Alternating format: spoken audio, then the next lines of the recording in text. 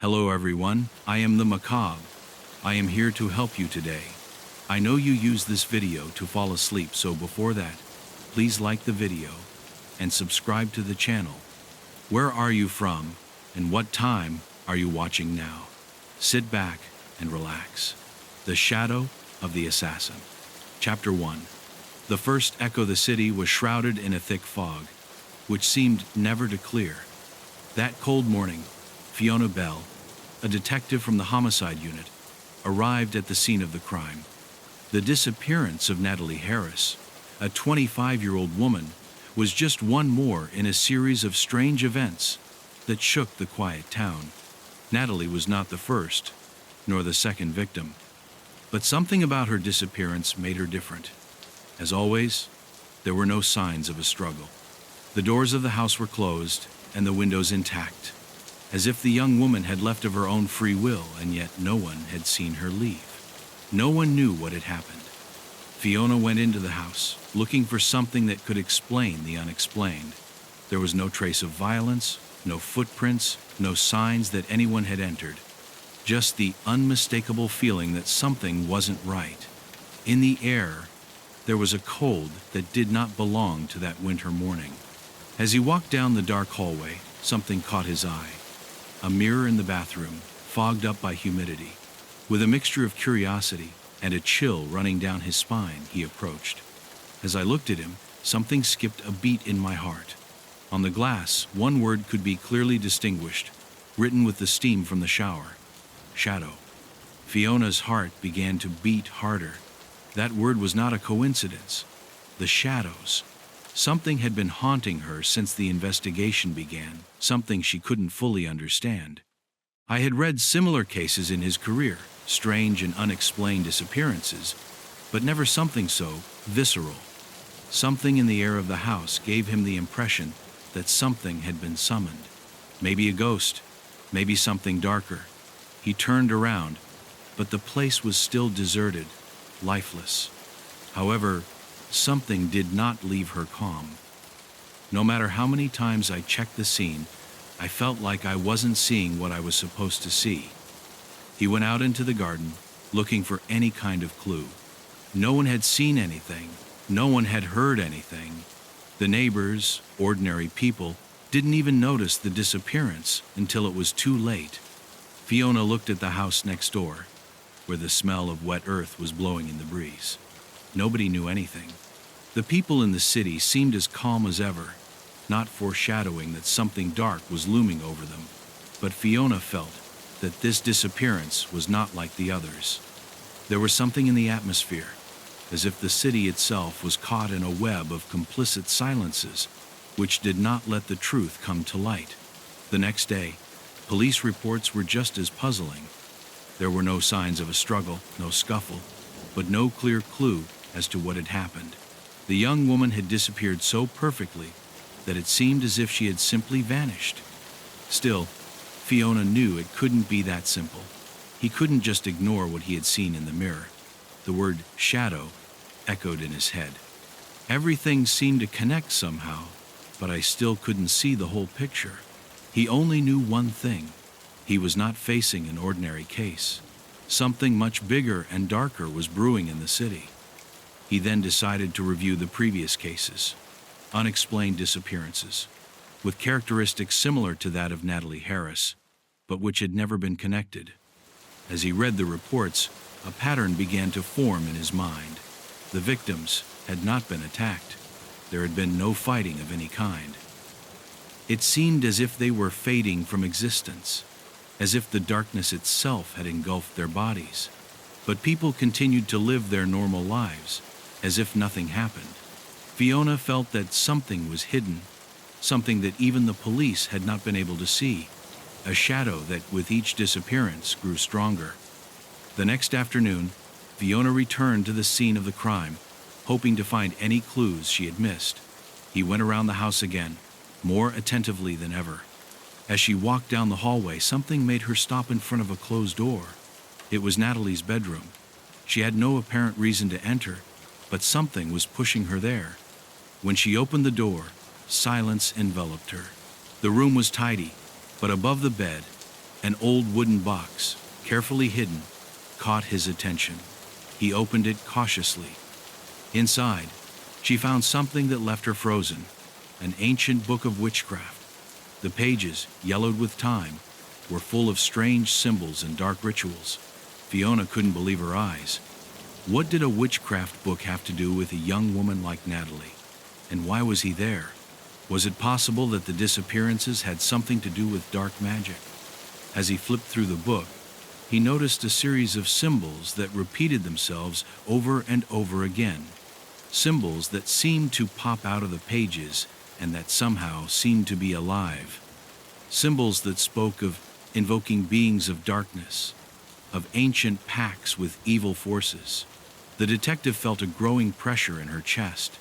The disappearances were not simple kidnappings. They were not simple crimes. Something much bigger and scarier was happening. In his mind, the pieces began to fall into place. Albert Shaw, the man who had been arrested several times for mental disorders and whose stories about shadows didn't seem so delusional now. Maybe he had the answers she needed. Maybe it was connected to what was going on in the city. Something was pushing him to do things that he himself did not understand. Fiona decided that she should talk to him. Perhaps his stories about shadows had a much darker truth behind them. If he wanted to find the missing victims and stop what was happening, he needed to figure out what was behind those shadows that seemed to haunt every corner of the city. That night, as she walked back to her car, the detective couldn't help but feel someone watching her. He turned quickly, but no one was there. Only darkness, a darkness that seemed deeper that night. Fiona clenched her fists, knowing she was on the verge of something much bigger than herself, something sinister that was waiting to be awakened. The feeling of being watched persisted, and when she got into her car, a whisper in the wind made her skin crawl. A low, distant whisper, as if coming from the shadows. A warning, and she still didn't know what to do with it. Chapter 2. The whisper of the shadows. Fiona Bell stood in front of the city's asylum, staring at the dull gray structure that seemed to absorb the daylight. Albert Shaw had been under psychiatric observation for years, but in recent months his episodes of delirium had intensified. Those who knew him said that he spoke to himself, muttering about shadows and voices that spoke to him in the dark. He reportedly claimed that these shadows gave him orders. Fiona had heard the stories, but now, with the case of the disappearances tightening her mind like a knot, she felt that Albert might have the missing piece in this puzzle. With a deep breath, he walked through the doors of the psychiatric hospital and made his way to the area where Albert was being held. The hallway smelled of disinfectant, and cold fluorescent light illuminated the white walls. Fiona stopped in front of Albert's cell. He was sitting in a corner, his hands clasped on his knees. His gaze, fixed and distant, seemed not to notice his presence. The detective spoke to him in a low voice. "Albert Shaw, I am Detective Fiona Bell. I need to talk to you." There was no immediate response, only the faint sound of his breathing. For a long moment, silence filled the room, until finally, Albert looked up, his eyes empty like pits of darkness. "They are waiting. The shadows are watching me," he muttered in a raspy voice, as if speaking from a different dimension. Fiona, not knowing if what she heard was the delirium of a broken man or a vital clue, moved a little closer. "Who are they, Albert?" he asked, forcing calm in his tone. Albert closed his eyes for a moment, as if trying to focus on something far away, and then whispered with an inexplicable intensity, "The shadows. They are everywhere. They tell me to follow them that will set them free." Fiona frowned. Something in his words sent a shiver down her spine. "Liberate? What are you talking about?" he insisted. But Albert did not answer him directly. Instead, he began to murmur something incomprehensible about ancient covenants, about the blood and eyes of darkness, as if the words were coming out of his mouth uncontrollably. Fiona felt like she was losing the direction of the conversation, but she stood her ground. "Albert," he said again, this time more firmly, "I need you to tell me what you know." People are disappearing. What do you know about those shadows? Why do you think they're guiding you? Albert's eyes widened, and a macabre smile crept across his face. A smile that did not belong to a sane man. They told me that they will bring them. They told me to prepare. All of this, it's just the beginning. They will come. Fiona swallowed. Albert's words felt like an echo of something much deeper, something so ancient and evil that it did not fit into his comprehension. He felt like he was touching the surface of an unfathomable mystery, but he couldn't see beyond the mist. He then decided to change his approach. Albert, do you remember any of the people who disappeared? Of any of the victims? Albert's response was a low whisper, almost inaudible, but enough to chill Fiona's blood. They are with the shadows now. All the victims. They showed them to me. They are waiting in the shadows. Fiona fell silent, unable to process what she had just heard. How could a man, apparently so unbalanced, know so much about the disappearances she herself was investigating? And what did that strange reference to shadows mean? There was something else, something behind his words that escaped his comprehension, and he could not allow it to escape him. Albert, Fiona insisted, I need you to help me. If you know something, say it now. But Albert closed his eyes once more in a deep trance. I can't anymore. I can no longer control what they do. They are the shadows. They drag me away. Fiona felt her patience running out. I was trapped in a labyrinth of madness and mystery, and Albert didn't seem to be the solution. However, she couldn't just let him go. Albert, he said softly, who's controlling you? Is there anyone else? Albert opened his eyes again, bigger and darker than before. It's not somebody. It's something. Something old. They see me. They command me. Fiona frowned. A deep fear began to take hold of her. What kind of something was he talking about? And what relationship did it have with the disappearances? A sound interrupted Albert's strange trance. A nurse entered the room, interrupting the conversation. It's time for medication, detective, he said in a muffled voice, as if it were all part of a routine. Fiona nodded, visibly upset, and stood up. Albert didn't look at her again, and she left the cell with a sense of unease that she couldn't shake. What did all this mean? Why did Albert talk about shadows as if they were something real? Something he could perceive? Something that controlled him? The detective knew she needed to dig deeper into her investigation into Albert, but now she had a new question on her mind. What if Albert wasn't as crazy as she thought? Outside the asylum, Fiona felt the pressure of events tightening around her. The city, once quiet, was beginning to show signs of a greater, darker evil than anyone could have imagined. As he drove back to his office, he recalled the reports he had read about the disappearances. There were no signs of a struggle. There were no traces. Nothing that could relate the cases to each other beyond a sense of emptiness and despair. But Albert's words stuck in his mind. They told me they will bring them. Who was he referring to? And what did they bring with them? At that moment, Fiona understood that the shadows Albert spoke of were not just a product of his madness. There was something else, something lurking in the dark, waiting to be released. The disappearances, the whispers, the voices, everything was connected. Somehow she knew her life would never be the same again. Something ancient and evil had awakened, and she was the only one who could stop it. But as he progressed in his investigation, the more he delved into a web of terror that he could not escape without consequences. That case involved not only a murderer or a lunatic, but something much worse, an evil that had been dormant for centuries. Fiona arrived at his office, her mind haunted by Albert's visions and cryptic words. As he sat down at his desk, a shiver ran down his spine. He knew something was lurking in the shadows, and I couldn't ignore it anymore. Chapter 3. The man who hides the city had fallen under a thick layer of fog, as if the weather itself was trying to hide something. Fiona Bell was in her office, going through the reports of the disappearances again. Every time he read them, something inside him told him that there was something deeper behind these cases. The details were the same. People disappeared without a trace, without signs of struggle, without witnesses. But what troubled him most was the sense that someone or something was behind it all, orchestrating every move from the shadows.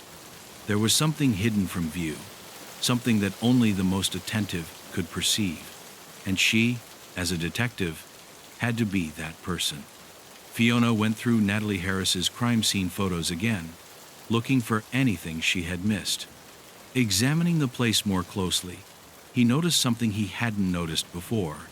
On the floor near the window, there was something that looked like a symbol. It was dim, barely visible, but there it was. A strange symbol, marked as if someone had hastily drawn it with some kind of dust or chalk. Fiona felt a shudder in her back. There was something very sinister about that, something reminiscent of the symbols in the ancient witchcraft book I'd found in Natalie's house. This was no coincidence. The detective decided she needed to investigate more about those symbols, but she needed help. There was something in her gut that told her that she should delve into the victims' pasts. Something dark was brewing in the city. A call interrupted his thoughts. It was his partner, Detective Jake Turner. "Fiona, we need you to come to the morgue. There is something you must see," he said, in a serious tone. Fiona didn't hesitate. He grabbed his coat and went immediately to the morgue, feeling the feeling of discomfort intensify in his chest. He couldn't shake the feeling that something was about to fall apart. Something dark was taking shape, and she was at the center of that darkness. When she arrived, Jake was waiting for her at the entrance with a tense and worried expression. "What's wrong?" asked Fiona, her voice serious. Jake led her to an autopsy table where the body of one of the recent victims lay. Fiona watched the scene intently, looking for answers in the details. The corpse of a young woman, apparently in her 20s, was there, but something was different. His eyes, which used to be clear and vibrant, now seemed empty, opaque, as if something had torn them from his soul. "It's the same feeling I had at Natalie Harris's house," Fiona murmured. "It's as if life has left them, as if there is nothing left." Jake nodded, pointing to something on the victim's neck. As she got closer, Fiona saw what Jake was pointing to, a symbol carved into the woman's skin. It was the same one I had seen on the floor of Natalie's house. "How is that possible?" asked Fiona, puzzled. "This symbol, I saw it somewhere else, and I saw it in the previous victims." Jake frowned. "That's not all," he said as he pointed to a sticky substance covering the woman's skin. "Look at this. We don't know exactly what it is, but it looks like something strange. It's not blood." Fiona watched closely. The substance was slimy and black, as if something in the victim's body had been replaced by something much more sinister. The detective felt a knot in her stomach. I couldn't ignore the connection. All of this pointed to something far beyond a simple murderer. It wasn't just a crime, it was a ritual, something much darker and older that was being unleashed in the city. "Jake, I need you to find out everything you can about these symbols. And I want you to find someone who knows about witchcraft. What's going on here? It's not normal," Fiona said, as she began to walk towards the exit of the morgue. Jake looked at her, clearly worried, but he knew there was no turning back. They were involved in something that could destroy them both if they didn't manage to stop it in time. Fiona spent the night researching the symbols, searching through ancient books and records. As she went through ancient documents about witchcraft and rituals, something made her stop. A book of ancient myths told of an entity known as the Shadowbringer, a creature that existed on the borders of reality, and that, according to legends, could be summoned through ritual sacrifice. The ritual involved specific symbols, human sacrifices, and the invocation of shadows that would take over the souls of the victims to open a portal to another plane. Fiona felt her mind take a complete turn. This wasn't just related to disappearances. it was much bigger and much more dangerous. The Shadowbringer was nearby. The next morning, Fiona decided she should talk to Albert Shaw again. Something in his mind told him that he knew more than he had revealed. If Albert was indeed linked to a lineage of witches, then his delusions might be more than just fantasies. He could be talking about a much larger plan, one that had been in place for generations. Fiona went to the asylum with renewed determination. He knew that time was running out, and that every minute that passed without answers brought the city closer to the edge of the abyss. When she arrived at Albert's cell, she found him sitting in the same corner as the previous time. His empty, deep pit eyes rose when he saw Fiona. "I can't escape them anymore," Albert said in a trembling voice. "They are here. They're coming." Fiona stared at him. "Albert, I need you to speak to me clearly. What's going on? What's coming?" Albert began to babble, his words becoming faster and more frantic. "The darkness. The Shadowbringer. He is waking up. Everything is aligned. The shadows are taking over." Fiona felt the air around her grow thicker. Every word of Albert confirmed his worst fears. What was happening was not a coincidence. The city was being dragged into a summoning ritual. "How can we stop it?" asked Fiona, feeling a growing urgency in her chest. Albert raised his head slowly and stared at her.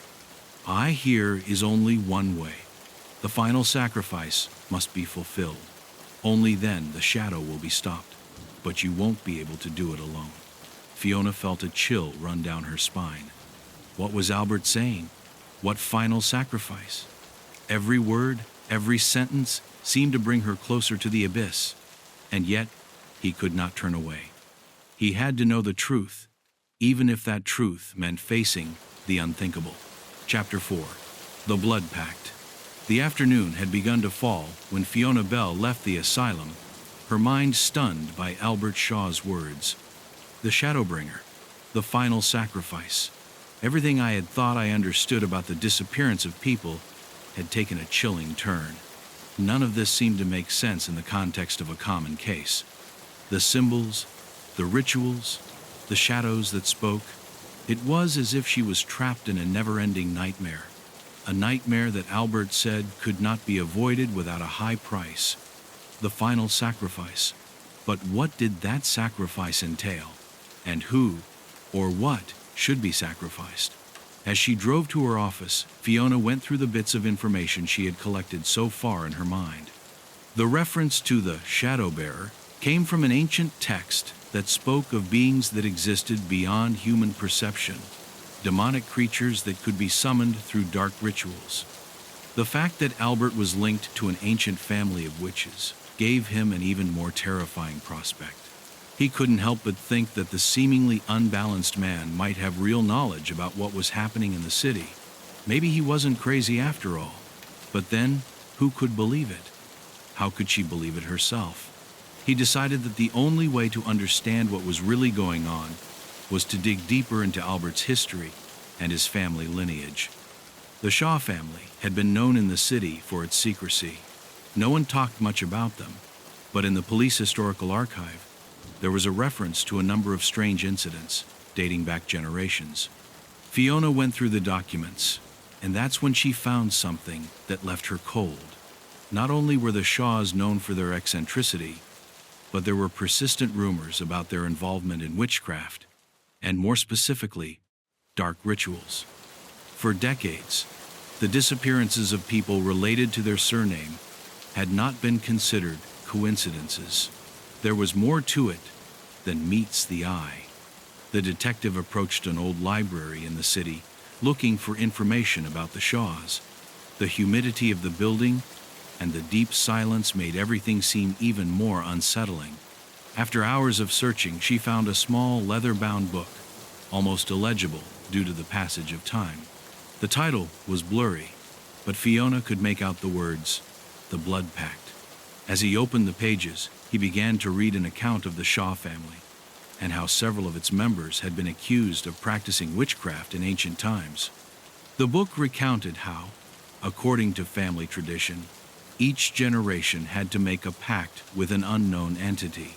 a pact that guaranteed power and protection in exchange for human sacrifices. A shiver ran down his spine as he read those words. Fiona knew she had to find immediate answers. He quickly returned to the police station and ordered that a surviving member of the Shaw family be located. The search was not easy. Records indicated that the last known member of the family was Albert Shaw, and that he had no living relatives. However, an old property registry suggested the existence of an ancestral house on the outskirts of the city, a house that had been uninhabited for decades, a house that had reportedly been owned by the Shaws for more than a century. The detective knew that there she had to find the key that would close the circle. With night falling and fog beginning to envelop the streets, Fiona headed toward the Shaws' home. The air was charged, as if the same environment wanted to stop her, as if something was watching her, waiting for her to take a false step. The Shaw house was an old and dilapidated mansion far from the city, like a presence forgotten by time. The mossy walls and broken windows gave the feeling that the house itself was dead, but what really troubled her was the feeling that something in that place had never been forgotten. As he approached, the iron doors, rusty and rickety, opened by themselves. Fiona didn't hesitate for a moment to enter. Inside, the air was dense, heavy, permeated with something I couldn't identify. The ground creaked beneath her feet as she made her way down the main hallway, and an oppressive feeling enveloped her. The mansion was empty, or at least it seemed to be, but there was something unsettling in every corner. On the walls there were more symbols, hand-carved, covering the wood and plaster like a visual plague. Fiona began to take photos, but the feeling of being watched did not leave her. Each step she took brought her closer to the darkest part of the mansion, where, according to the documents she had found, the most disturbing rituals were performed. In a back room, the floor was covered in dust and debris, but what really caught Fiona's attention was the altar. It was small, but completely intact, as if it had been used recently. On its surface there were more symbols, and what looked like a mixture of ash and organic debris. Fiona approached slowly, touching nothing, watching carefully. The structure of the altar was designed to look like an invocation, a place where sacrifices were offered. Fiona felt a cold sweat on her forehead as she looked at the marks on the stone. I knew I was looking at the place where the shadows Albert spoke of took shape. In a dark corner, something bright caught his attention. An old book bound in black leather, similar to the one I had found in the library. He took it cautiously, and when he opened it, his eyes filled with horror. The pages contained accounts of the blood pacts made by the Shaw family, details of past sacrifices, and the name of the entity that had been summoned, the Shadow Bearer. With every word she read, Fiona felt the weight of horror on her shoulders increase. It was all part of a meticulous plan, a web of sacrifices and rituals that had not begun with the disappearances but long before. Suddenly, the front door of the mansion closed violently. Fiona turned quickly, sensing that something or someone was stalking her.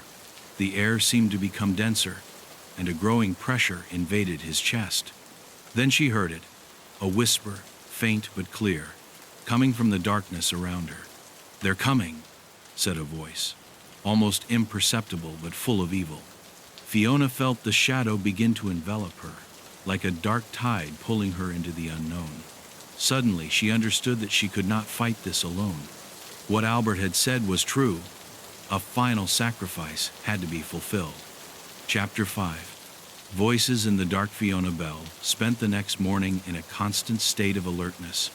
The feeling that something bigger than herself was unfolding in the city consumed her. The Shaw's mansion had left an indelible mark on it. The symbols on the walls, the altar, and the words in the book. Everything seemed to be pointing towards a single target, an entity that stalked the shadows and could only be stopped through a final sacrifice. However, that truth remained vague. What sacrifice was to be made? And more importantly, who or what had to die to prevent the Shadowbringer from returning? Throughout the day, Fiona couldn't stop thinking about the victims who had disappeared. Each of those cases, each disappearance, seemed to be aligned with what Albert had told her. The shadows he had mentioned, those invisible entities that whispered, were manifesting in the city, leading people to their doom. She couldn't escape the feeling that the people who had disappeared had not only been victims of a murderer, but of something much older and more dangerous.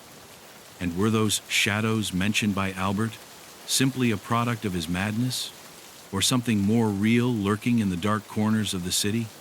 That same afternoon, Fiona decided to return to the place where it had all started, Natalie Harris's house. The crime scene that seemed so innocent at the time now revealed a much more disturbing truth. When he arrived, he noticed that the house was completely uninhabited, but something strange was happening in the air. He was quieter than he should have been, and the breeze that moved the leaves of the trees outside seemed not to affect the interior. Fiona scoured the halls carefully, her breathing barely audible, as she once again checked the place for clues. It was as if the walls were whispering to each other, hiding dark secrets. Something inside her told her that she was not alone. Suddenly, the sound of something shuffling, as if someone was shuffling on the ground, broke the silence. Fiona stopped in her tracks. The skin on the back of his neck stood on end. A shiver ran through her body as Albert Shaw's voice echoed in her mind. Shadows are always present. They listen to you. Turning to the darkest corner of the room, he saw a figure that was barely discernible, a shadow that seemed to distort the light of the lamp. It was not a person nor an object. It was like a void, a part of the air that didn't fit with reality. The shadows in the room began to move, and with them, the air became thick, hard to breathe. Fiona couldn't take her eyes off that dark shape that seemed to be approaching. The lights flickered, and for a brief moment, the place was plunged into total darkness. Fiona tried to calm down, trying to get her rational mind to take over. It's just a play of lights, she told herself, but her instinct told her otherwise. A very low whisper reached his ears, almost imperceptible, as if someone was speaking directly to his mind. The words were unintelligible at first, but then they seemed to take shape. Listen to me. The voice was deep, almost guttural. Listen to me, or die. Fiona took a step back, trying to return to the door, but the moment she tried to move, the shadow followed her. It slid along the walls, on the floor, as if it had a life of its own. Her heart began to pound, and the feeling of imminent danger took hold of her. On an impulse, Fiona ran towards the exit, but just as she reached the door, something stopped her. The shadows, as if coming to life, surrounded her. He couldn't see anything beyond the figures that seemed to emerge from the darkness itself. "What are you?" he shouted, his voice trembling with fear. The shadow stopped moving, and then a whisper, louder than the previous ones, answered with frightening clarity, "I am what you are waiting for." It was then that Fiona understood the magnitude of what she was facing. He wasn't a mere demonic creature, nor a shadow of darkness. It was an ancient presence, an entity that had been biding its moment to cross over into the shadows, to summon death. The whispers increased, and Fiona watched as the shadows seemed to take human form. Distorted faces formed in the void, their empty, hollow eyes staring at her. Suddenly, Fiona felt a pressure in her chest, as if the air was being sucked in by something invisible. His head was spinning, and his vision was beginning to blur. She felt gravity itself oppress her, as if the shadows were crushing her. At that moment he remembered Albert's words, "The shadows speak, but not always in a way that we can understand." Everything that had happened, the disappearances, the ritual, the signs I had found, everything pointed to this moment. The entity was near, and its power was fueled by fear, by despair. Just as darkness seemed to devour her, the sound of a door opening in the distance broke the spell. Fiona, staggering, managed to take a step forward and leave the house. As he stepped out into the daylight, the air felt lighter, but the shadows inside him were still lurking. The whisper of the entity was still in his mind, a reminder that the battle was far from over. As he walked to his car, he realized something terrifying. It wasn't just the victims who were being consumed. She herself was being haunted by something she couldn't fully comprehend, something that, if she didn't stop it, would drag her down too. Fiona knew that the shadows weren't just waiting for the victims. They were waiting for everyone, and she, without realizing it, had become his next piece on the board. The detective looked back, and for a brief moment, she saw a shadow figure standing in the driveway of the house. It was as if something or someone was watching her from the depths of darkness. Only one thing was clear: time was running out. The entity would not stop, and the voices in the darkness followed, whispering words that no one should hear. Chapter 6. The Return of the Entity. The early hours of the next day were a whirlwind of frenetic activity for Fiona Bell. The investigation seemed to have taken a complete turn towards the supernatural, a path I hadn't planned to travel. At the police station, the detective couldn't help but remember Albert Shaw's words. The Shadowbringer, the entity he had mentioned, and that now seemed to come to life in every dark corner of the city.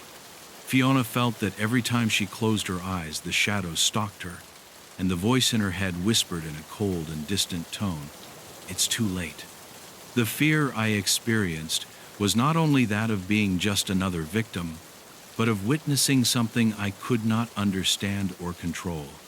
That same day, the police forensic team had arrived with the results of the autopsy of the last missing victim. Fiona hurried to check the reports. The cause of death remained an enigma, but what surprised her most was the discovery of a foreign substance inside the victim's body. A dark, viscous, and dense liquid, which seemed to belong to no known human organism.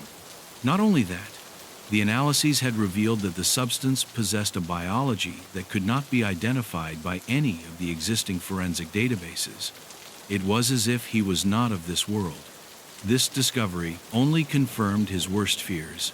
What was happening in the city had no scientific explanation.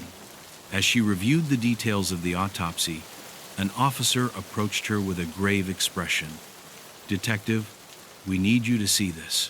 Fiona followed him to the evidence room, where there were a large number of photographs and records about the missing victims.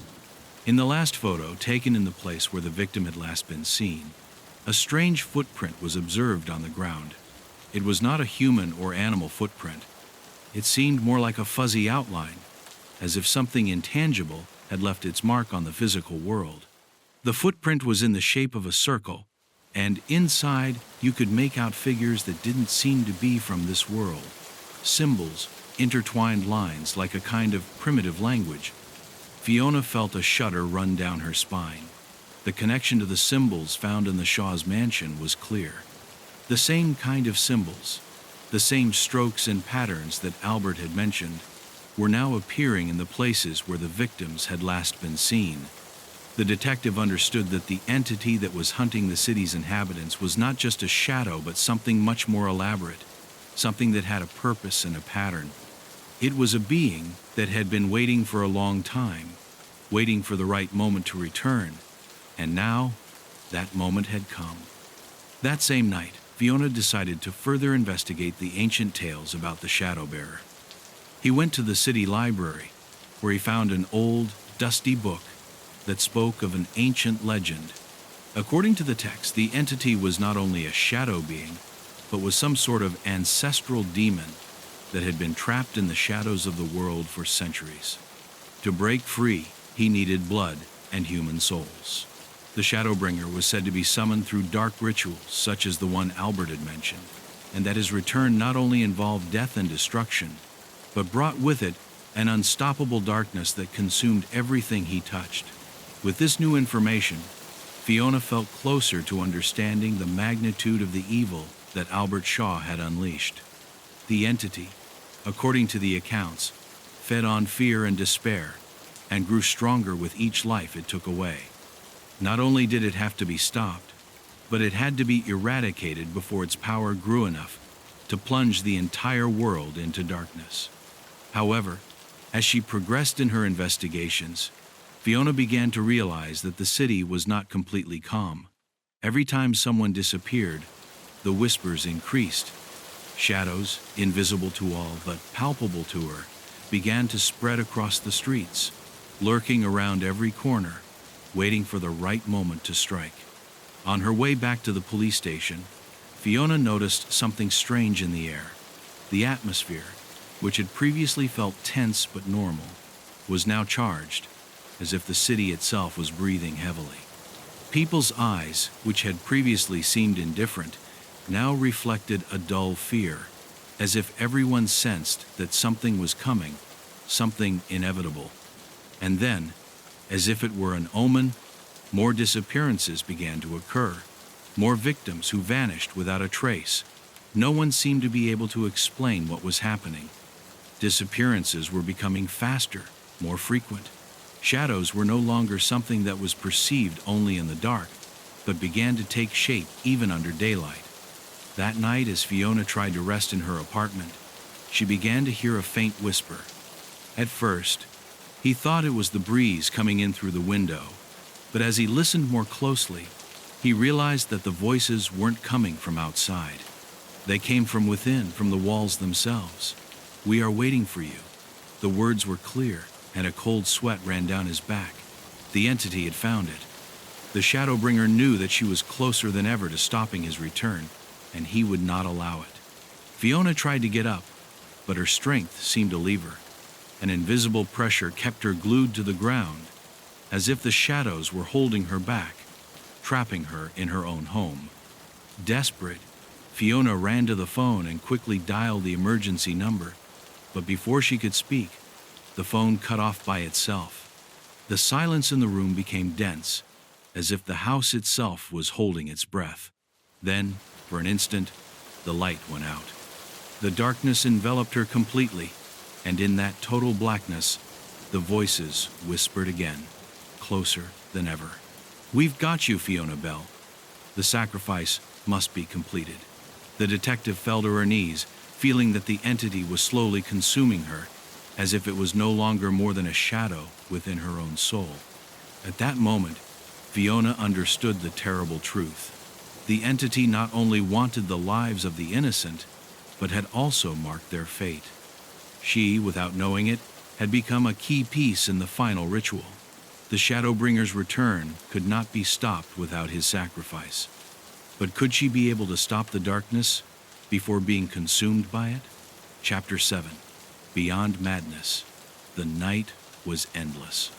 Fiona woke up at dawn, drenched in sweat, her eyes wide open, as if her mind couldn't process what she had just experienced. She had had a nightmare so vivid that she could still feel the chill of darkness on her skin, the weight of the shadow enveloping her, the pressure of those voices echoing in her head. Even as daylight filtered through the curtains, he couldn't shake the feeling that something around him had changed. The city, which had once seemed quiet, now watched her with palpable uneasiness. The air, thicker than ever, enveloped her with the feeling that something had been unleashed, something she could no longer control. As she prepared to leave, Fiona felt a growing paranoia. The echoes of the entity, the whispers he had heard the night before, did not fade. In fact, it seemed that they were becoming more and more present. She wondered if she had fallen into madness, if the pressure of research, the constant threat of the Shadowbringer, was pushing her to the edge of her sanity. I had had many sleepless nights, but now it was different. Something had changed in his perception, as if the boundary between reality and nightmare had completely blurred. When he looked around, shadows seemed to move on their own, sliding around the corners of the room, lurking in the darkest parts of his mind. When she arrived at the police station, she realized that she was not alone in her anguish. The faces of his companions reflected the same uneasiness, the same empty eyes that stared into infinity, as if everyone was aware that the end was near, but no one knew how to stop it. Disappearances had multiplied. It was no longer one or two people a month. Now, every day, someone else was fading away, leaving no trace. Families were crying, but no one had answers. No one seemed able to tell them the truth, and the truth was far more terrifying than any explanation that could be given. The Shadowbringer had begun his return, and with each soul he took, his power increased. Fiona was at her desk, looking at the documents and photographs she had collected, but she couldn't concentrate. The symbols, the footprints, the strange traces of blood that seemed to mark the path of the victims, all pointed to the same conclusion. Albert Shaw, the Shaw family, the ancient blood pacts. Everything was connected in an eternal cycle. But what did all that mean? The question that haunted her most was whether, at some point, she herself had become part of that cycle, one more piece in the puzzle that she could not solve. That's when she saw a familiar face at the entrance, a man with a pale face and tired eyes, but with a determined expression. It was Paul, one of the police coroners, who had been working with her since the beginning of the case. "Detective, we need to talk." His voice was deep and his eyes reflected an anguish that he could not hide. "We've found something."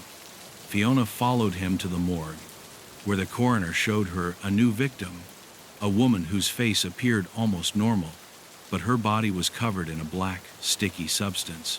"Look," Paul said, pointing to the victim's eyes. They were completely black, without pupils, as if the woman's soul had been completely consumed. The discovery caused a knot to form in Fiona's stomach. This wasn't the first victim to show signs of being possessed or controlled by something else, but the intensity of what she saw now was different. Paul went on to explain that the examinations showed that the woman had been the victim of a recent ritual, one that involved the invocation of a dark force. But what really terrified Fiona was the substance that had been found inside her, a poison that was not of this world. "It's like something has devoured her from the inside," Paul said, as Fiona looked at the details in the reports. The details were beginning to line up in a terrifying way. Sacrificial rituals, the dark substance, the shadows that whispered. It all seemed like a cycle of horror, one that never stopped. Fiona remembered Albert's words. The final sacrifice is what will seal his return. And now, the victims were not only disappearing, but their bodies were transforming, as if something was consuming them from within. The empty eyes, the skin that seemed to wither before its time, all indicated that the Shadowbringer needed not only blood to exist, but entire souls to return to this plane. As she investigated further, Fiona began to notice strange changes in her own perception. The city seemed to be changing around him, as if it was being shaped by the same dark forces he had discovered in his research. Buildings seemed to twist at impossible angles, shadows lengthened in strange ways, and people, once so normal, seemed to walk as if in a trance. Fiona stopped in front of a mirror in her office and observed her own reflection. His eyes were bloodshot, his skin pale, as if he had been under constant pressure. Was this the beginning of his own downfall? Was she herself being consumed by the same shadows that haunted the victims? Suddenly, something knocked on the window. Fiona turned quickly, but when she looked, she didn't see anyone. However, the feeling of being watched was unmistakable. It was then that she heard, very softly, the whisper in her ear, "We are waiting for you, Fiona." The voice was familiar, an echo of what he had heard in the Shaw mansion. The shadows in the room seemed to move with a life of their own, sliding towards her. Fiona tried to move, but her body was unresponsive. A cold sweat covered her forehead, and for a moment, she believed that the shadows had reached her, that she was completely lost. Terror began to take hold of her, but something inside her mind refused to succumb. "I can't get lost," he thought. "I can't give up." Fiona closed her eyes tightly, concentrating on her breathing. Every time the shadows whispered her name, she tried to hold on to reality. She could feel something inside her breaking, that she was crossing a line that she could never return. The voices intensified, now closer than ever, but somehow, Fiona rose from her seat, fighting the invisible pressure that kept her bound. Finally, with superhuman effort, He took a step into the hallway. The city was not ready for her. She wasn't ready for what the Shadowbringer would bring with him. And what was worse, she herself was not ready to face the darkness that had taken hold of her soul. Chapter 8. The demon's eyes. Fiona could barely keep her calm. The air around her felt thicker, as if the invisible pressure of the shadows that harassed her was concentrating in every corner of the city. As she progressed, she felt more like an observer than a participant in her own life. She had begun to lose the sense of control over her actions, as if every step was predestined, as if fate itself had marked her route, and at every turn of her path the shadows followed her, waiting for the right moment to devour her completely. Reality and madness seemed to merge, and every second became a struggle to maintain his sanity. As he walked through the dark streets of the city, the sun had begun to set. Fiona didn't know if the shadows were getting denser as the day went by, or if her mind was completely distorted. In the distance, the silhouette of the Shaw's mansion loomed against the horizon, its presence imposing and desolate. A shiver ran down her spine, and yet something drove her closer, as if everything she had learned so far was leading her irremediably to that place. The house, still shrouded in darkness, seemed more alive than ever, as if I were breathing along with it, waiting for it to finally arrive. Arriving at the door of the mansion, Fiona felt tremendous pressure in her chest. Shadows surrounded her completely, and the whisper she had heard in her mind intensified into a cacophony of incomprehensible voices. But the worst thing was what he saw when he entered the house. A thick mist hung in the air, as if space itself were imbued with evil. On the walls, the symbols Albert had mentioned were marked in dark red, as if they were a warning. The atmosphere felt oppressive, as if something or someone was watching her, judging her, waiting for her to make the slightest mistake. Fiona slowly walked through the halls, following an impulse she didn't fully understand. The eyes of the mansion seemed to follow her at every turn, and although she saw no one, she felt presences around her. The echoes of the voices in her mind made her doubt her own perception, wondering if she was really alone, or if she had fallen into a trap set by the devil himself. Suddenly, something stopped her. A faint noise, a creak on the top floor. Fiona looked up, and for a moment, she thought she saw two eyes glowing in the darkness. The eyes were inhuman, deep as bottomless pits, filled with palpable evil. It was at that moment that he understood that not only was Albert Shaw involved in this evil, but that something much darker had taken control of his body. As she moved cautiously toward the staircase, the shadows seemed to move with life of their own, sliding along the walls, approaching her with every step. Fiona could feel how the house itself was rejecting her, as if its presence was an anomaly, something that shouldn't be there, but there was no turning back. What had begun as a simple case of disappearances had now turned into a desperate race to stop the return of the Shadowbringer, an entity whose power was unimaginable.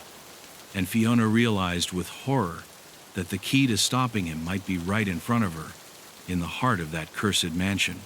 When he reached the top of the stairs, a chill ran through his body. The symbols he had seen in the forensic reports were marked on the ground, forming a circle that seemed to beat to the rhythm of his own heart. In the center of that circle, there was Albert Shaw, or rather, what was left of him. His body was twisted in an unnatural way, his face disfigured by a force that was clearly not human. His eyes, once empty, now glowed with a dark glow, as if a demonic entity had taken possession of his soul. When Fiona looked at him, she didn't see Albert. He saw the Shadowbringer, the creature that had been stalking the city for centuries, waiting for its moment to return. Fiona. Albert's voice, or what was left of him, echoed through the room. It was not the voice of a man, but of something much older, deeper. "I've been waiting for you." The words were like daggers, penetrating her mind and leaving her vulnerable to the influence of the entity. Fiona struggled with the feeling of loss of control. with the idea that her own thoughts were no longer hers. Not only was the Shadowbringer stalking her from the outside, but he had also begun to invade her own mind, stripping her of her will, making her feel small and fragile, like a leaf in the wind. With a strength that seemed to come from some dark corner of her being, Fiona managed to concentrate enough to break eye contact with Albert. As she did so, she saw something that filled her with horror. In the shadows that were cast on the walls, strange figures began to take shape. They were dark entities, creatures that fed on despair and fear. They had no face, only empty eyes that watched her, biding their moment. Fiona understood that these creatures were the bearer's servants, those who helped him accumulate power, bringing more victims to fuel his return. With each whisper, the pressure in his chest increased. The creatures were approaching, as if they wanted to devour her completely. But something inside Fiona awoke, something she hadn't felt since she started investigating this case: the will to fight. He knew he couldn't give up. He knew that the only way to end all that was to go toe-to-toe with the club. He took a deep breath and took a step towards the center of the circle. Immediately, the shadows began to twist, forming a whirlwind around her. The Shadowbringer, who had been waiting for his chance, revealed himself in his final form. It was a monster of pure darkness, without a defined form, but with a presence so overwhelming that it seemed to devour the light itself. Fiona felt her heart pounding, but she didn't let fear overcome her. "I knew the battle had begun. This is your end," he shouted with all his might. Darkness pounced on her, but Fiona was no longer afraid. She was ready to face whatever came her way, willing to do whatever it took to destroy the demon that had been controlling the city, Albert, and now herself. Chapter 9. The Final Sacrifice. The whirlwind of shadows swirled around Fiona, a vortex that seemed to consume everything she touched. The air was charged with dark energy, as if the mansion itself was alive, breathing to the rhythm of the entity that had been stalking the city. The shadows not only surrounded her, but entered her body, her mind, invading every corner of her being. The whispers grew louder, their voices filled with promises of destruction, of despair. "Your soul will be ours," they said. "We will belong to you, Fiona." But despite the pressure, despite the darkness that seemed to engulf her, something inside her stood firm. "No," he shouted, gathering all his strength. He wasn't going to let his will be overpowered. With every step he took, the shadows retracted, as if his resolution were a light chasing them away. Fiona advanced toward Albert, whose body was now completely possessed by darkness. His eyes, empty but filled with an unnatural glow, watched her without emotion, as if there was nothing left of him, as if his soul had been completely erased. "Albert," Fiona murmured, feeling a lump in her throat. "I don't recognize you. Where are you? What have they done to you?" But the being that had been Albert did not answer. He just smiled, a smile full of evil. The Shadowbringer was finally revealed in its purest form. His presence was awe-inspiring, an amalgamation of darkness and power emanating from the bottom of the abyss. She didn't have a definite physical form, but Fiona could feel her eyes, watching her from every corner of the mansion, as if the demon itself was waiting to devour her. There was no way to escape. The sacrifice the creature demanded was not only physical, but needed something much deeper: his soul. Fiona realized with horror that the moment of truth had come. If he didn't stop the ritual now, if he didn't destroy the bearer, the entire city would fall under his shadow, and his soul would be consumed. In a moment of clarity, Fiona remembered Albert's words: the final sacrifice. The ritual had been designed to culminate at this point, at the moment when the Shadowbringer was strong enough to cross over to the physical plane and possess humanity as a whole. If I didn't stop him now, it would be too late. Everything she had done up to that point, all the clues she had followed, had led her here to this exact point. And now, She was the only one who could stop darkness from invading the world. The mansion began to rumble as if it was about to crumble. The shadows seemed to take on a life of their own, dancing around him, getting closer and closer. Fiona felt that the bearer had already touched her soul, that his presence enveloped her, suffocated her, but he was not going to succumb.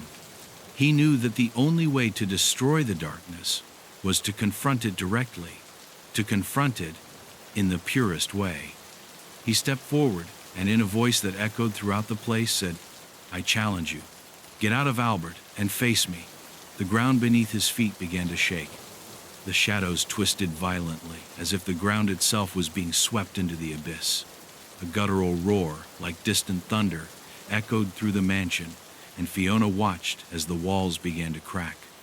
The entity was furious. He had been waiting for this moment for centuries, and now that he had finally found a victim willing to face it, he was unwilling to lose. The air was filled with an evil power so dense that it could be cut with a knife. Shadows swooped down on her, surrounding her completely. Fiona closed her eyes for a moment, taking a deep breath. "I knew I couldn't do this alone." He recalled the legends of the sorcerers, the ancient rituals of protection. He knew that if he failed to expel the Shadowbringer from his human form, the entire city would be doomed, but he still had one last card to play. In his mind, he recited the words Albert had whispered to him in his interview, the ones that seemed to be a clue, a forgotten invocation of the ancients. They were Latin words, words that gave him power over the shadows. The creature could possess bodies, but it could not touch her soul if she kept her will intact. The shadows began to writhe more aggressively, attempting to drag her to the ground. Fiona stretched her hands out into the air, visualizing the light in her mind, a pure light that was the antithesis of the darkness around her. "By the light of all that is sacred, I expel you, Shadowbringer," he shouted. The shadows around her began to dissolve, but not without resistance. The Shadowbringer roared in rage, and his figure began to partially materialize, like a cloud of smoke taking on human form, but with a distortion, as if he could not exist on this plane. Fiona felt her body fade away, as if her soul was being ripped away little by little, but her determination was stronger than ever. "I won't let you take my soul. I won't let you take this city," he shouted. With his last strength, he focused all his energy on the words of the ritual, on the ancestral power he had invoked. The air around him lit up with a blinding light, so intense that the shadows began to dissipate. The Shadowbringer let out one last cry of fury before it vanished in a burst of darkness. The moment the Shadowbringer disappeared, the mansion crumbled. The shadows that had enveloped the place disintegrated, and the air returned to normal. Fiona fell to the ground, exhausted, her body and soul on the verge of breaking. The final sacrifice had not destroyed her, but it had left an indelible mark on her. He had defeated the entity, but at a very high personal cost. The Shaw's mansion was in ruins, and the city was safe at last. However, Fiona knew that the peace would not last forever. Darkness, though defeated, would always return. Chapter 10. Dark Outcome. Fiona woke up in a white bed, surrounded by a deathly silence. His body was numb, exhausted to the bone, but still alive. The sense of darkness that had invaded his mind and soul was gone, but the echo of what he had experienced lingered, like a shadow that was hard to dispel. He perfectly remembered the moment when the Shadowbringer was destroyed, the feeling of his power dissolving into thin air, but he also remembered the horrible truth. Darkness never completely disappears. He always finds a corner. He always looks for a crack to return. He had won, yes, but the price of that victory was unknown. Something about her had changed, and she didn't know if what she had defeated was really destroyed, or if it had simply changed shape. The white lights in the hospital room blinded her momentarily, and Fiona tried to sit up. Her body ached in every muscle, but the memory of the horror was what really trapped her. He couldn't shake the feeling that there was something else, something bigger than the bearer, something that might still be waiting for him to let his guard down. He got up with effort and walked to the window. The city was quiet, too quiet. No one suspected what had happened in the shadows of the streets, in the crumbling houses, in the Shaw mansion. But Fiona knew. I knew that shadows never disappear completely. With each step, her thoughts tormented her. He wondered if he had done the right thing. He had destroyed Albert, yes, but at what cost? The entity had possessed his body, stripped away his humanity to fulfill an ancient ritual, one that had been designed to bring darkness back into the world. In his struggle, he had destroyed the bearer. But what about the creatures that served him? What happened to them?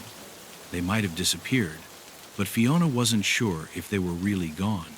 The place where he had confronted Albert was filled with an evil power, one that could have left traces in the very fabric of reality. Evil doesn't always go away right away, he thought. The phone on the nightstand vibrated, pulling her out of her thoughts. It was a call he recognized instantly. It was the chief of police, Commissioner Barnes. "Fiona, we need to talk," her deep voice said on the other end of the line. The urgency in his tone made her feel a weight in her stomach. What else could happen? Hadn't he done enough? However, I knew I had to answer. He placed the phone close to his ear and listened intently as Barnes explained the situation. "There are more missing, Fiona, and they are not ordinary people. This time, the victims, they have left no trace. Nothing. As if they had never existed." The commissioner described what was happening. Several recent cases of unexplained disappearances.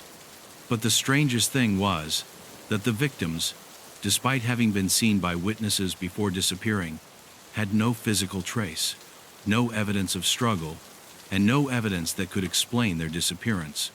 Fiona listened silently, her mind beginning to work at full speed. Previous disappearances had been horrific, but now it seemed that evil had become more cunning, more adapted to its circumstances. It was not just a simple return from darkness. Something else was going on, something that went beyond simple possession. The night that took over the city seemed even heavier than before, as if the air itself was polluted by more than just fear. Fiona left the hospital and walked through the deserted streets. At every corner, I felt the presence of something. The shadows were getting longer, but not like before. Now, they seemed to move, sliding along the walls of empty houses, wandering the streets without a purpose, as if they were looking for something. Fiona, increasingly alert, realized that the shadows she had defeated in the mansion now had a different shape. They were no longer just formless darkness. They were aware, they were intelligent, and now they seemed to be watching her. As he got deeper into the heart of the city, the atmosphere became more and more strange. The lights flickered, the sounds distorted, and the air became heavy and thick. Every step she took brought her closer to the epicenter of what had begun in the Shaw mansion. But this time, it wasn't just darkness that stalked her. It was something else, something I had never fully understood. A whisper came to his ear, one so soft, so far away, but at the same time, it seemed so close, as if it were inside his head. The voices of the shadows. "We never leave, and you never will." Fiona stopped in her tracks.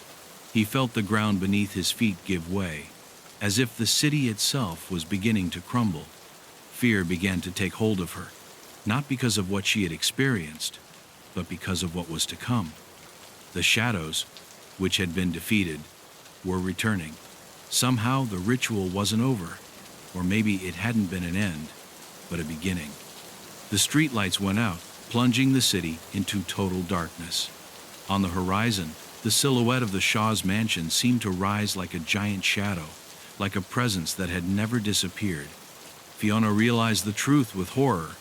He had defeated the Shadowbringer, but what he didn't know was that the entity couldn't be completely destroyed. He had changed his form, he had adapted, and now he was free to possess the world. Worst of all, while she struggled to maintain her sanity, she wasn't alone. Evil had marked her. The shadows now stalked her, biding her moment, watching her every move, as if they were part of herself. The final sacrifice. the one he thought had ended it all, was only the beginning of something much darker. As she walked towards the center of the city, with the shadows all around her, Fiona understood that her fight would never end. The darkness she had faced had left a scar on the world, and she had unknowingly been the key to bringing evil back. The battle would never end. It would only change the shape of the enemy. And Fiona, marked by sacrifice and darkness, would be condemned to fight always, because evil never goes away completely. Just wait, in the shadows. The Panic Game Point 1. The Letter of No Return. The cold mist of the night enveloped the deserted streets of the north. A dense atmosphere, as if the city itself were holding its breath, accompanied every step that Detective Lucas Harper took. There was something unsettling in the air, a sense that the inevitable was approaching. Street lamps flickered intermittently, barely illuminating the crime scene that awaited him. The victim's body lay in the center of an abandoned park, surrounded by deadly stillness. The grotesque image of the corpse, arranged like a chess figure, seemed a macabre mockery of human logic. The woman's arms and legs were neatly extended, lined up with the precision of a game piece, her face disfigured by a violent death, and her eyes, still open, seemed to look to a future that no longer existed. Lucas watched the scene, his face imperturbable, accustomed to violence and crime, but something in this case was different. It was not the blood, nor the mutilation that troubled him, but the disposition of the corpse. The victim was not just a victim. It was part of a game, of a challenge. Something was stirring inside him, a sense that the murder was not the end, but the beginning of something much bigger, a series of events he could no longer stop. The letter in the woman's hand, along with the spilled blood, was what completely captured his attention. It was not a simple clue, it was a message. In sharp black letters with impeccable handwriting, the letter read, "Play or die." The atmosphere of the place seemed to drown the senses.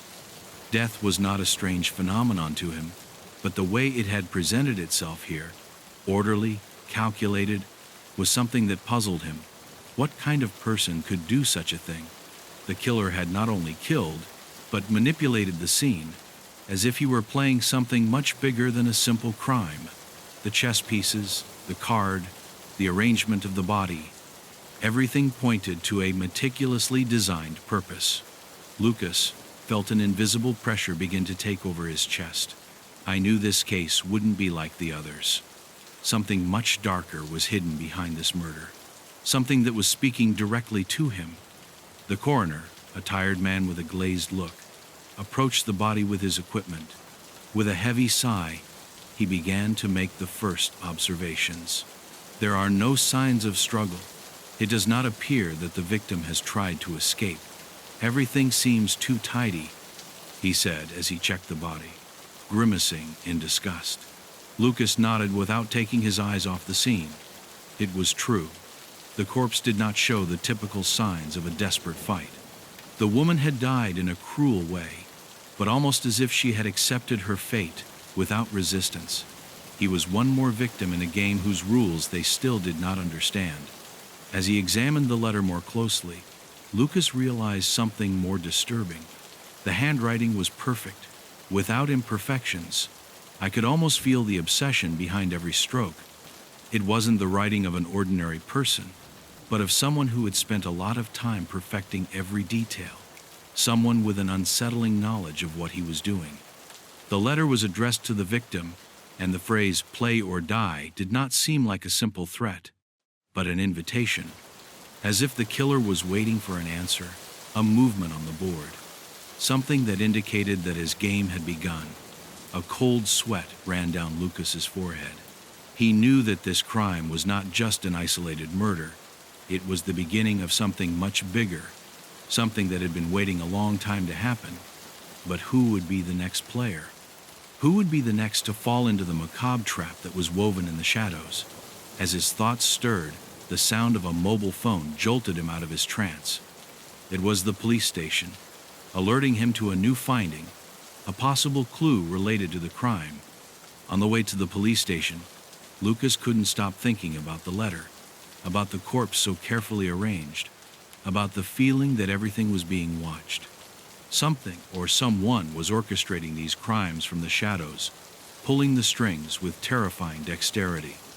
Worst of all, Lucas felt that he himself had been included in the game, even though he didn't yet understand the rules. The murderer, with his calculating mind, had placed it on a square on the board without his knowledge. Every movement, every step was being watched, and he, without realizing it, had already begun to play. The interrogation room was empty when Lucas arrived, but the conversation he would soon have would not leave him indifferent. While reviewing the files, a woman, visibly affected, was introduced into the room.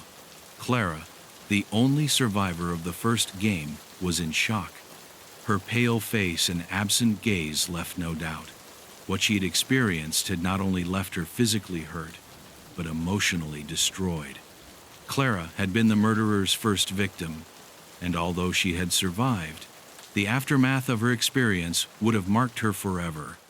The detective sat in front of her cautiously, watching every gesture, every word.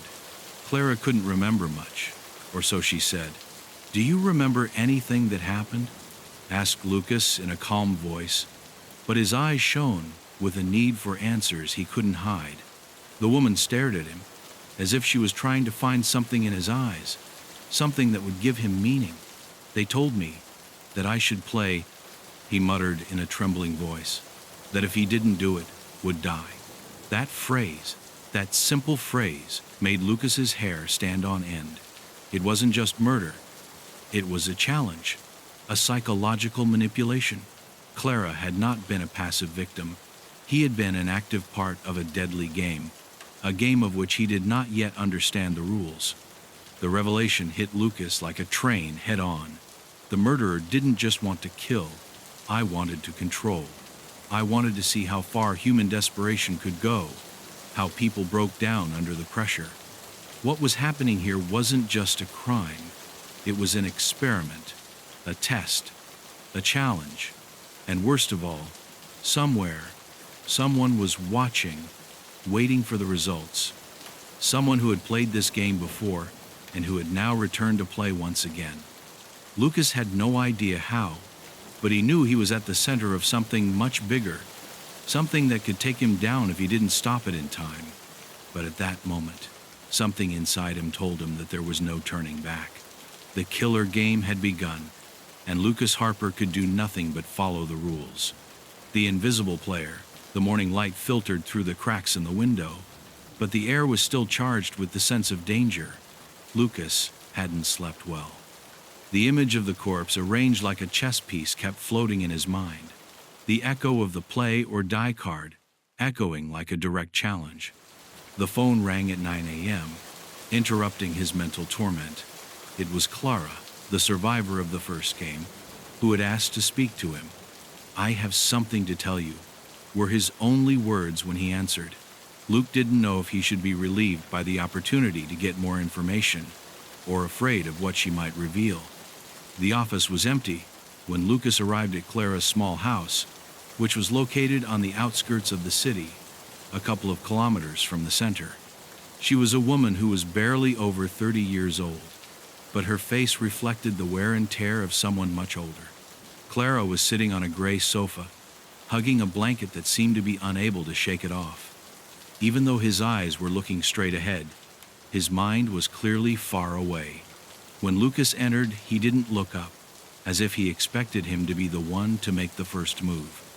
The detective sat across from her, with a slight smile on his face, a gesture that was intended to convey security, but was ultimately just a facade. "Clara," he began softly, "I know that what you went through was indescribable, but I need you to help me understand what happened. If you tell me about what happened, maybe we can stop it before more people fall for this game." His words were serious, but he did not seek to pressure. He knew that his mind was still broken, as if it had been fragmented into 1,000 pieces, and that forcing it to remember might be a mistake. Clara sighed and finally looked up. His eyes, though empty, reflected a deep fear. I don't know what happened exactly. It's as if I wasn't myself, she said in a trembling voice. Lucas watched as her hands tightened nervously around the blanket, as if she could hold on to something physical that would help her not fall into the void. Do you remember how it started? How did they contact you? He asked. But Clara shook her head. I just remember waking up in a dark place, alone with a letter in my hand. It said, play or die. The detective leaned forward, feeling a twinge of concern. The answer was always the same. The letter. Did they force you to do something? Insisted Lucas. Clara did not respond immediately. His eyes were searching for something in space, as if trying to reconstruct his memory. Finally, his lips moved, but his voice was barely a whisper. They told me that I had to choose between killing someone or dying myself, but no, I don't remember what I did. Lucas frowned. Something didn't fit. If Clara had survived, how come she didn't remember what happened? Had the killer subjected her to such a profound manipulation that her mind had blocked out the details? The conversation was interrupted when Clara began to tremble violently. Lucas quickly got up to approach, but she stopped him by raising her hand. I don't understand, she said, as a tear fell down her cheek. I don't know how I was able to survive.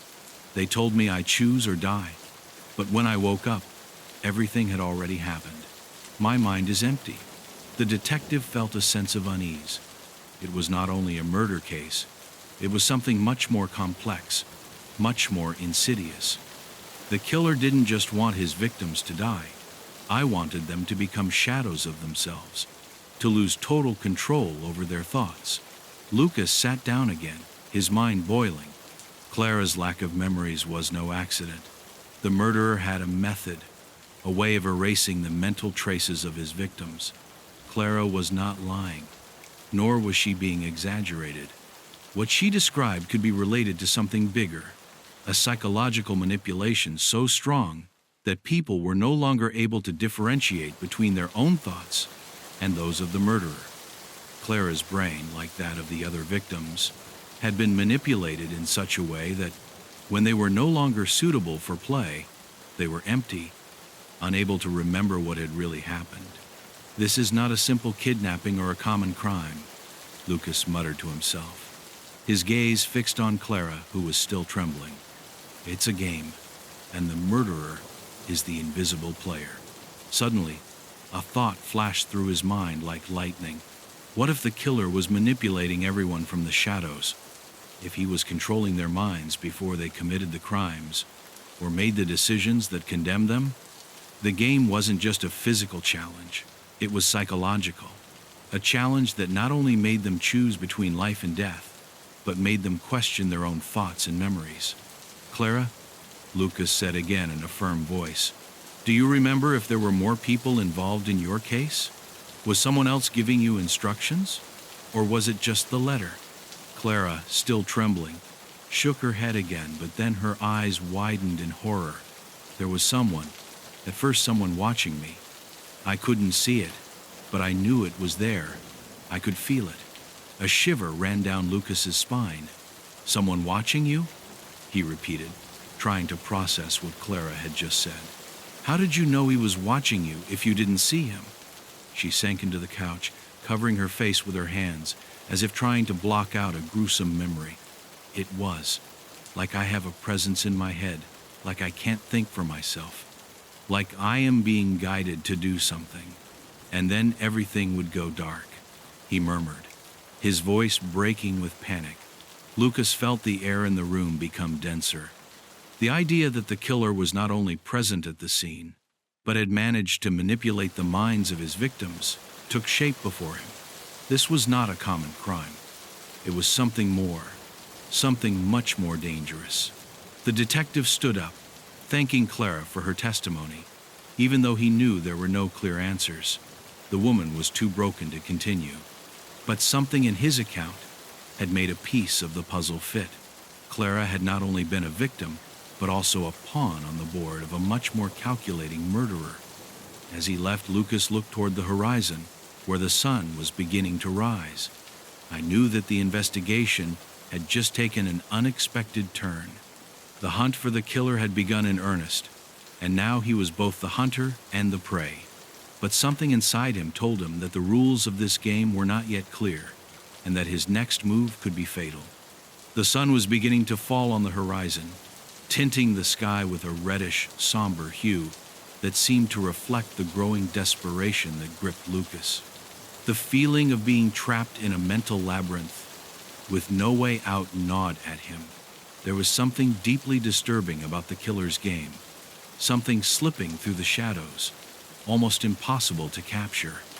The details seemed to merge, and each new discovery only opened more doors into an even darker abyss. Upon returning to the police department, Lucas found his desk covered with a new file. One more case, but this time something was different. All the victims of this new challenge presented a strange pattern, something that the researchers had not noticed before. The details were there, they just needed to be connected. Lucas looked over the reports of the latest victims. Autopsies revealed that each had suffered psychological trauma before dying. No one had noticed the same pattern in the early cases, but when Lucas silently read the details of the reports, he understood what had happened. The bodies were not only being physically tortured, but also subjected to mental manipulation. The victims were not chosen at random, but were somehow being forced to make extreme decisions. Decisions that would lead to self-destruction. The minds of the victims were being molded like clay, pushed to the limit of the human.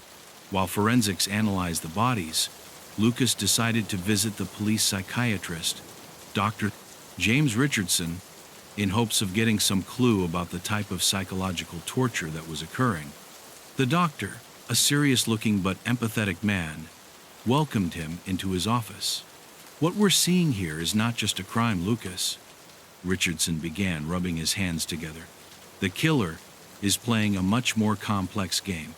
Every victim is being pushed to the edge of their sanity, forced to make decisions under psychological pressure that only someone with a Machiavellian mind could plan."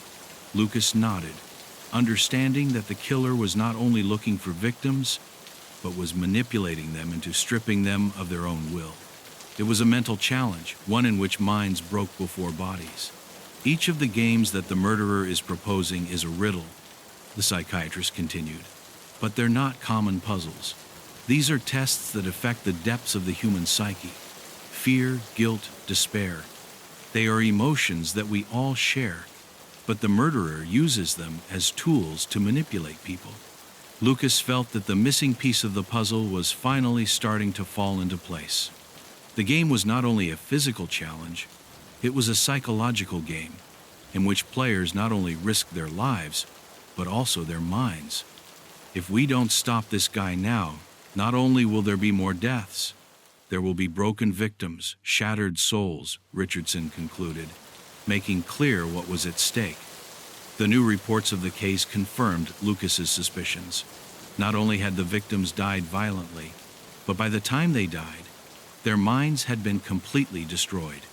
The psychological manipulation was the real murder that the killer was committing. It was a silent war, where the victim was not simply eliminated, but gradually disintegrated, until he lost all ability to think for himself. Somehow, the killer seemed to know the deepest weaknesses of each of them, and he used those weak points to bring them to the brink of madness. But most disconcerting of all, the clues left by the killer were not simple. Every letter sent to the victims, every challenge posed, was proof of the killer's ability to manipulate. The messages not only challenged the victims, but offered them a false chance to survive. They were offered the choice of their destiny, but in reality, they were trapped in a labyrinth with no way out. Lucas began to realize that the killer's game wasn't just a matter of life and death. It was about something much deeper. It was a game in which the rules were designed to break people, to shatter their psyche before they could even react. To understand how the killer was playing these mind games, Lucas began to investigate the psychological profiles of the victims. He discovered that each of them had a common point of vulnerability, the fear of death. But not only that, there was a pattern of guilt in their lives, a feeling that they somehow deserved to suffer. a feeling that the killer used as a tool to manipulate them. The challenges of the killer were not only aimed at physical survival, but also at mental destabilization. Each game was a personal challenge, in which the victim had to face their worst fear. Not only death, but facing what they had done in their life, their deepest mistakes. Lucas decided it was time to delve into the killer's past. If he could understand how he thought, perhaps he could anticipate his next move.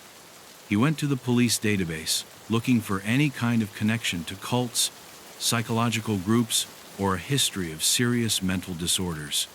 What he found was even more disturbing. The killer appeared to have a past related to a decaying cult, an organization that had specialized in mentally manipulating its members to the point of destroying their identity. Everything seemed to indicate that the killer had been part of this group in his youth, and that he had honed his mind control skills over the years. As Lucas delved deeper into the investigation, he began to wonder if the killer really believed that what he was doing was a game, or if he was conducting some kind of social experiment.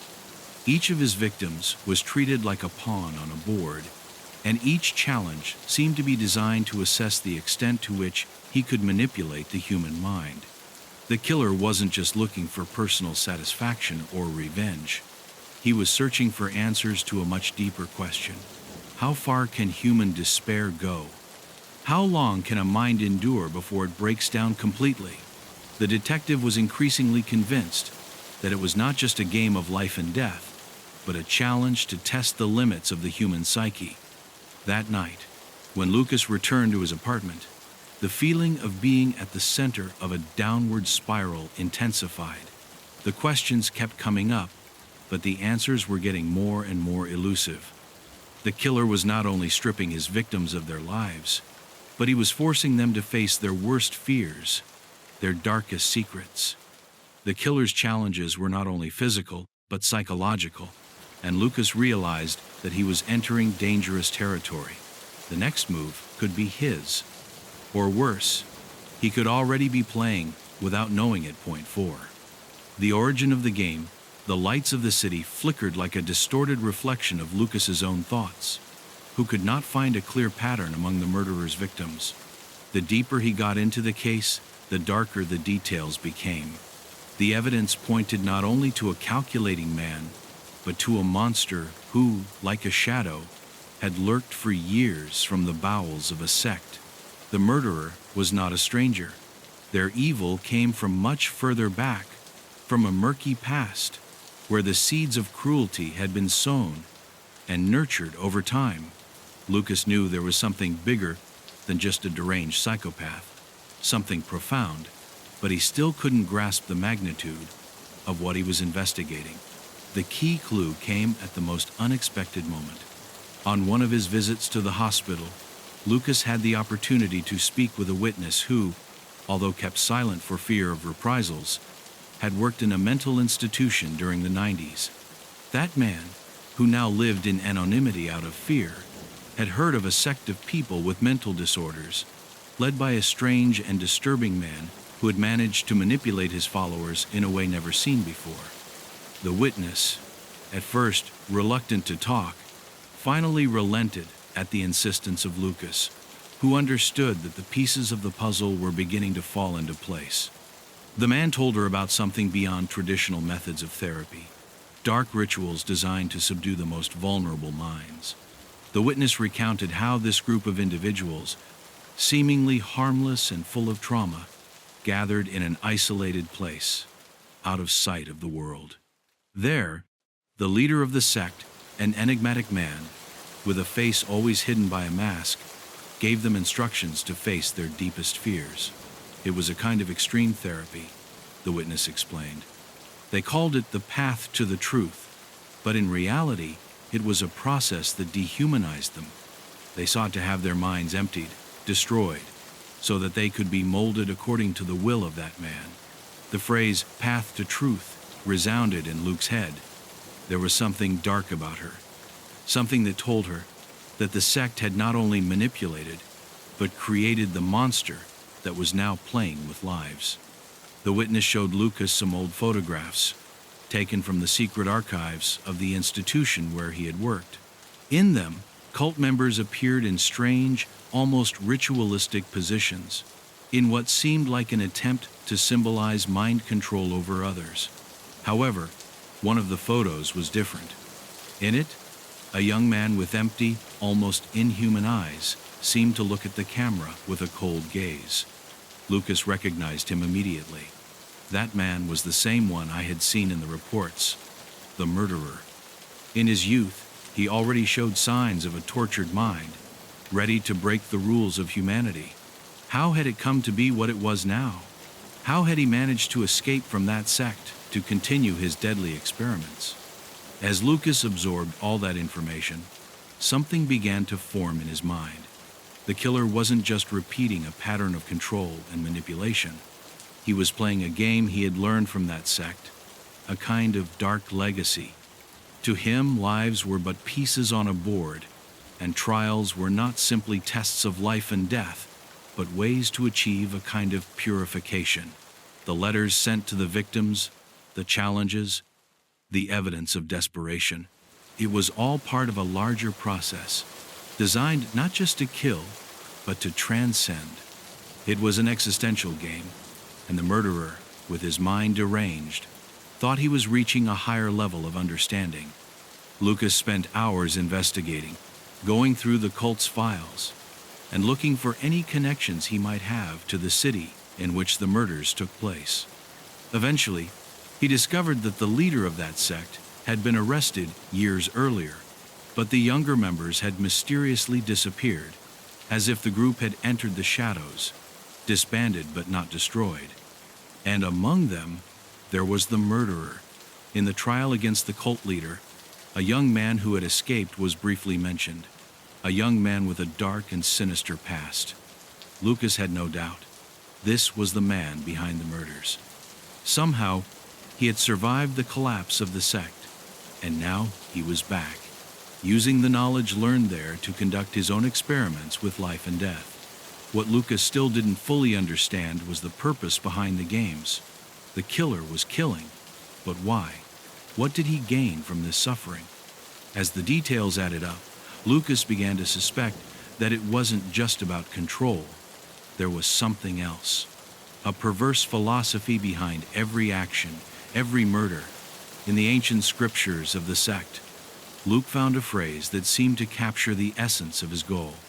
Death is the ultimate sacrifice, but despair is the only truth. This sounded not only like a statement by a fanatical leader, but the justification of a sick mind that had become convinced that human suffering was the only path to absolute truth. With the final piece of the puzzle in his mind, Lucas felt a surge of desolation. The killer wasn't simply playing a game of life and death. He was performing a ritual, a kind of mental process to test his own theory about human suffering and despair. The detective understood that for the murderer, the victims were nothing more than sacrifices. The choice he gave them between living or dying was nothing more than a means to make them face what he considered the darkest truths of life. Those who failed at the game didn't just die. His suffering was part of a larger sacrifice, a sacrifice that the murderer believed necessary to attain purification. But the deeper he dived into the killer's mind, the closer Lucas felt to losing himself. He knew he was nearing the end of this macabre game, but the price might be his own sanity.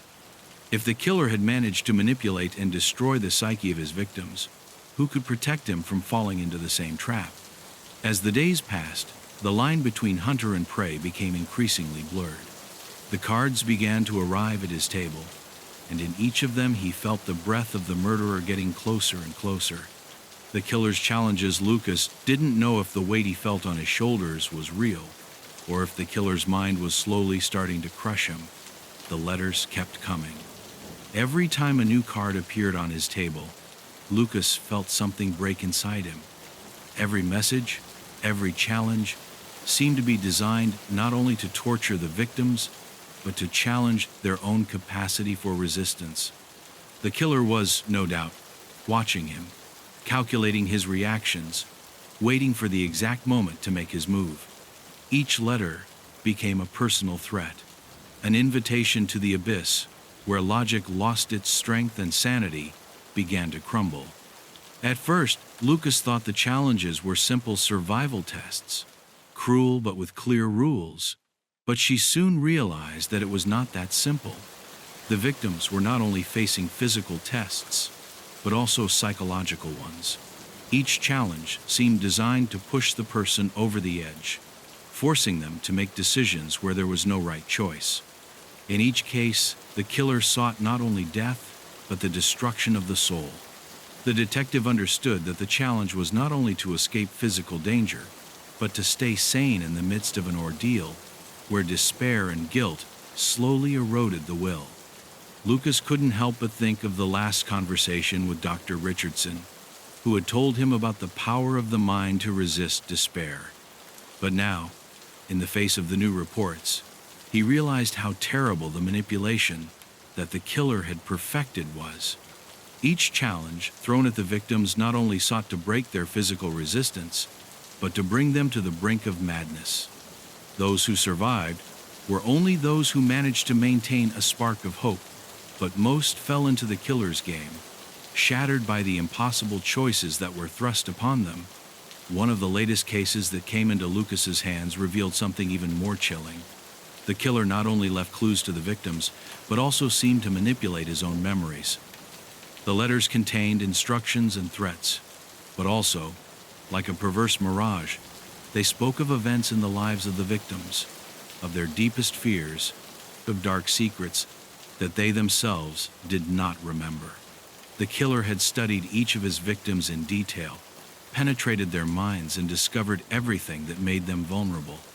The pattern was the same: fear, regret, guilt. Everything became weapons that the murderer used to subdue his prey. Lucas couldn't help but wonder if he himself was being manipulated. The letters became more and more personal. In one of them, the killer mentioned his wife, something Lucas had kept secret. In another, he talked about a decision he had made years ago, something that seemed insignificant, but now it took on an enormous weight. The detective began to wonder if the killer was not only playing with his victims, but with him as well. Was he being subjected to a test similar to that of the victims without knowing it? The killer's game was no longer just a police case. It had become a personal matter, a direct threat to his own sanity.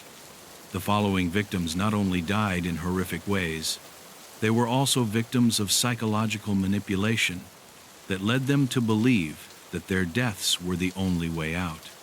The letters left at each crime scene contained not only clues about what they should do, but also about what would happen to them if they failed. The killer showed his victims a dark and desolate future, as if he had traveled inside their minds and taken over their deepest fears. Each death represented not only a physical loss, but a submission to the will of the killer, an acknowledgement of his power over life and mind. One night, as he reviewed the reports of the latest murders, Lucas realized that all the dead had followed a common pattern. It was not the physical challenge that had defeated them, but the choice that had been imposed on them. Each had had to make a choice between two equally terrible choices, and they had all chosen death rather than live with the consequences of their choice. The killer offered them no salvation, only the chance to lose everything in a game of broken minds. In every card, in every challenge, the killer was playing a game of chess, not only with the lives of his victims, but with their minds. Lucas reviewed a particularly disturbing letter he had received that morning. One word, Lucas. Choose wisely. Life or death. This time, the challenge didn't seem to be for a particular victim, but for him. The killer was playing with him, leaving him the option to make a decision. The detective felt unbearable pressure. What should I do? How should I respond to this challenge? Had the killer decided that it was his turn to play? The letter was not only a threat, it was a clear message that Lucas was caught up in the same game as his victims. A few days later, a witness found something surprising.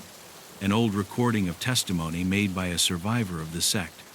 In it, the man recounted that one of the most important rites of the sect was to subject its members to extreme decisions in which the only way out was death or madness.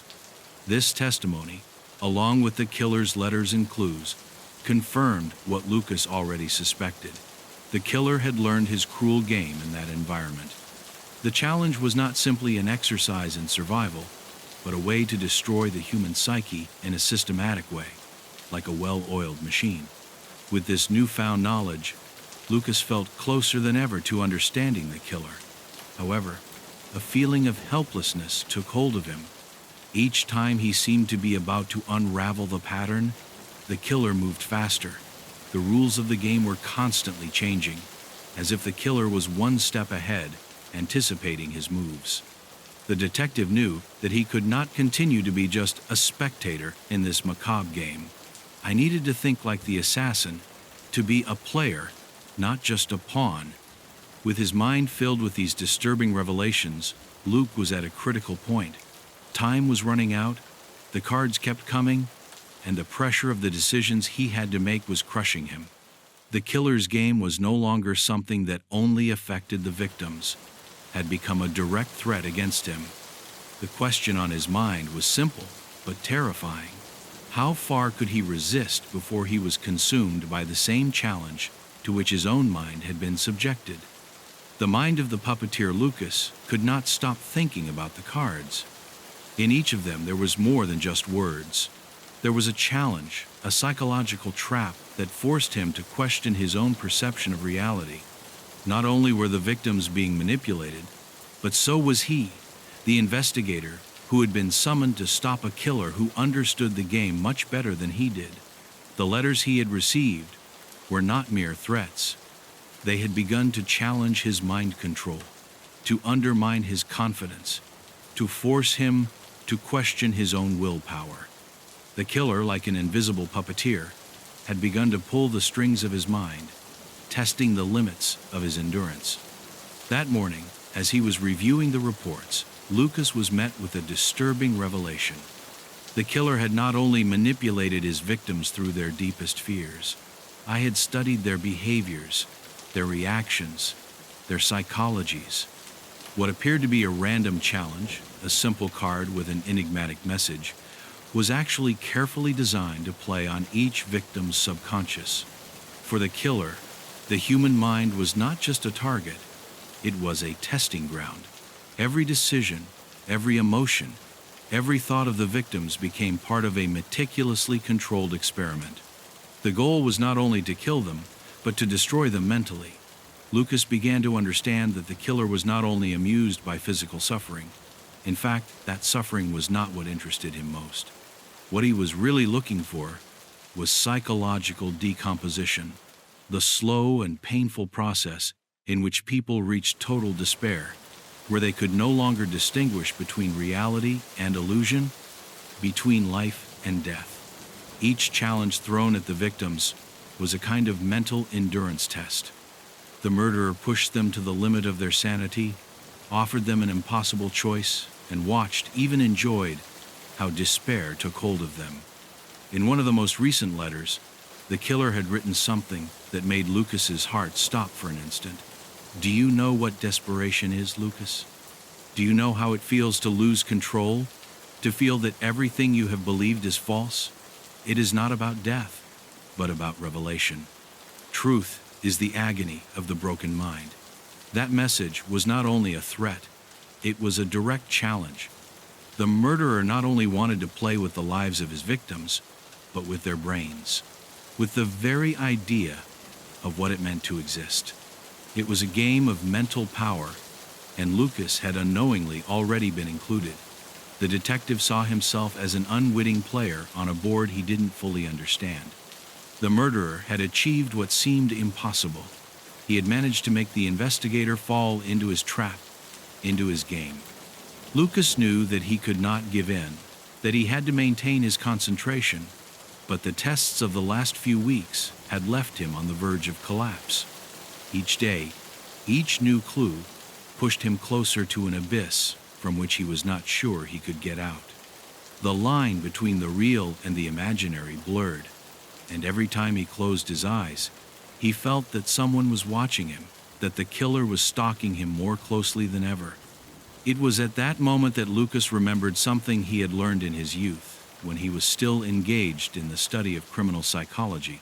The human mind, in its complexity, can be manipulated in many ways, but there is something deeper, an underlying pattern that can be unlocked if you know how. The killer had learned to do it. He knew it. He had reached a level of understanding of the human mind that went beyond traditional mind control techniques. He had gone beyond the practices of the sect that formed him. Now, he himself was the master, and his victims were his pupils, subject to his will. The information he had gathered so far had not only brought him closer to the killer, but had also revealed something terrifying. The killer seemed to know Lucas's mind better than he knew it himself. The detective began to wonder if he had somehow been part of the experiment from the beginning. Had you been targeted for a specific reason? Perhaps the killer had not only observed his movements, perhaps he had been manipulating his life long before the investigation began.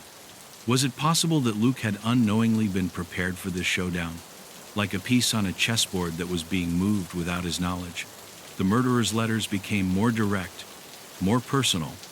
In one of them, the killer mentioned Lucas's wife, Sarah, with terrifying accuracy. "You'll lose her, Lucas. Do you feel it? See, she will be part of the game, and you will be the one who pushes her to ruin." The message was clear. The killer was not only looking to destroy Lucas, but everything he loved. He had taken her life and made it part of his game, stripping her of her essence, reducing her to a stage where only he was in control. Lucas understood that it was not just a hunt, it was a demonstration of power, a struggle for mental supremacy. In the last letter he received, the killer wrote, "Only one of us can be victorious, Lucas. Only one can break the chains. But first, you'll have to face your own reflection." The words were so unsettling that the detective couldn't help but feel a wave of terror as he read them. The killer was telling him, in a nutshell, that the only way to stop him was to destroy his own sense of identity. It was not just a matter of surviving the tests, but of dragging the detective into the same abyss from which his victims emerged. The killer had put him in the same position he had forced others to do, to make a choice between life and death, between sanity and madness. Lucas realized something even more disturbing. The killer didn't just want him to suffer. I wanted him to become him. I wanted Lucas to understand, through pain and despair, that the only way to escape the game was to be consumed by it. The line between victim and perpetrator was quickly blurring. Was the killer looking for a successor?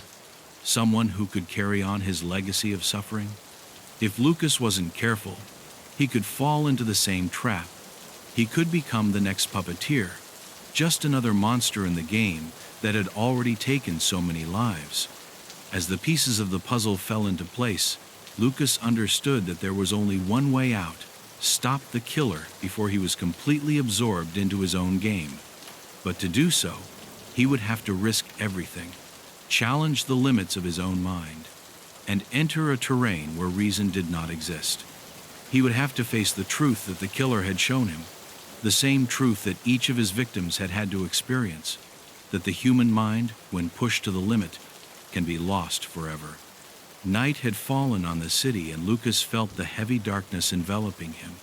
He couldn't escape the feeling that he was being watched, as if an invisible presence was following him, stalking his every step. The case had overcome him. It was no longer just about solving murders or catching a murderer. He was dealing with something much deeper, something that had existed long before he began his research. A secret sect, a cult of disturbed minds, that had sown the ground for the monster he now faced to emerge. Lucas knew he had to delve into the killer's hidden history, but each clue plunged him deeper into the darkness, as if he were backing into an endless tunnel. There was a connection between the killer and this sect, something that seemed to have been the basis for his twisted psyche. The members of this sect not only venerated death and suffering, They believed that pain was a means to attain enlightenment. They had practiced macabre rituals, torturing their victims not only physically but also mentally, in an attempt to demonstrate the extent to which the human mind could be pushed to its limits.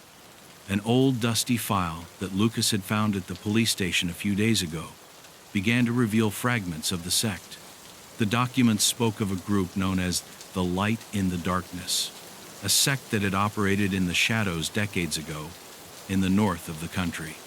The sect members believed that only those who were able to go through the most extreme suffering could attain the true understanding of life. It was a perverse view of the world, where pain was seen as a necessary requirement for spiritual growth, and control over others as a form of purification. The sect was led by a man known as the Daily Prophet. No one knew much about him, not even if it was his real name. It was said that he had the ability to read minds, to manipulate the emotions of others, like a puppeteer with his puppets. He was an enigmatic man, whose presence radiated a magnetic force that attracted those most vulnerable, those who had been broken by their own demons. The rituals he led were specially designed to break the human will, to plunge its members into a state of total despair, and only then did he show them the truth, a vision of the world that only they could comprehend. The most disturbing thing about the sect was its ability to infiltrate the lives of ordinary people. They weren't just a bunch of fanatics in dark robes. They were men and women like any other, who infiltrated the institutions of society, in circles of power, in families, and in relationships. For years, it had been rumored that several important figures in the city had been part of this cult. And while official records made no mention of their existence, the secret testimonies of some survivors spoke of an insidious power, of a network of people operating undetected, controlling the minds and lives of others from the shadows. The detective knew he had to find the killer before it was too late, but each passing day seemed to bring him closer to madness. The control that the killer had over his mind was evident. Lucas was no longer just the hunter. Now it was part of the game. The idea of being manipulated, of being caught in a net that he could not see, tortured him. Every clue, every letter, every movement brought him closer to the abyss of despair. The killer wasn't just playing with him. I was slowly destroying it, pushing it towards madness with every challenge, with every message. One night, while Lucas was reviewing the last letters he received, he noticed something that made him freeze with fear. The killer wasn't just stalking him, he was leading him to his own doom. Every word written, every sentence thought of, was a trap designed to break him mentally. The murderer's game was not only to harm him physically, but to strip him of his identity, of his control over himself. The thought of getting lost, of letting himself be dragged into the abyss of madness, was the only thing that really terrified him. And now, he was on the verge of falling into that trap.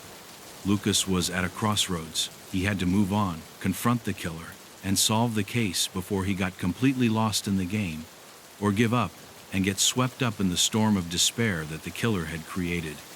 At that moment, I knew there was no turning back. The killer had gained too much of an advantage, and he, Lucas, no longer knew whether he was fighting to save the victims or to save himself. The struggle was no longer a matter of justice. It was now a matter of personal survival. Point 9. The third challenge, Lucas had begun to feel that his mind was about to break. The killer's game had transcended the limits of the physical. Now, it was a battle to maintain his sanity, not to succumb to the psychological control he was being subjected to.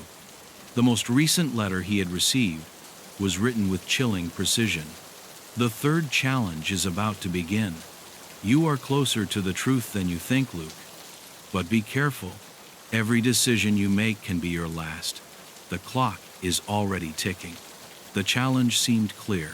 Solve the mystery before it was too late, or get hopelessly lost in the game. The letter was accompanied by a small object, an antique pocket watch, stopped at 3 a.m. The interpretation was immediate. The third challenge was related to time, to the decisions Luke had to make and the way in which those decisions would mark his destiny. The feeling that every second was being watched consumed him. He knew he had to find the killer before he completed his plan, but doubts were already beginning to arise in his mind. Was he really closer to the truth, or had the killer caught him in a new mental trap, making him believe he was succeeding? Time, as always, was his enemy. The clock stopped, seemed to mock him, as if marking the pace of his own mental decay. Lucas felt that he was approaching the abyss, that his thoughts were crumbling more and more. Each clue he unraveled, each testimony he managed to obtain, brought him closer to understanding the murderer, but at the same time, plunged him deeper into uncertainty. Was it possible that the killer was playing with him, manipulating every step of his investigation? The idea of being part of such a big, complex plan terrified him. The thin line between reason and madness was becoming increasingly blurred. In his quest to understand the meaning of the challenge, Lucas decided to visit the only survivor of the first games, the woman who had managed to escape at the beginning. Her name was Sarah Green, and although at first it seemed like a clear case of psychological trauma, Lucas knew he could find something important in her memories. Sarah had been in direct contact with the killer, and although her mind was fractured, she could know something crucial about the games and the pattern behind them. She had been a part of the first game, but her memory seemed to have been blocked somehow. Every time I tried to remember what had happened, I would go into a state of extreme panic. Lucas, with the desire to find answers, organized a hypnosis session with the help of a specialist. During the process, Sarah began to remember fragments. He saw distorted scenes, like nightmares, images of the killer, the same ones Lucas had seen in the letters. The woman, her voice trembling, began to speak. "It's the clock," he said. "Everything is connected to time. Every game, every challenge, the killer has absolute control over him. If you don't understand the rules, you will die." His words crumbled in a torrent of images and screams, but there was one thing clear in his story. The killer used time to manipulate his victims, forcing them to make fatal decisions in a matter of seconds, plunging them into a state of total despair. Sarah's words echoed in Lucas's mind. It was as if the killer was using the clock not only to mark time, but also to inflict psychological torture. Every second that passed, every tick, became a threat, an unstoppable pressure. The killer's control over time transformed every moment into a countdown to death. The watch Lucas had received was not only a warning, but a part of the game, a key piece that had to be understood in order to move forward. The challenge was not simply to solve one more murder, but to understand how the killer manipulated every aspect of time and how that reflected in the human mind. However, as the hypnosis progressed, Sarah began to convulse. In his eyes, you could see an absolute terror, something beyond the human, as if he were seeing through reality itself. The image of the murderer, that of a man with empty eyes dominating time, the pressure of every second suffocated her. "The clock!" she cried through tears. "Don't touch him, Lucas. Don't go any further. Time is not real. It's what kills you. What he wants you to believe." With those words, the hypnosis session ended abruptly, and Sarah fell into a state of shock, unable to say more. Lucas was left with a growing sense of horror. The clock, time, everything had a connection that seemed to escape his comprehension. The killer was not only playing with the lives of his victims, but with their minds, crumbling the very concept of time. Every decision had to be made at a critical moment, but what if time became irrelevant? If the rules of the game were different from what he thought? In his mind, more questions than answers began to arise, and yet he knew that the pocket watch was the key. Upon returning to the police station, Lucas felt that the killer was closer than ever. Deep down, he felt that there was a personal connection, that the game was not only involving him as a researcher, but that it was being played on his own psyche. The pocket watch had been given to him as a test, but also as a reminder. The murderer was not only someone who killed, he was someone who made reality disappear, who broke the line between the possible and the impossible, between life and death. With time running against him, Lucas began to see patterns in the murders that he had never noticed before.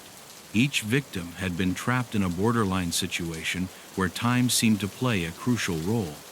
The murderer had not only killed, he had made his victims feel the weight of time on their shoulders, like an implacable shadow. In that instant, Lucas understood that the killer's game was not only a test of survival, but a test of mental endurance, where every second lost meant the final condemnation. The third challenge, then, wasn't just a matter of solving the case before the killer killed again. It was a much deeper challenge. How far could Luke resist the manipulation of time? Could he find the killer before he completely lost himself in his own game? In his mind, only one conclusion was formed. Time was no longer just a limited resource, but a deadly weapon that the killer used to destroy everything. And Luke was caught in his net, with the clock ticking down to the end of his resistance. The end of the game, Lucas was on the threshold of despair. The cards, the clues, the challenges. Everything had escalated to the point where the detective no longer knew which part of the investigation was real and which was the product of his own paranoia. The murderer had played with his mind, with his memories, with his conscience. Now, he was no longer just a researcher. He had become a key piece of the deadly game. The rules were no longer clear. The killer had shown that he not only had absolute control over the victims, but also over the very foundations of reality. The moment of truth had arrived, the moment when Lucas had to face the end of the game. The watch that had been given to him continued to mark the countdown, a constant threat that haunted him from every corner of his life. The echoes of the murderer's words, the warnings, the psychological manipulations kept resounding in his mind. "Time is your enemy, Lucas," the murderer had said in one of the letters. "Every minute you lose, you get closer to the end, and the end will always be the same truth. You can't escape." The detective felt that the pressure of time was overwhelming him, as if every second lost was a mortal weight. Anxiety consumed him. He knew that every step he took brought him closer to the final confrontation, but the terror of the unknown paralyzed him. After weeks of tense investigations, Lucas had managed to trace a pattern in the murders, although what he found caused him indescribable fear. The killer not only killed, but guided his victims through a series of challenges designed to break their will. Each death had been a carefully designed scenario, a macabre chessboard on which every piece was a human being. The pattern was clear, but also terrifying. The killer never acted alone. Its influence was present, even in the survivors. It was as if the crime was just one part of something much bigger, something Lucas didn't yet fully understand. That night, while Lucas was reviewing the last evidence, he received one more letter, different from all the previous ones. This time, it wasn't a handwritten message, but a video recording. At first, it seemed like an ordinary message, with the killer speaking directly into the camera. But soon the truth began to unfold. In the video, a hooded figure was seen, standing before a table full of broken clocks. "You've come so far, Lucas," the killer said with a smile that couldn't reach his eyes. "But this is the last game. The end is near, and your time has come." The figure raised a bell jar, revealing what appeared to be a small wooden box, locked with padlocks. "Inside this box," the killer continued, "is the answer to everything you have sought, but it will not be easy to obtain it. Time is the only thing you have, but it's what destroys you. You have to decide. Open the box and risk your life, or leave it closed and lose forever." The image of the killer disappeared and the video ended. Lucas felt a chill run down his spine. The box was a symbolism of the game itself, a representation of the trap in which he was trapped. His mind struggled to comprehend the meaning of that last message. Did the killer really want me to open the box? Or was he just waiting for me to make the wrong decision? The anguish grew in Luke as each piece of the puzzle fell into place more clearly. The case, the broken watches, the time. Everything seemed to connect in a dangerous way. The killer had not only been manipulating the minds of his victims, but also those of those who were pursuing him. Every challenge, every card, was a game within a game. Lucas couldn't allow the killer to destroy him mentally, but at the same time, he knew that if he didn't follow the clues to the end, the consequences would be even worse. Time was his enemy, and the countdown continued. That same night, as Lucas pondered what he had seen, a new letter appeared on his desk, almost as if it were a direct response to his thoughts. In it, the murderer wrote, "If you open the box, you will know the truth. But remember, not everything that is revealed is what you expect. The human mind cannot bear the whole truth. If you open it, you will lose your sanity. Are you willing to sacrifice everything, Lucas? The price of truth is always high." Lucas began to wonder if he really wanted to know the truth. What if all he had been chasing was an illusion, a lie carefully woven to break him? What if the box contained something that his mind couldn't stand?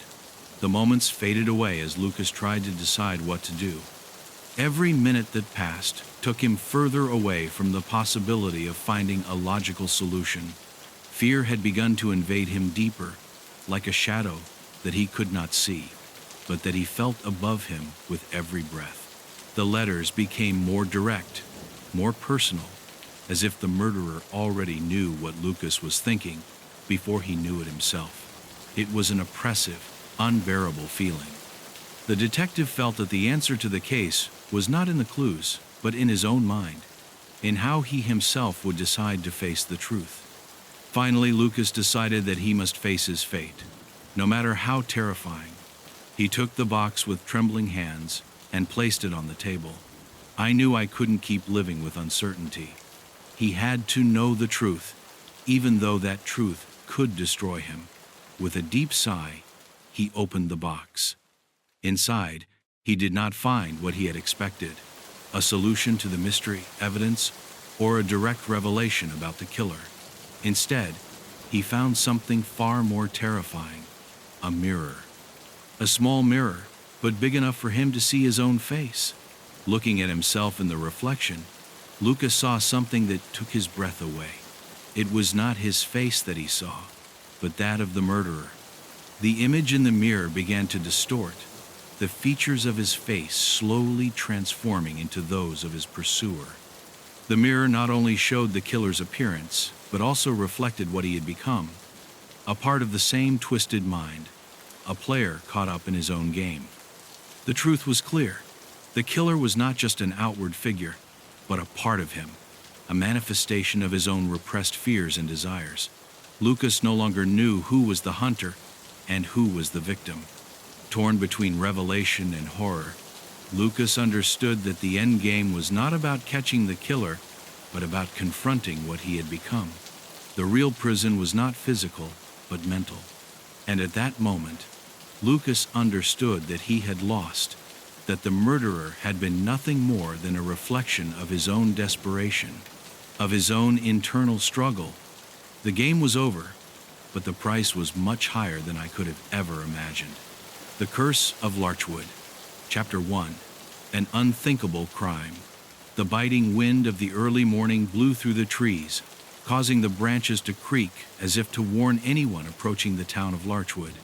Dylan Moore, a homicide detective, drove toward the Larchwood mansion, an old and sinister structure that had always been the subject of local rumors and legends.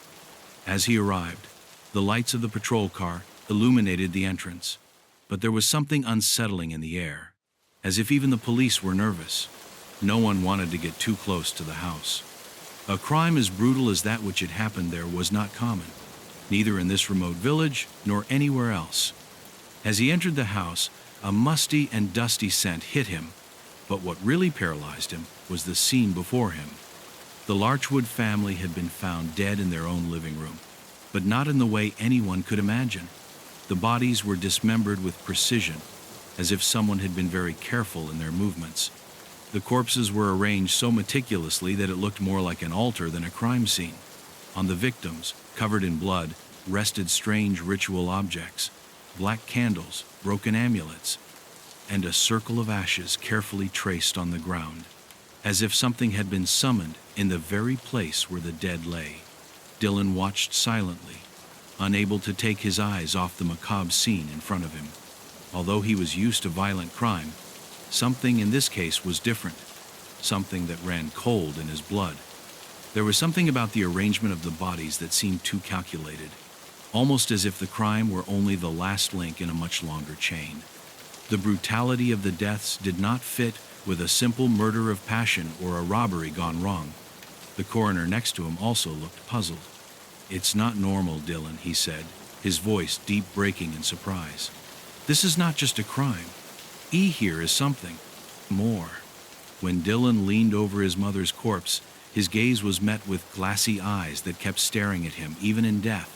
It was clear that the family had not simply died. There was something deeper, a hidden meaning behind their deaths. The police had found strange symbols on the walls, symbols that they had never seen before in any case. They were not mere blood marks or signs indicating some kind of common worship. They were something older, something much darker. As he investigated more closely, Dylan noticed that the marks were not only on the walls, but also on the victims' hands, as if they were trying to write or summon something before they died. The detective looked up at the room overlooking the back garden. There, in a secluded corner of the house, he saw a figure in the shadows. The security officer quickly approached and, upon noticing Dylan's presence, explained that a witness had claimed to have seen something strange near the house on the night of the crime. However, no one had been able to find traces of footprints or evidence of an intruder. Everything pointed to the fact that the murder was internal, that something within the family had caused this terrible tragedy. But, like the scene itself, everything seemed to be designed with supernatural precision. Dylan walked away from the bodies and walked to the office of the father, a man who had been known for his fame in the local real estate business. On the desk, he found papers scattered and an old wooden box. The rusty key she found on the living room floor seemed to have something to do with her. Upon opening the box, she found old documents and a handwritten letter that appeared to be addressed to someone outside the family. "If one day our power is threatened, you will know what to do," the letter read. The name he signed was illegible, but the handwriting showed a desperate anguish. It was evident that the father had been preoccupied with something beyond natural death, something that had come from a long time ago. As Dylan went through the documents more thoroughly, an uncomfortable feeling came over him. Among the papers, he found an old map of the town, with markings indicating different points where strange events had occurred in the past. It all seemed to be related to the forgotten history of the village, a story that spoke of an ancient cult that practiced black magic. The markings on the map coincided with certain sacrifice points that had occurred over the decades. But the most disturbing thing was the date that the father had written on one of the papers. "The cycle must be completed, or all will be lost." Dylan didn't understand everything that was going on, but something inside him told him that this case was much more complex than he had imagined. He decided to investigate more about the Larchwood family's past. Meanwhile, the feeling of being watched did not leave him alone. As soon as he left the mansion, he felt as if the shadows themselves were following him, watching his every move. Although he had studied hundreds of cases, he had never felt such heaviness, as if the house itself were alive, as if the walls had memory. That night, Dylan retired to his home, but he couldn't get the image of the bodies so precisely arranged out of his head. Something didn't fit, and I felt like I was about to discover something that would forever change the way I saw the world. Back in his office, he began researching the history of the town.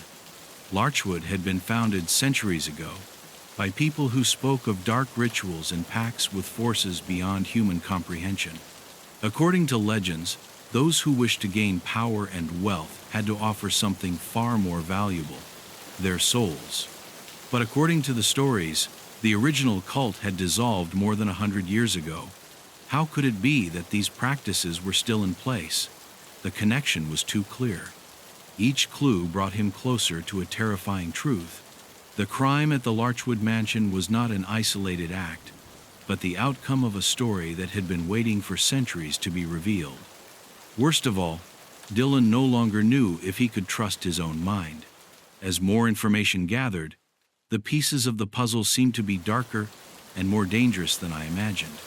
It was clear that the Larchwoods had not only been murdered, they'd been sacrificed in a ritual, and now something ancient and cursed was awakening, waiting to collect what had been promised. But what place did he occupy in all this? The night he spent in his office was long, filled with strange dreams and visions that haunted him. In every corner, he seemed to see shadows moving, voices whispering his name. A growing sense of despair came over him. He was no longer just a detective investigating a crime. He was now caught in a web of dark secrets, and something told him that the next sacrifice had already begun. Chapter 2. The ancestral cultist Dylan continued to dig into the history of the Larchwood family. Something inside him began to change. There was something deep and disturbing in the air of the village, as if the ground itself were permeated with a malevolence that had been dormant for centuries. Every step he took brought him closer to a dark and ancient truth, and Larchwood's past seemed to be woven with threads of black magic and sacrifice. What had begun as a simple murder investigation was taking a terrifying turn. The Larchwoods weren't just victims of a common crime, they were victims of a curse that had been waiting for the right moment to resurface. Dylan began to immerse himself in the old chronicles of the town, looking for any mention of the cult that had been rumored to have existed in Larchwood for generations. Despite the official story saying that the cult had dissolved more than a century ago, Dylan felt that the truth was different. The more he read, the more he became convinced that the cult's demise had been just a facade. The story told of a secret group that revered a demonic entity, a being whose thirst for blood and power knew no bounds. The cult members, in their desperation to obtain supernatural power, had made pacts with this creature, sealing its fate with human sacrifices. Village legends told how the cult, led by a figure known only as the Wise, had carried out macabre rituals in the woods near Larchwood Manor. According to ancient reports, the sacrifices were carried out on the darkest night of the year, when the moon aligned with the stars in a configuration that supposedly opened a portal to the other world. Although most of the information had been destroyed, some fragments had been saved. Dylan found a reference to an ancient ritual involving a family sacrifice, one that had to be carried out by the lineage itself in order for the pact to be fulfilled. The idea that the Larchwood family might have been part of this ritual troubled him deeply. On the trail of the records, Dylan discovered something even more disturbing. The cult had not disappeared. It had not been a normal dissolution, as the official story had said. The cult members had simply hidden their existence, integrating into society, but continuing their practices in secret. Some of the descendants of the founders still lived in Larchwood, hidden among the townspeople, ever watchful, waiting for the right moment to fulfill the ancestral covenant. Dylan couldn't understand how this had gone unnoticed for so long, but the answer was clear. The cult had not only survived, but was waiting for the cycle to be completed, a cycle that had begun long before he arrived in town. The truth was that the Larchwood family had been the last link in a chain of sacrifices that went back centuries. Each generation had had to pay tribute to the demon, ensuring that the entity continued its existence on the earthly plane. The Larchwood's death was not a simple murder, nor a crime of passion as he had initially thought. It was sacrifice, a sacrifice that had to be made at the exact moment to complete the cycle, a cycle that had always been destined to culminate at that point. Dylan felt that he was stepping into something much bigger and more dangerous than he could have imagined. and that the forces he had unleashed in investigating the case were now dragging him into a death trap. One afternoon, while exploring the forest near the village, Dylan found what appeared to be an ancient stone structure, half hidden by undergrowth. With his heart racing, he walked over to inspect, feeling something calling out to him from the darkness.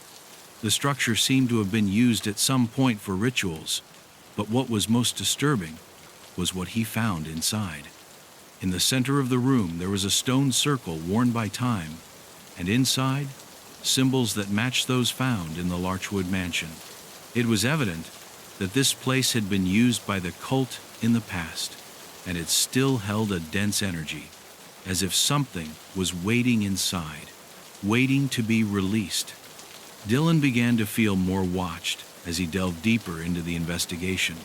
With every step he took, the village closed in on him, and people seemed to hide from his gaze. An old man from the village, known to all as the Ranger, approached him one afternoon while he was at the local tavern. "You are going too far, detective," he said, his voice low, almost trembling. "Larchwood has its secrets, but you are not prepared for what you are going to discover. There are things here that you can't comprehend." Dylan, accustomed to dealing with the fear of others, was not intimidated, but something in the way the man spoke made him deeply uneasy. As if, somehow, he also knew something that Dylan hadn't yet understood.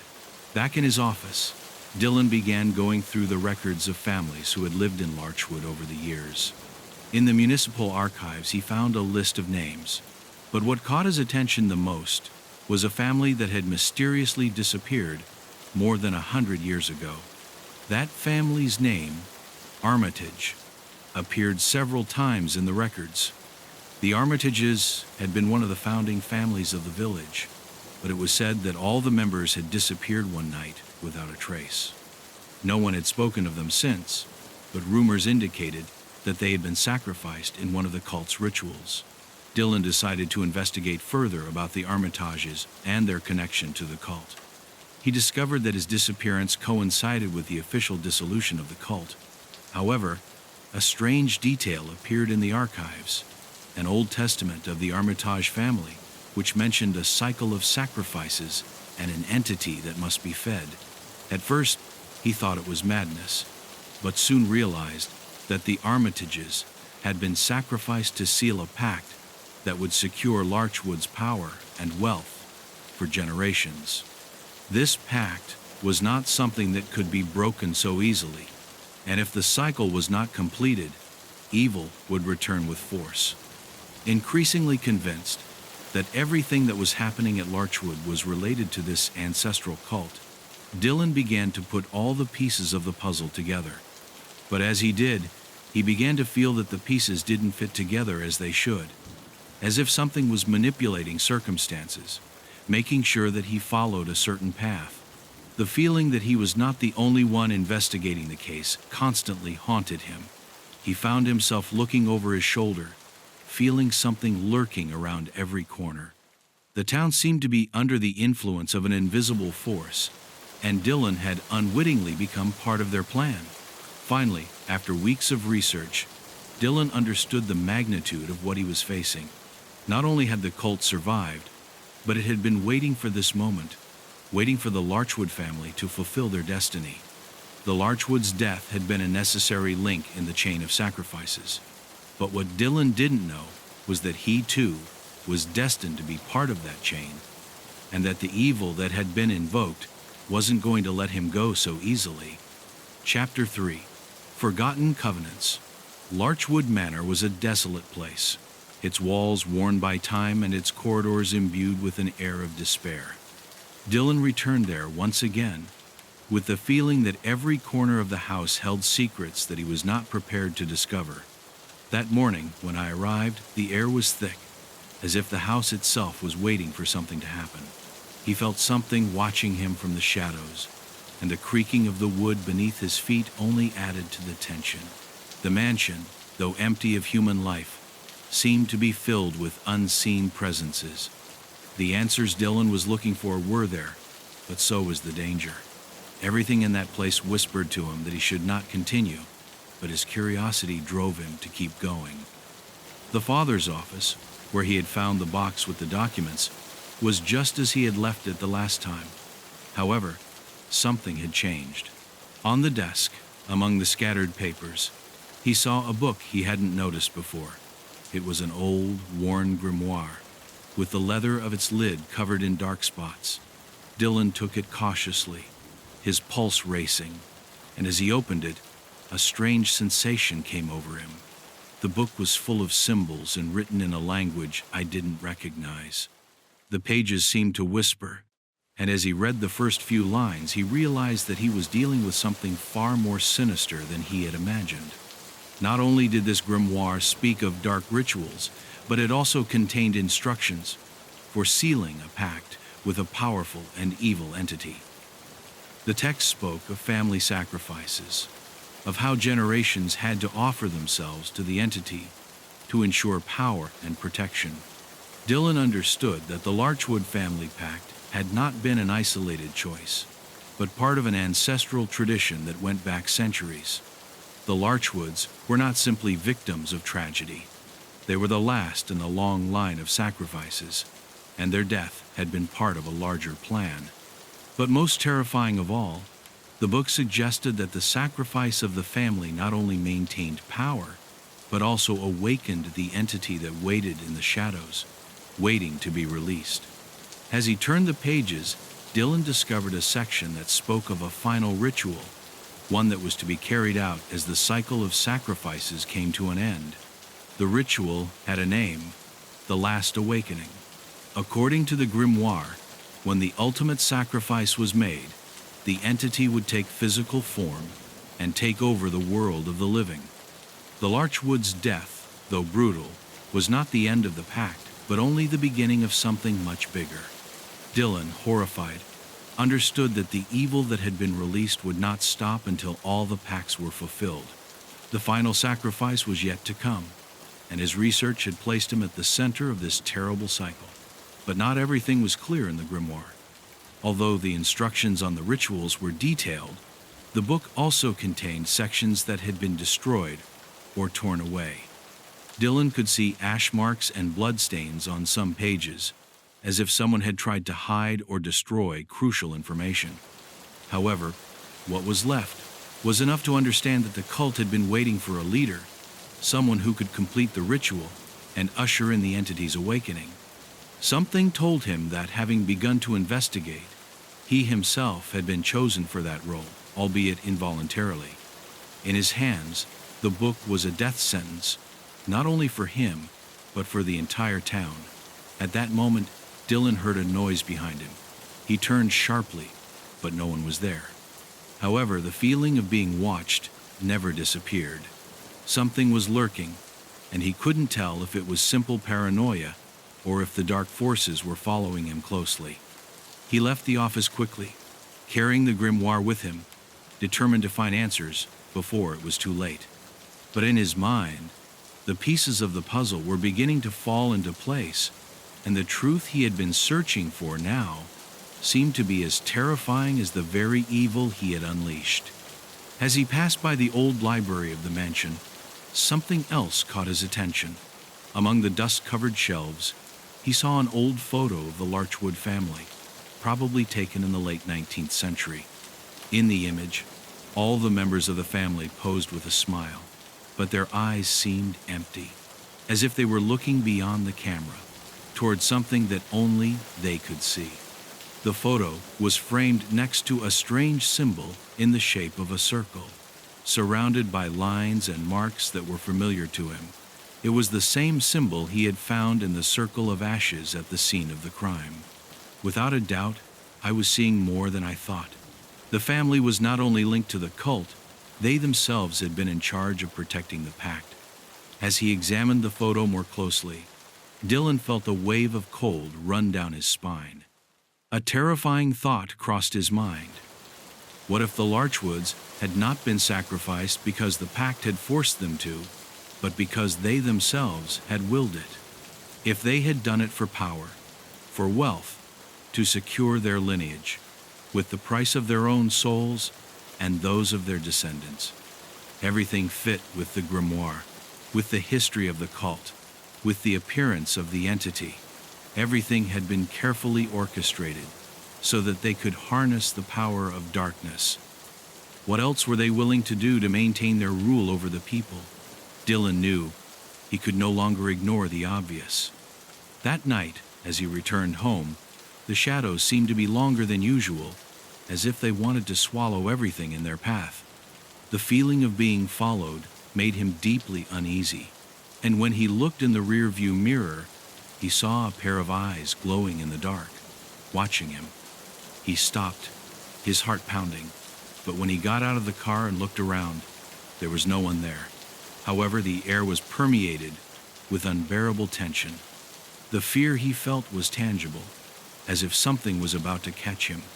A shiver ran through his body as he moved deeper into the darkness of the night. Dylan spent hours reviewing the grimoire, looking for any clues that might lead him to the next stage of the ritual. The only thing he found in the end was a strange message on the last page of the book. When the last sacrifice is made, the cycle will be complete, and the world will be yours. But you must seal it yourself. What did that mean? How could someone seal a covenant that was already underway? Was Dylan destined to be the ultimate sacrifice? Or was there something darker waiting for him at the end of this road? As he spent another night going through the documents in grimoire, Dylan began to wonder if there was anything he could do to stop the cycle. But the answers were not clear. The more he investigated, the more trapped he felt in a net he couldn't escape. Larchwood, the entire village, seemed to be shrouded in a web of ancient magic, and each attempt to escape only dragged him deeper. At that moment, Dylan realized that he had gone from being a simple investigator to being a piece in a much larger game, a game from which he no longer knew if he could get out alive. Chapter 4. The Echo of the Curse. The next day came with an ominous stillness that seemed to envelop Larchwood like a dense mist. Dylan found himself back at the Larchwood mansion, pacing the rooms with a sense of inevitability that tormented him. There was something in the air, a kind of persistent echo that did not leave him alone. Every sound in the house seemed amplified, as if the walls breathed with it, as if the place itself was aware of its presence. As I entered the main hall, the heavy curtain covering one of the windows moved slightly, although there was no wind. It was a subtle movement, but enough to make Dylan feel like something was watching him. The house was no longer a simple building. Now, he was a living being, and he was his unwanted guest. Examining the old fireplace, Dylan realized that there was something strange about the stones at the bottom. They seemed to be covered by a layer of dust that had been there for years, but when he touched them, he noticed that some of them moved easily, as if hiding something behind. With his heart pounding, he began to move the stones, revealing a secret compartment in which a solid wooden box was located. Inside the box, there was an old framed portrait of the Larchwood family, but what really caught his eye was the inscription that appeared on the back. The end of the cycle, it said, and underneath, a date, the same day that the family had been murdered. The feeling that everything was destined to happen at that precise moment invaded him, as if it were part of a story written a long time ago, a story that he could not change. The date inscribed on the back of the portrait seemed a clear sign. Dylan felt drawn to an inescapable truth. The murder of the Larchwood family had not been an accident. He was a key piece in the fulfillment of an ancestral plan, a predestined date on which something much greater must happen. As he held up the portrait, Dylan experienced a strange sense of disconnection. The image of the family, so perfect on the outside, was blurring before his eyes, and instead, he began to see shadows, dark figures, and empty eyes staring at him. For a moment, he felt as if he were one of them, caught in a condemnation that was going to consume him. His mind was beginning to fracture under the pressure of everything he was discovering. In an attempt to get out of the mansion and clear his thoughts, Dylan began walking into the nearby woods. The tall, tangled trees seemed to whisper to each other, as if sharing ancient secrets that no one should know. The feeling that someone was watching him intensified as he went deeper into the forest. The air grew colder, and a thick fog began to descend, enveloping everything around it. Dylan, however, pressed on, driven by a desperate need to find something that could stop the evil that loomed over Larchwood. As he walked, his footsteps guided him to a clearing he hadn't noticed before, a clearing that seemed to come out of a nightmare. In the center of the clearing, there was a huge stone, carved with symbols that Dylan instantly recognized, the same ones he had seen in the grimoire and in the circle of ashes where the Larchwood family had been murdered. He slowly approached, feeling a growing pressure in his chest. Something was wrong, very wrong. The stone, covered in moss and lichens, seemed to pulsate with a dark energy, as if something was trapped inside, waiting to be released. As he touched it, Dylan felt a rush of energy that ran through him from head to toe. It was as if an invisible force had caught up with him, sending him terrifying visions that filled his mind. Images of sacrifices, of shadowy figures invoking ancient rituals, of an entity he had never stopped watching, biding his time. The sight stunned him. He found himself kneeling on the floor of the clearing, breathing heavily. He had seen things in his mind that he couldn't comprehend. He saw members of the cult in dark robes, summoning a nightmarish figure, a demon whose face was a mixture of shadows and fire, whose mouth seemed to devour everything around him. In the vision, the figure turned toward him, and Dylan felt an overwhelming presence, as if he was being swept away by a force he couldn't resist. It was only when the visions faded that he realized that he had been about to be consumed by that darkness. The air around him was denser, almost heavy, as if the evil he had witnessed in his mind was now taking shape in the real world. Dylan strained up, trembling, and looked around. The clearing seemed more sinister than before, as if something was about to happen. In the distance, he saw a figure moving through the trees, a shadow watching him with bright eyes. His breathing quickened, but when he got closer, the figure disappeared, as if it had never been there. The feeling of being persecuted was consuming him, and he knew he couldn't keep ignoring the warnings. Something else was about to happen in Larchwood, something that would go beyond any murder or crime. The curse that had been cast upon the town was close to reaching its climax, and Dylan, caught in the middle of it all, no longer knew how to stop it. Returning home, exhausted and disoriented, Dylan found a letter on his desk. It was a letter with no return address, but the handwriting on the envelope was unmistakable.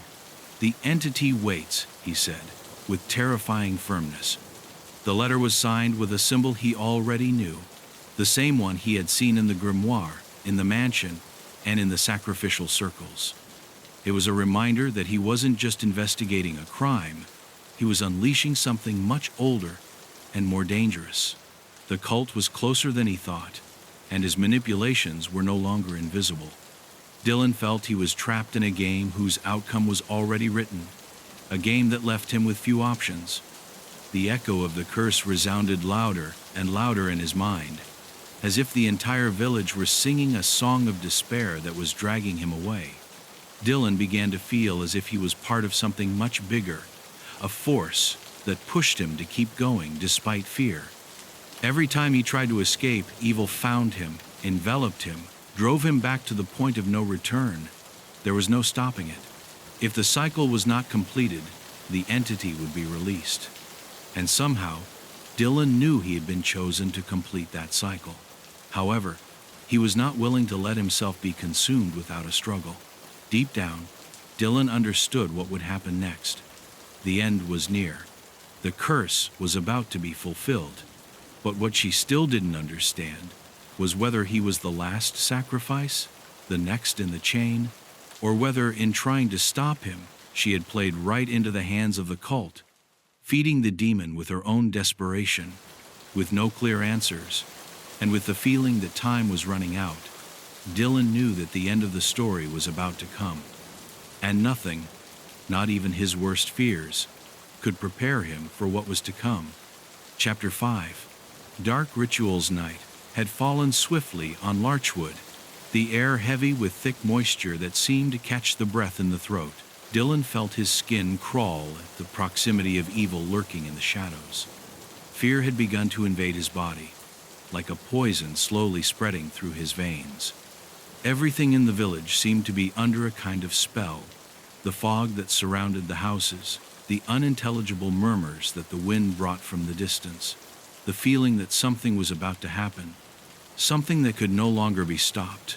Dylan couldn't stop thinking about the visions he'd had in the woods, or the feeling that he'd been touched by something beyond human comprehension. Upon arriving at the coroner's department, Dylan found the experts examining the remains of the Larchwood family with cold meticulousness. The crime scene no longer appeared to be a simple murder scene, but a macabre altar where inhumane rituals had been carried out.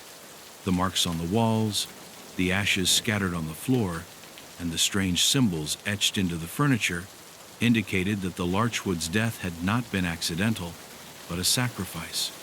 But what was most disturbing was what the coroner had found in the corpses: signs of a dark energy that did not correspond to any kind of known ritual. It wasn't just blood, but something else. Something that had left a mark beyond the physical. As Dylan looked at the bodies, the chief coroner, Dr. Langford, approached him with a grim expression.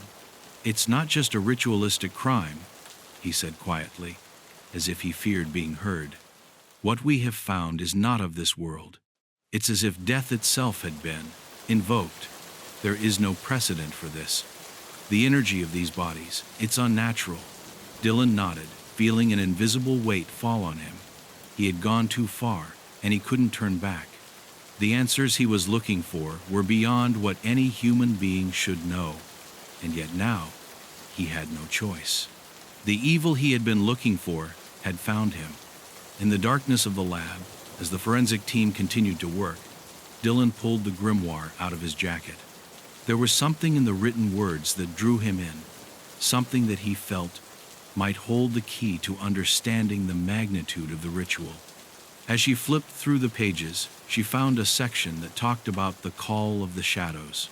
The text described how, in order to invoke the entity, a sacrifice had to be made that involved not only blood, but also the willingness to surrender the soul. The Larchwood family, according to the grimoire, had been chosen to fulfill the ultimate sacrifice, but something had gone wrong.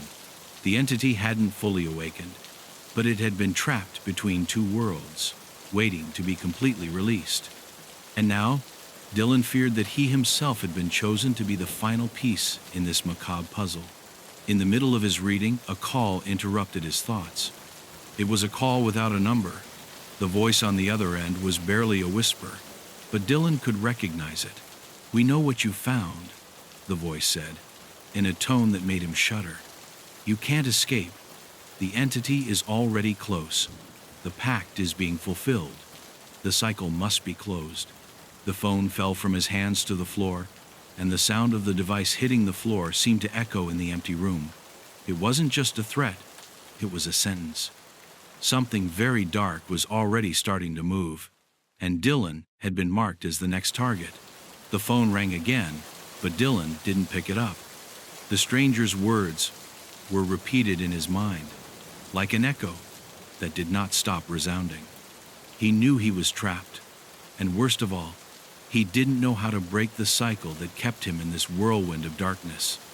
As I watched the grimoire, something strange happened. The pages began to turn on their own, as if an invisible force was guiding them. The last page, before he could stop her, revealed a detail that made his heart stop. The last sacrifice will be the closest, and when it is made, the entity will take its form. Dylan realized that the person closest to him was his own brother, who had been out of town for years. The connection he felt with his family seemed to be the key to closing the cycle, but at an excruciating cost. The hours that followed were of pure anguish for Dylan. He woke up several times in his bed, sweaty and with a racing heart, not knowing if what he had seen was real or part of a nightmare. Every shadow in his room, every creak in the house, seemed to indicate to him that he was not alone. Something was lurking.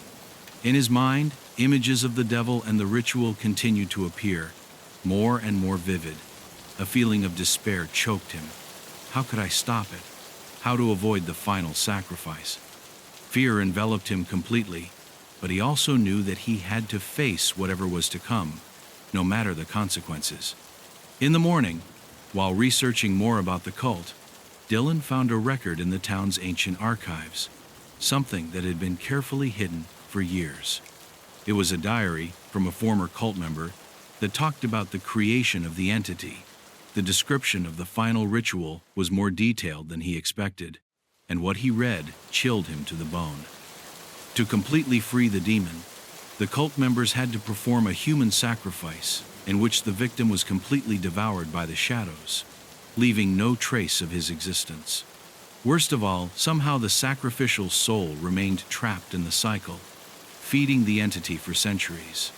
The victory of the cult was not only over death, but over souls, and that was what the demon had been waiting for all this time. Dylan began to understand that the Larchwood family had not only been sacrificed to summon the entity, they themselves had been sacrificed to feed their power, and now he was in the same line of fire. The cult, though seemingly extinct, still lived, and its members continued the rituals in secret. The revelation was as terrifying as the thought that, like the Larchwoods, he too was caught in a curse he couldn't fully comprehend. At that moment, the door of his house burst open, and the figure of a man appeared on the threshold. His face was covered by a hood, and his eyes shone with terrifying intensity. "The cycle is closing," the figure said, his voice deep and reverberating. "And you are next, Dylan Moore." Chapter 6. The last sacrifice. Dylan backed away, feeling a surge of cold run through his body. The figure at the door did not look human, as if its very presence distorted the reality around him. The man was completely covered with a black cloak, so that only his eyes shone brightly, as if they were somehow absorbing the light. His gaze was piercing, dark, and the sense of danger emanating from him was almost tangible. Dylan tried to speak, but his words choked in his throat. I knew that something terrible was about to happen, and that this encounter could be the beginning of the end. Not only of him, but of Larchwood. The whole figure did not move at first. He just watched, as if evaluating Dylan, weighing his soul. "Sacrifice is near," said the voice, slowly creeping into his mind. "And you will be the one to complete what began generations ago." Dylan felt a growing pressure on his chest, as if the air itself had become denser. Every word of that being seemed to penetrate deeper into his being, as if he were marking his destiny in an irreversible way. The feeling of terror and despair intensified, but at the same time, something inside him awoke. He wasn't willing to let that shadow drag him away so easily. "What do you want from me?" Dylan managed to ask, his voice barely a whisper, but full of contained fury. The figure slowly raised his hand, pointing to the back of the house towards the basement. Dylan, though bewildered, understood that there was no turning back. His fate had been sealed from the moment he set foot in Larchwood. He had dug up something he shouldn't, and now he had to face the consequences. He felt a surge of rage sweep through his body, as if the shadows of his own history were taking hold of him. "The last sacrifice is waiting," the figure continued without moving an inch. "And if you don't offer it, everything will be consumed. Not just Larchwood, but the whole world." Dylan, hearing those words, felt a sense of disbelief. Was it possible that everything he had researched, everything he had experienced, was connected to something much bigger, older, and more dangerous? Was he at the end of a timeline that had been forming for centuries, and in which he himself was a key player? The figure raised his hand to the ceiling, as if he was summoning something that was beyond Dylan's comprehension. The air became thick, and the silence became palpable. That's when he heard the sound, a low, almost imperceptible whisper that seemed to come from everywhere, as if the world itself was speaking with an ancient voice, reminding him of the fate to which he was bound. At that moment, Dylan knew he no longer had a choice. The cycle had to be completed. Somehow, his life had been tied to the fate of this people from the beginning. Despite the fear that paralyzed him, Dylan felt a growing determination. If he was to stop this evil, he would have to face whatever was behind this darkness. However, the shadow watching him seemed to read his thoughts. "You are not the one to stop us," the figure said with a smile that never became kind. "You are the chosen one to bring the entity back. The covenant will be made, and you will be the one to complete it. You've been a part of this from the beginning, Dylan Moore." His voice became deeper, more resonant, as if he was summoning the very demons he had been looking for. "We offered you power, we offered you wealth, and all you had to do was give up your soul." At that moment, a feeling of emptiness invaded him. Dylan remembered the words of the grimoire, the legend of the sacrifice, and the image of the entity he had seen in his visions. He knew that what was being asked of him was not just a physical sacrifice, but something much deeper, a surrender of the soul, a betrayal of his own humanity. "I felt like I was stuck in a cycle I couldn't break. The shadows of the past were closing in on him, and there was no way out. The ultimate sacrifice wasn't just for a member of the Larchwood family. It was for him, for his soul." "How can I break the cycle?" asked Dylan, his voice filled with despair. The figure watched him silently for a long moment before answering, his eyes shining with an almost unearthly intensity. "You can't," he finally said, his voice filled with a cruel certainty. "You can only offer what we have asked of you. Only in this way will the cycle be closed, and evil will be released." The shadow of the figure seemed to vanish into thin air, leaving Dylan with a feeling of absolute emptiness. The door of his house slammed shut, and in the darkness, the figure was gone. Dylan was left alone, surrounded by a stillness he could only describe as oppressive. The echo of the figure's words echoed in his mind, and for a moment, he felt helpless. Larchwood's curse had come to an end, and now he must be the one to complete it. Deep down, though, Dylan knew he wasn't ready to give in just yet. "I didn't want to be part of this ritual.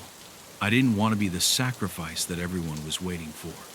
Despite the terror, something inside him told him that there was still time, that he could still fight, but time, as always, seemed to be his enemy. The clock ticked fast, and the feeling that something was watching him from the shadows grew louder.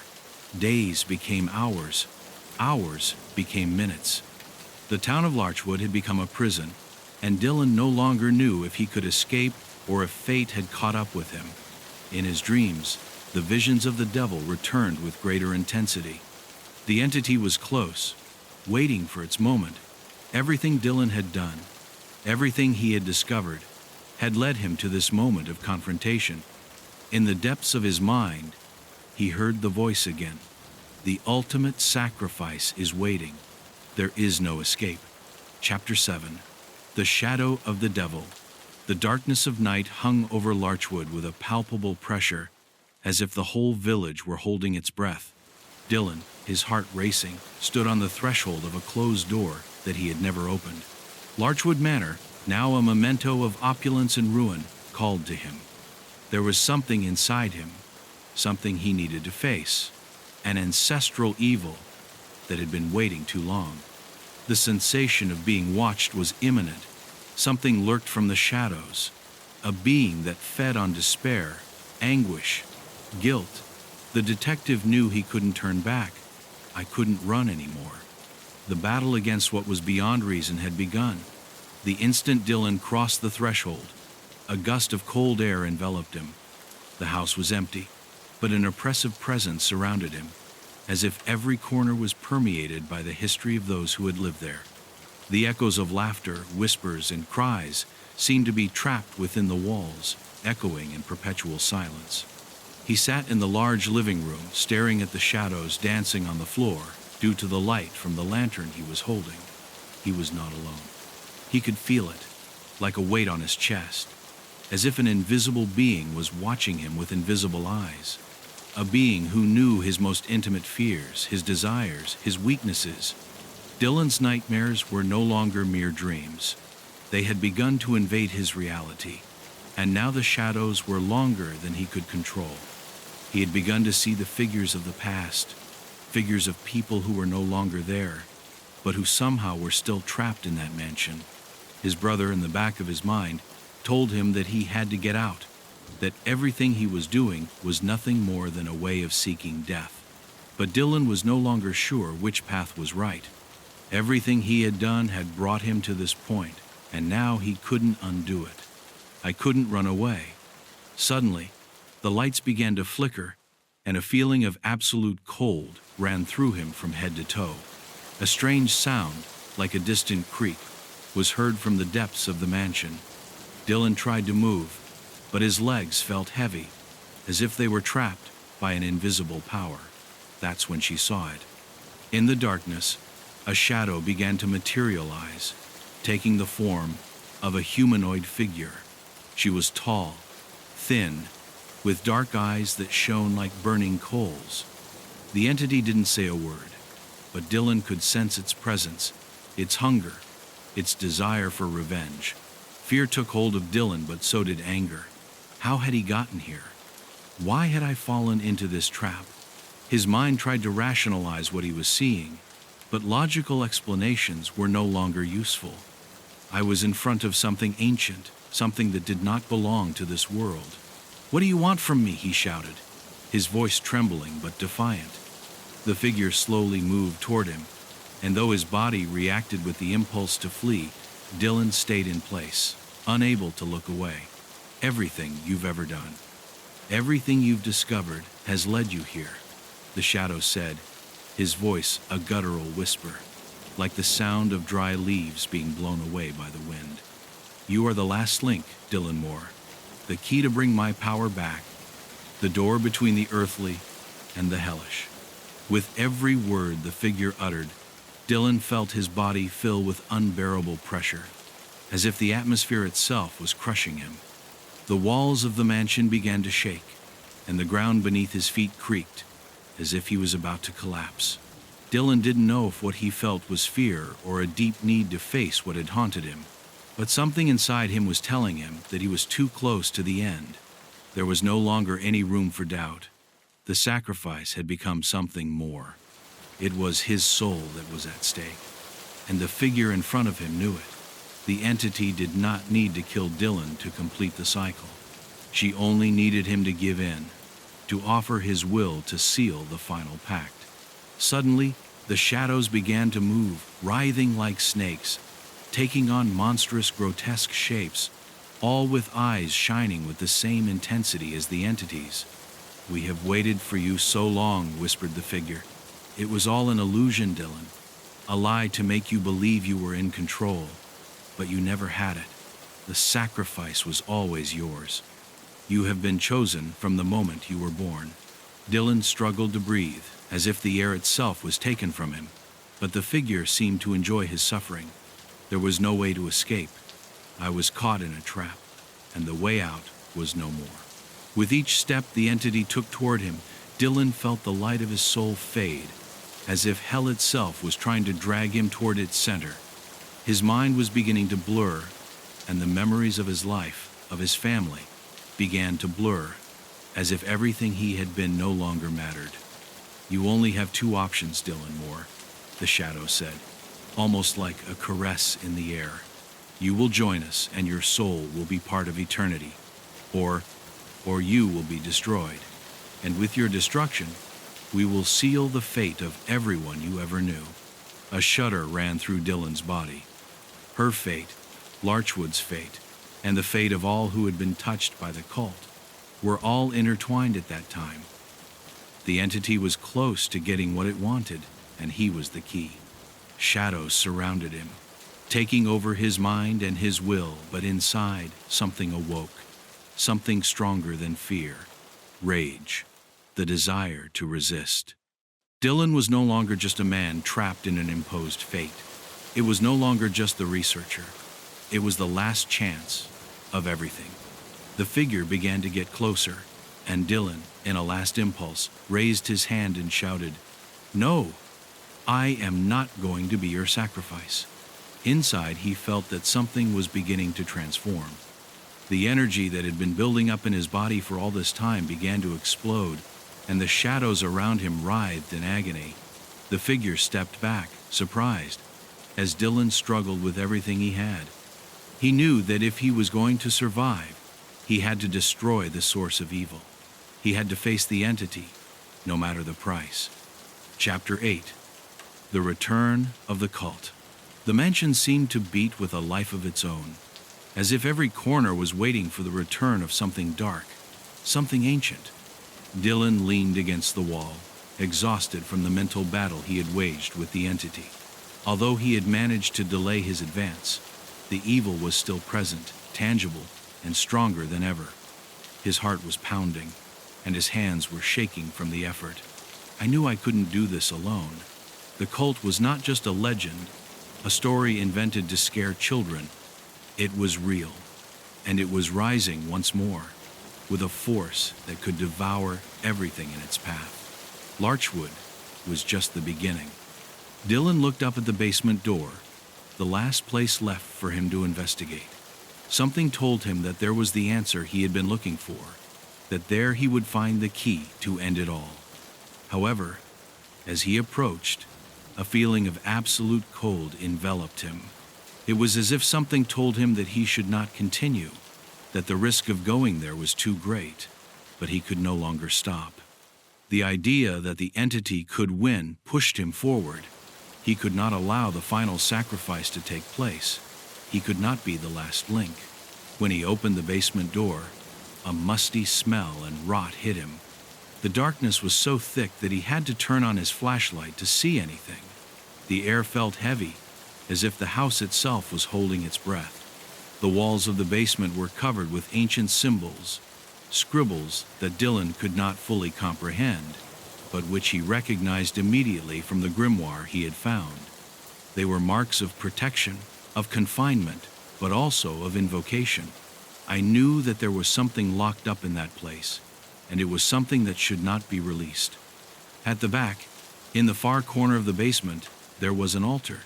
It was not an ordinary altar, but a macabre construction, covered in dried blood and remains of past sacrifices. The stones were black, made of a material he couldn't identify, and in their center was an engraved circle, a symbol that made him feel as if he were watching the demon's very face. The sense of evil was so intense that Dylan had to take a step back, but I knew I had to face it. He could not allow the cult to succeed. He could not allow evil to return. As he approached the altar, he heard a low, almost inaudible sound, like a whisper. The air vibrated with a dark energy, and Dylan felt as if something was surrounding him, as if he was not alone. Something, or someone, was watching him from the shadows. His flashlight flickered, and a shadow moved quickly in front of him, disappearing before he could react. A shiver ran down his spine. The feeling of being watched intensified. I wasn't alone in that place. The cult, or what was left of it, was closer than I thought. However, something at the altar called out to him. A small glowing object rested in the center of the circle. It was a black stone, carved in the shape of an eye, as if he were seeing everything that was going on in the room. As he approached, Dylan felt a pressure in his chest, a force that pushed him toward the object. The stone seemed to have a magnetic attraction. It wasn't just a physical object, it was a channel for what was to come.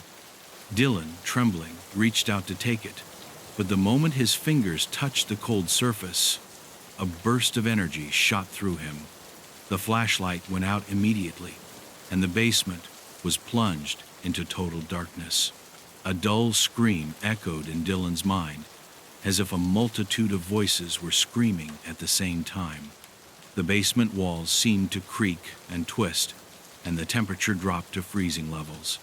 It was as if something had been released, something that had been patiently waiting in the shadows. At that very moment, the ground began to shake, and Dylan fell to the ground, unable to stand. The stone in his hands shone with a dark light, and an indescribable pressure crushed him. That's when the visions began. He saw the cult, the descendants of those who had made the covenant centuries ago. Their faces were distorted, their gaze vacant, as if they were no longer human. And in the center of them, a dark, imposing figure who was not of this world, the devil. The being who had been waiting in the shadows of Larchwood, waiting for the moment when the cycle would be completed. The voices in his head tormented him, demanding that he give up his soul, that he complete the final sacrifice. Dylan stood up, feeling the power of the stone in his hands like a bomb about to explode. "You have awakened what you shouldn't have," whispered a voice behind him. Dylan turned quickly, but saw no one. The darkness was total, but he could sense the presence of something great and dangerous. It was as if the house itself was breathing, as if it were alive. In that instant, a deafening roar filled the air, and a gigantic shadow emerged from the ground, taking the form of an indescribable creature, the entity that had been waiting for the return of the cult. The figure was made up of shadows that seemed to twist in all directions. Every movement he made was as if he were tearing away reality itself. Dylan lifted the stone, feeling its power grow with every second. I knew I didn't have much time. The entity was staring at him with a terrifying intensity, as if it was assessing his soul, his strength. "You are the chosen one," said the voice, this time louder, clearer. "There is no escape. What you have started has no end. You will be the ultimate sacrifice. And with your sacrifice, the cycle will close." Dylan squeezed the stone tightly. "I won't be your puppet," he shouted, fighting the mounting pressure. "I am not going to let this end like this." But the shadow advanced, and with it, the walls of the basement began to crumble. Reality itself seemed to collapse. The cult was returning, and the sacrifice was close to being fulfilled. Chapter 9. The Final Sacrifice. The ground beneath Dylan's feet began to crack, and the air became dense, almost impenetrable. The shadow in front of him was so large that it seemed to engulf all the light around him.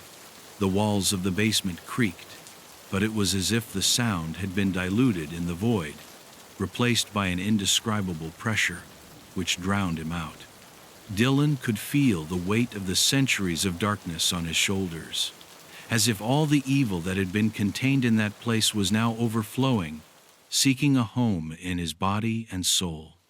The black stone in his hand shone brightly, its energy pulsing with unsustainable intensity. The figure in front of him, the demon, was imposing, larger than he had imagined. It had no fixed shape, but its contours seemed to form from shadows and smoke.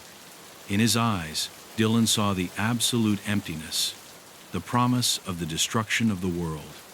The voice that emerged from the creature was not just a whisper, but a deep vibration that seemed to resonate in every bone, in every fiber of its being. "You've played with forces you don't understand, Dylan Moore, and now you will pay the price." The words resounded in his mind, like an echo of condemnation that he could not silence. The detective tried to take a step back, but the air was like a thick gel that held him in, immobilizing him. His hands trembled, but the black stone was still in his possession, still pulsing with an ancient and destructive energy. It was the key. He knew that if he used it correctly, he could stop the cult from returning. He could destroy the entity and free Larchwood from his condemnation, but the price would be high. He already felt it on his skin, in the burning of the stone, which seemed to merge with his soul. The shadow, noticing the resistance, smiled with a horrible grimace, beyond the human, and his eyes shone with fury. "You think you can stop me, but your fate is already sealed," the shadow said, as his figure continued to disintegrate and recompose. "What you have awakened is older than humanity itself. You have no power to face it." Every word the creature said seemed to rumble within the mansion, shaking the foundations and sending a shockwave of terror in all directions. Dylan felt as if time itself had stopped, as if his existence was about to fade under the weight of that impending threat. Still, the detective did not relent. The ritual had begun without him wanting it, and now, all that was left to do was decide whether to join the evil or fight to the end. Dylan took a deep breath, feeling the creature's growing fury in front. The black stone shone again, this time with a dark light that seemed to burn from the inside, burning his skin on contact. At that moment, he understood what he had to do. The solution was not to destroy the stone or flee. The only way to end the cycle was to offer a sacrifice, but not his soul. The sacrifice was another. Dylan lifted the stone above his head, staring determinedly at the demon. "I am not going to allow you to destroy everything I've ever known," he said in a firm voice, though his body trembled. "The sacrifice will not be mine." The shadow paused for a moment, as if something in the detective's words had caused him a strange sense of bewilderment. Dylan didn't know it, but he had touched a nerve. The demon was used to receiving sacrifices, but never before had anyone dared to challenge him in such a way. The creature spread out its hands, warping as it did, and shadows began to swirl around Dylan like a whirlwind of despair. "Then you will be the one to pay the price for their arrogance," he roared. In the blink of an eye, a multitude of figures emerged from the darkness, human beings transformed by the cult's curse, now slaves to the devil. They had been sacrificed in previous generations, and now they returned as ghosts, as walking shadows, ready to take their due. In the distance, the sound of the cult's footsteps echoed through the streets of Larchwood. The call of ritual had awakened the last members of the cult, those who remained in the shadows, awaiting the return of darkness. At first, there were only a few, but as time went on, the crowd grew more and more, until the town's central square was overrun by those who had followed the cult for generations. They were also part of the sacrifice. Dylan was not only fighting the demon, but a legion that was rising with him. Dylan faced the cult's central figure, who was walking toward him with an impassive expression. The followers' eyes shone with sickly devotion, as if they were under the control of a greater force. And it wasn't just the cult. It was the townspeople, the descendants of those who had started the covenant centuries ago. Each of them was marked, brought to the sacrifice, and now Larchwood was under his control. Evil had already awakened. Dylan knew he had to make a quick decision. It no longer depended only on him. The future of all the villagers was at stake. Cult figures began to surround him, and Dylan felt the pressure of darkness in every corner. With a frantic movement, he lifted the stone and threw it onto the altar, breaking the protective circle that had been sealed for generations. At that moment, the world seemed to fall apart. The shadows screamed, and a wave of dark energy flooded the place, covering everything around it with a black blanket. The creature, furious, began to distort, and its cry of agony echoed throughout Larchwood as souls trapped in the pack struggled to escape. But the sacrifice, the real sacrifice, was already underway. The demon roared with irrepressible fury, but Dylan did not relent. In his mind, he saw the image of his family, his people, and understood that he could not give up. With whatever strength he had left, he began to fight the shadows, trying to maintain control as the dark energy began to devour everything in its path. He knew that if he didn't stop it, evil would continue to spread, and nothing could save Larchwood. Chapter 10. The Awakening of Evil. The air in Larchwood had become unbreathable. The ground trembled, and the shadows seemed to move on their own, growing and warping as the darkness expanded. Dylan, still holding the broken stone in his hands, felt its energy fade, as if the air itself was being sucked in by an uncontrollable force. The light was fading around him, and with it, the last hopes of saving the people from eternal damnation. Every crack in the earth seemed to bring him closer to the abyss, and the demon's roar echoed in his mind, a constant pressure that threatened to break him inside. The altar, now shattered, continued to emanate a dark energy, fueling the evil that overflowed everywhere. Dylan felt as if he was being sucked in, as if his entire being was being stripped of his will. He knew he couldn't give up, but the fight was starting to get harder. Shadows swirled around him, whispers and distorted laughter filled the air, and the feeling of being surrounded by something invisible and terrifying drowned him out. Yet in the midst of that darkness, something inside him was still struggling, something that refused to budge. The demon wasn't just a creature of the shadows, it was more than that. It was the manifestation of centuries of suffering, of broken pacts, of sacrifices that had marked entire generations. Every life that had been taken in the name of power had fueled his ascent. And now, with the cycle completed, his power was absolute. Dylan looked up at the sky, which had turned a deep red, as if the sun itself was being consumed by evil. The whole town was about to be swallowed up by the abyss, and the last chance to save them was at their fingertips. But the price was clear: their souls. "You thought you could stop me?" The demon's voice resounded, and the words seemed to come from all sides. "But all you've done is prepare the ground for my return. This is your sacrifice, Dylan Moore. The sacrifice of your soul. The final sacrifice." The creature's figure rose in front of him, larger, more imposing, almost human in form, but with a grotesque distortion in its every movement. His eyes shone with a hellish intensity, and every word that came out of his mouth seemed to open a door to hell itself. Dylan tried to resist, but the power of the demon dragged him away. The stone he was holding began to burn hard, as if it was absorbing all the darkness that the demon was releasing. The detective fell to his knees, struggling to stay conscious. The sacrifice that the devil demanded was too great. Not only his life, but that of all those he loved. Larchwood, his home, his family, everything was crumbling under the weight of the curse. But there was something Dylan could still do, something that didn't depend on the sacrifice of his soul. There was one last glimmer of hope in the darkness. With a strength he didn't know where it came from, Dylan lifted the broken stone once more, now with the fragments burning between his fingers. "I won't be your pawn," he shouted in a broken voice, feeling the heat of the stone penetrate his skin.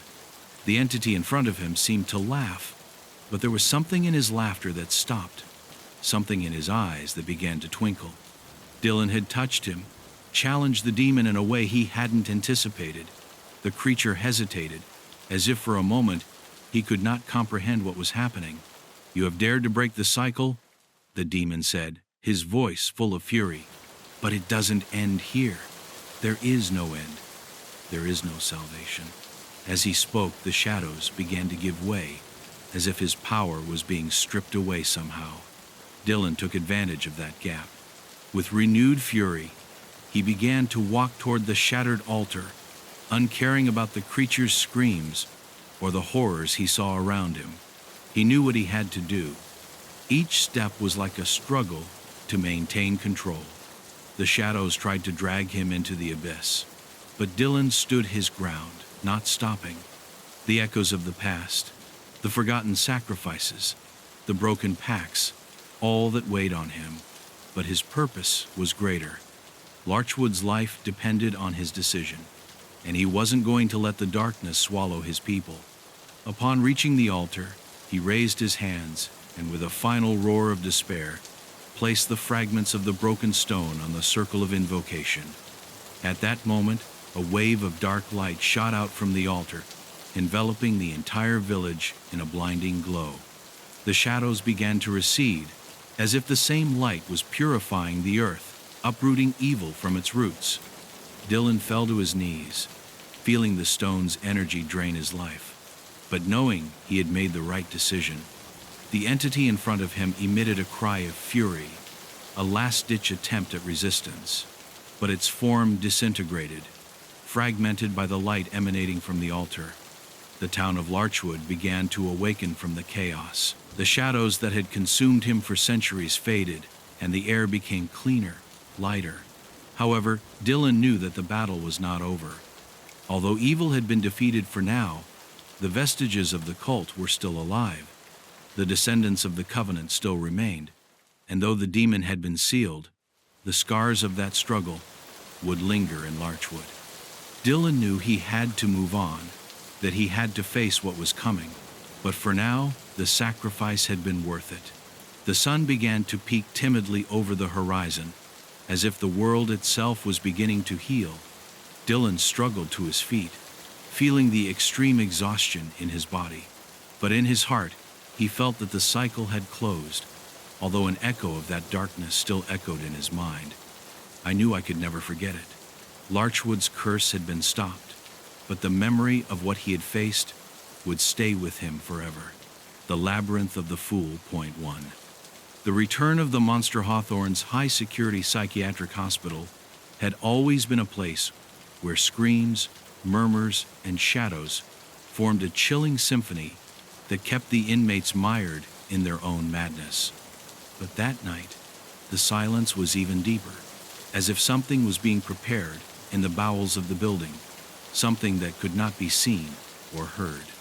Detective Laura Timmons arrived at the hospital at 3 a.m, unaware that this would be the scariest investigation of her career. He had been informed that there was an incident, but what he found in the hospital exceeded all expectations. The body of Marcus Lane, one of the most ruthless and notorious killers in recent history, lay in his cell, dead, motionless. The details of his death were completely inexplicable. There were no signs of a struggle, no marks that anyone had entered his cell. There were not even witnesses. The killer had died in his own bed, as if he had fallen asleep, but with an expression on his face that suggested something far more sinister, the mockery of a game that had just begun. The hospital's security cameras did not record anything out of the ordinary in the hours before the discovery. There were no records of visits, not even of staff coming and going.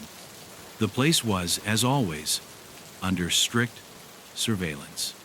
Marcus Lane had been convicted of a series of brutal murders years ago, his life spent in the isolation of a maximum security cell, where they made sure he could never leave. However, no one could explain how he had died, or, what was even more puzzling, how he had come to be dead in the first place. Laura inspected the body carefully, looking for any clue in its cold, pale appearance. Nothing. Everything seemed to indicate that the man had died of natural causes, a sudden cardiac arrest perhaps. But as he looked closer, Marcus's eyes were still open, as if he were observing something that only he could see. There was something in his face, something that overflowed the boundaries of the natural, a palpable sense of evil. The forensic team that had arrived at the scene was equally perplexed. They all agreed on the same thing. Marcus's body showed no signs of violence. There were no marks of torture, nor traces that could indicate a previous attack. He was just there, in his bed, as if he had fallen into a deep sleep. Doctors who checked him confirmed that there were no traces of drugs or poisons in his system, nothing that could have caused his death. Laura, caught up in a growing sense of unease, began to question if there was something bigger behind it. What if Marcus Lane, the killer who had terrorized the city, was still beyond death, waiting? No one knew, but a strange premonition began to grow inside her, a premonition that filled her with a fear she couldn't control. Something was very wrong, and the truth, though dark, was about to come to light. As the police began to draw their conclusions about Marcus's death, Laura decided to do what she did best: investigate. He asked for access to all records of the case, from his trial reports to interviews of his arrest. I knew something didn't add up, something that even the best experts hadn't been able to see. As he dug through the documentation, he found a number of puzzling details. Apparently, Marcus had not been an ordinary killer. The psychological reports spoke of his psychosis, of his ability to manipulate people, to make them fall into his game. There was an intelligence behind his madness that was unsettling. The psychiatrist who had treated him for years, Dr. Thomas Blackwood, had documented a number of strange behaviors in Marcus. He said that the murderer had a unique ability to feel the fear of others, to read their minds. According to Blackwood, Marcus didn't kill just for pleasure, but because he felt he could control everything, as if he were on a stage and the victims were mere actors that he had to direct. But most disturbing of all, Dr. Blackwood claimed that Marcus was not completely alone in his mind. Despite all reports making it clear that Marcus was completely alone in his cell, Laura found a series of notes that pointed to a recurring theme: Marcus's twin brother, Malcolm Lane, a name that had never appeared in official reports. According to Blackwood's reports, Malcolm had been diagnosed with multiple personality disorder, and while there was no evidence of his direct involvement in Marcus's crimes, his existence appeared to be linked to his brother's psychosis. How could this be? If Marcus had been arrested and imprisoned, who was this twin brother? And why had it never been mentioned in the official archives? The questions piled up one after another in Laura's mind. The more he investigated, the more it seemed to him that Marcus Lane's death was not the end, but rather the beginning of something even darker. Laura couldn't help but feel watched. There was something in the air, something I couldn't clearly define. During the following night, after exhaustively reviewing all the files, Laura received a phone call. At first, he thought it was just another call, perhaps related to reports. But when he heard the voice on the other end of the line, a shiver ran down his spine. The voice was deep, almost a whisper, and although it sounded distorted, he recognized what it said. The game has begun. The call was cut off before she could ask any more, leaving Laura completely taken aback. Who was behind this? How did they know she was investigating? The detective tried to calm down, but the message was clear. Someone was playing with her, and that wasn't just a game. Restlessness began to invade every corner of his being. Something was not right with Hawthorne. Something much deeper than a simple murder. The feeling that someone, or something, was stalking her intensified as the hours passed. He decided to meet with those in charge of the case. But before he could do so, a new clue appeared. During a routine check of security cameras, someone noticed an anomaly, a strange movement in Marcus's cell during the night before his death. The footage showed a hooded figure entering Marcus's cell undetected. However, the camera never captured the figure coming out. Who was that person? And, most importantly, how had he managed to enter without a trace? The answers seemed farther away than ever, but Laura couldn't help but follow the trail. Something macabre was going on, and she was at the center of it. The detective spiraled into obsession, going through every detail, looking for a clue that could explain the impossible. But the deeper he got into the case, the more he realized that Marcus Lane hadn't died. Not really. Someone had tampered with the crime scene, creating a perfect illusion to confuse everyone. The monster, the creature that had terrorized the city, had not disappeared. He was there, waiting with terrifying patience. And worst of all, Laura began to wonder, if Marcus Lane wasn't dead, who had killed him? Or, perhaps the most important question of all, was it Marcus's twin brother who was behind all this?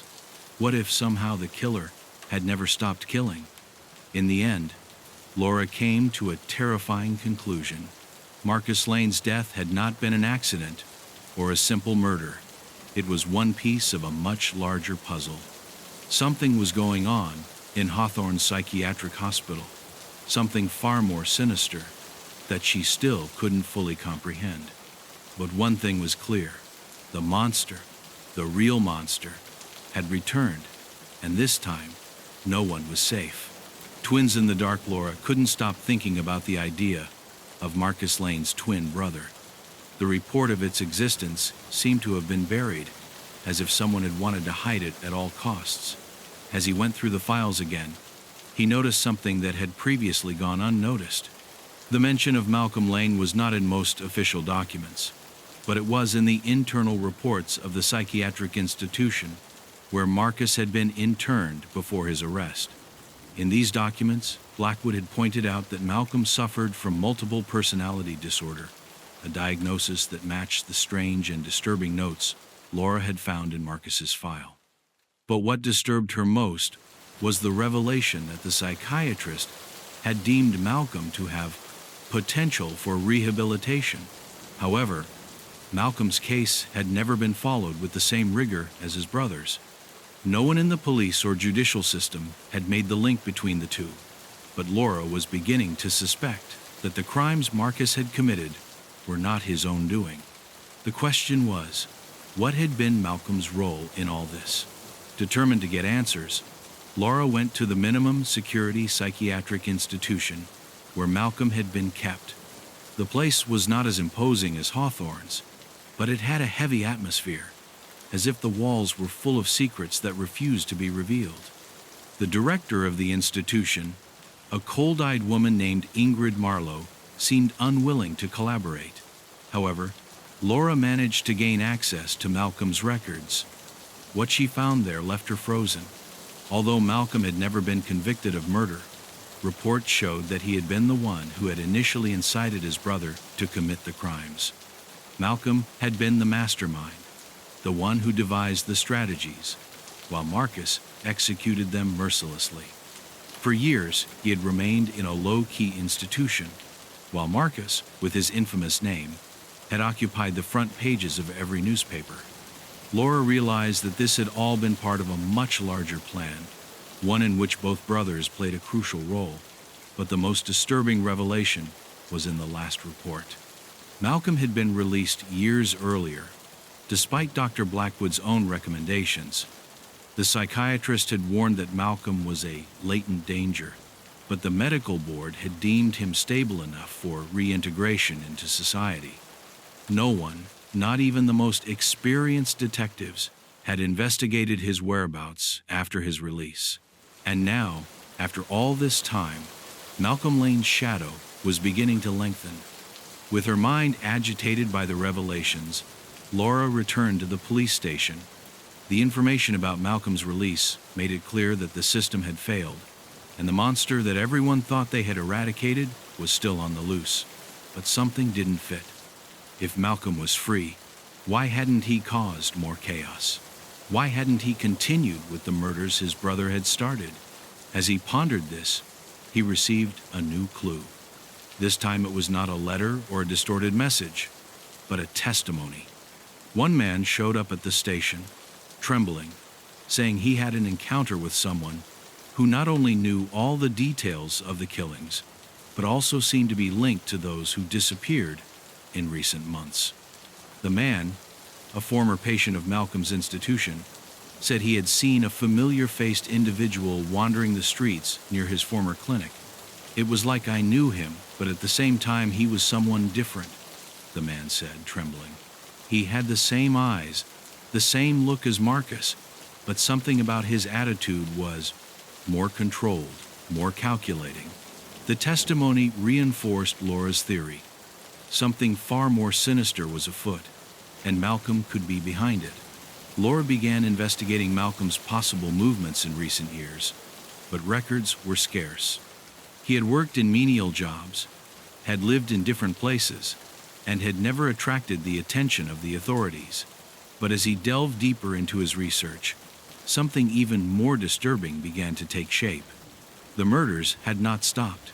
Indeed, in recent weeks, there had been a series of bizarre deaths that seemed to have a connection to Marcus's past crimes. The victims had nothing in common, but they had all been found in unusual places, as if they were being put on display. The corpses, though with no obvious signs of torture, had an expression of horror on their faces, as if they were trapped in an endless nightmare. The patterns of deaths were beginning to replicate the previous stages of Marcus's crimes, as if someone were repeating step by step the same game that had begun years ago. The next step was to track down the few survivors of Marcus's murders. They had all witnessed the macabre game he had orchestrated, and Laura suspected that they might now be the key pieces to solving this new enigma.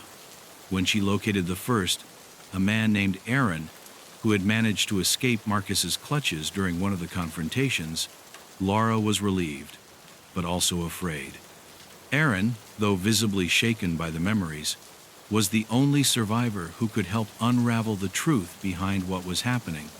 In their encounter, Aaron told her the story of his own nightmare when he was chased by Marcus in a maze of corridors of an abandoned hospital. The rules of the game were simple. If you didn't solve the puzzles, you died. It was as if Marcus was not just a murderer, but a master of ceremonies, enjoying every second of suffering. Aaron told him, his eyes shining with palpable terror.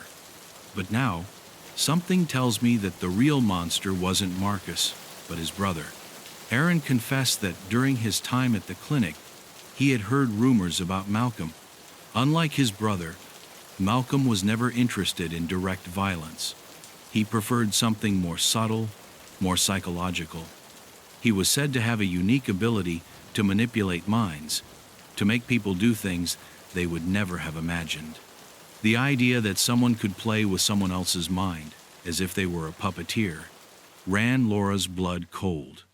Could Malcolm have been behind these new murders, playing with the minds of the victims, just as his brother had? The answer seemed to be yes. Laura had the feeling that the real killer had never been Marcus, but the mind that controlled everything from the shadows. Malcolm, with his multiple personality disorder, had managed to escape the radar of the police, manipulating everything from the dark. On the following night, Laura decided to visit the place where the last murder had taken place. The scene was disturbing. The victim's corpse was ritually arranged in the center of what appeared to be a makeshift labyrinth made of broken mirrors and ropes. The expression of the dead man was the same as that of all the other victims: absolute terror. When Laura approached the mirrors, she noticed something strange. One of them reflected her own face, but the other did not. In its place, the image of a man appeared who, although diffuse, had the same gaze as Marcus. His heart pounded. The puzzle piece fit. Malcolm was behind all of this. He had designed this game, and now he was the only one who could stop it before more victims fell. As the days passed, Laura was caught in a web of deception and manipulation, in which the clues were as fragmented as the broken mirrors she encountered in each scene. But there was one indisputable truth. The mastermind behind the crimes was not Marcus Lane. It was Malcolm, and he had returned to continue what his brother had started. The game had changed shape, but the rules remained the same: solve the maze or die. Point 3. The idea of the game kept reverberating in Laura's mind, like a macabre echo that refused to go away. As the pieces of the puzzle began to fall into place, it became more apparent that something much bigger was at play, something far more perverse than any single murder. The message he had received days before, the chilling whisper of "the game has begun," did not seem to be a mere threat, but the warning of a man completely willing to take back control of human minds. The murderer, or rather, the manipulator, had entered a psychological terrain where death was not the end, but a mere phase of an endless cycle of suffering and terror. In the days that followed, Laura discovered a number of victims who seemed to have something in common. They had all been diagnosed with psychological disorders similar to those of Marcus and Malcolm. However, they were not simple coincidences. The victims, though seemingly random, were connected by an invisible thread, a pattern that only someone with an obsessive, brilliant mind could have woven. In each case, people had received a secret invitation, a letter asking them to follow a game of clues, a maze of riddles and riddles. No one had survived, and terror had been sown in the city. The authorities were completely overwhelmed. There was no evidence, just a series of bodies and a growing sense of despair. What was even more disturbing was the fact that the victims had not been killed in a conventional way. They had not been stabbed or shot, but their deaths had followed a logical progression, and, for some incomprehensible reason, each victim had played their part in a story that was about to be completed. Laura began to collect the messages that the murderers had left behind. They were haunting, twisted, full of puns and references to mythology, ancient fables, and the Lane's own crime story. Every clue they found seemed to be part of a narrative, as if someone was writing a story where the victims were just actors, playing their roles before their tragic end. In her office, Surrounded by papers, photographs, and notes that piled up like a wall of paranoia, Laura began to understand something deeper. This was not a simple serial killer. He was a man, or maybe two, who played with human minds, who fed on the despair and madness of their victims. In each death, Malcolm Lane was leaving a mark, like a ghost that could not be stopped. At first, Laura had thought that he might be a mere impersonator, someone who had studied the case of the Lane brothers and had tried to replicate their crimes. But he soon realized that what was happening was much more complex. The letters contained not only riddles, but instructions to do more macabre things, such as locking victims in dead-end rooms or having them face their worst fears before they died. Everything was designed to mentally destroy the person before they were killed. The detective began to wonder if she herself wasn't being dragged into an even bigger game, one in which the only way to win was to escape before losing everything. But how do you escape something as ubiquitous as a mind like Malcolm's? The survivors of the previous crimes, those who had somehow managed to escape the labyrinth, began to contact Laura. There was something in her stories that disturbed her deeply. Not only were they traumatized, but it seemed like a part of them was still caught up in that game. Some spoke in their dreams of endless corridors and a dark presence watching them from the shadows. Others claimed that they could feel Malcolm's manipulation, even without seeing him. One man, Arthur, a survivor of a previous murder, confessed to Laura that although he had managed to escape, he always felt like he was being watched. "It's as if he's chasing me from within," he told her, his eyes bulging with terror. "He has never left me alone. I don't know if I've really escaped." Something about her words left a mark on Laura. It was as if the survivors had not only been persecuted physically, but psychologically. The game was not over for them. In an attempt to stop this macabre sequence, Laura immersed herself in Malcolm Lane's personal story. What she discovered left her paralyzed. During his youth, he had been Marcus's invisible brother, overshadowed by his twin's brutality, while he himself cultivated an even more twisted and dangerous mind. Although Marcus committed the crimes, Malcolm had been the architect, the one who wove the web of deception and manipulation that trapped the victims. With his multiple personality disorder, he had played with the minds of everyone who crossed his path.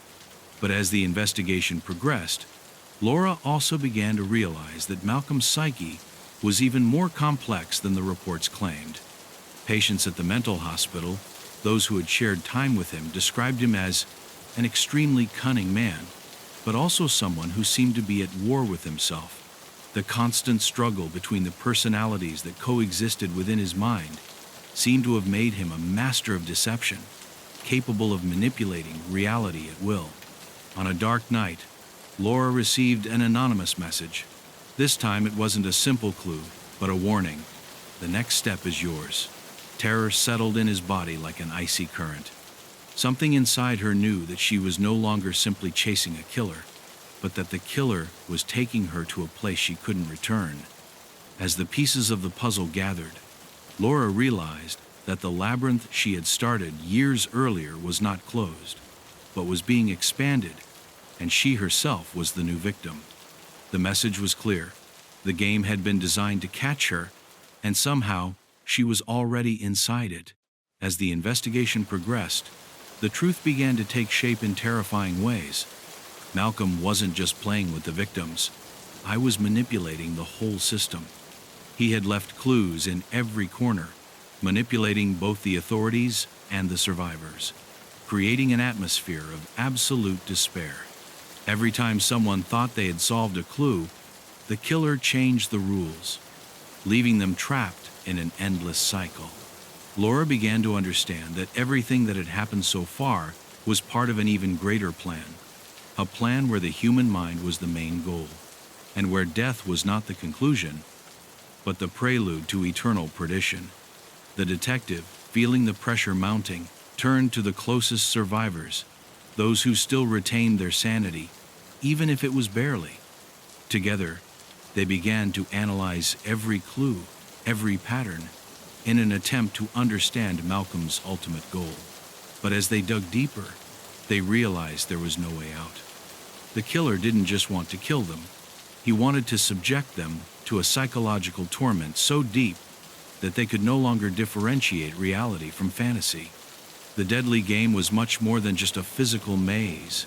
It was a mental prison, and everyone was trapped. With a growing sense of terror, Laura realized that she had to act quickly. Time was running out. Something even worse was brewing in the shadows, and the deadly game had reached a point where the only way out was to confront the monster directly. But how could one defeat someone who had made psychological play his only weapon? 4. The liberated brother, the dawn, brought with it a sense of emptiness, as if the city itself were breathing at the same frenetic and agonizing pace as Laura. It wasn't just the weight of the case that haunted her, but the revelation about Malcolm Lane's release. The truth he had been searching for so long now seemed to take a more terrifying form. His twin brother had been released from the mental hospital years ago, and with it, the monster had been let loose.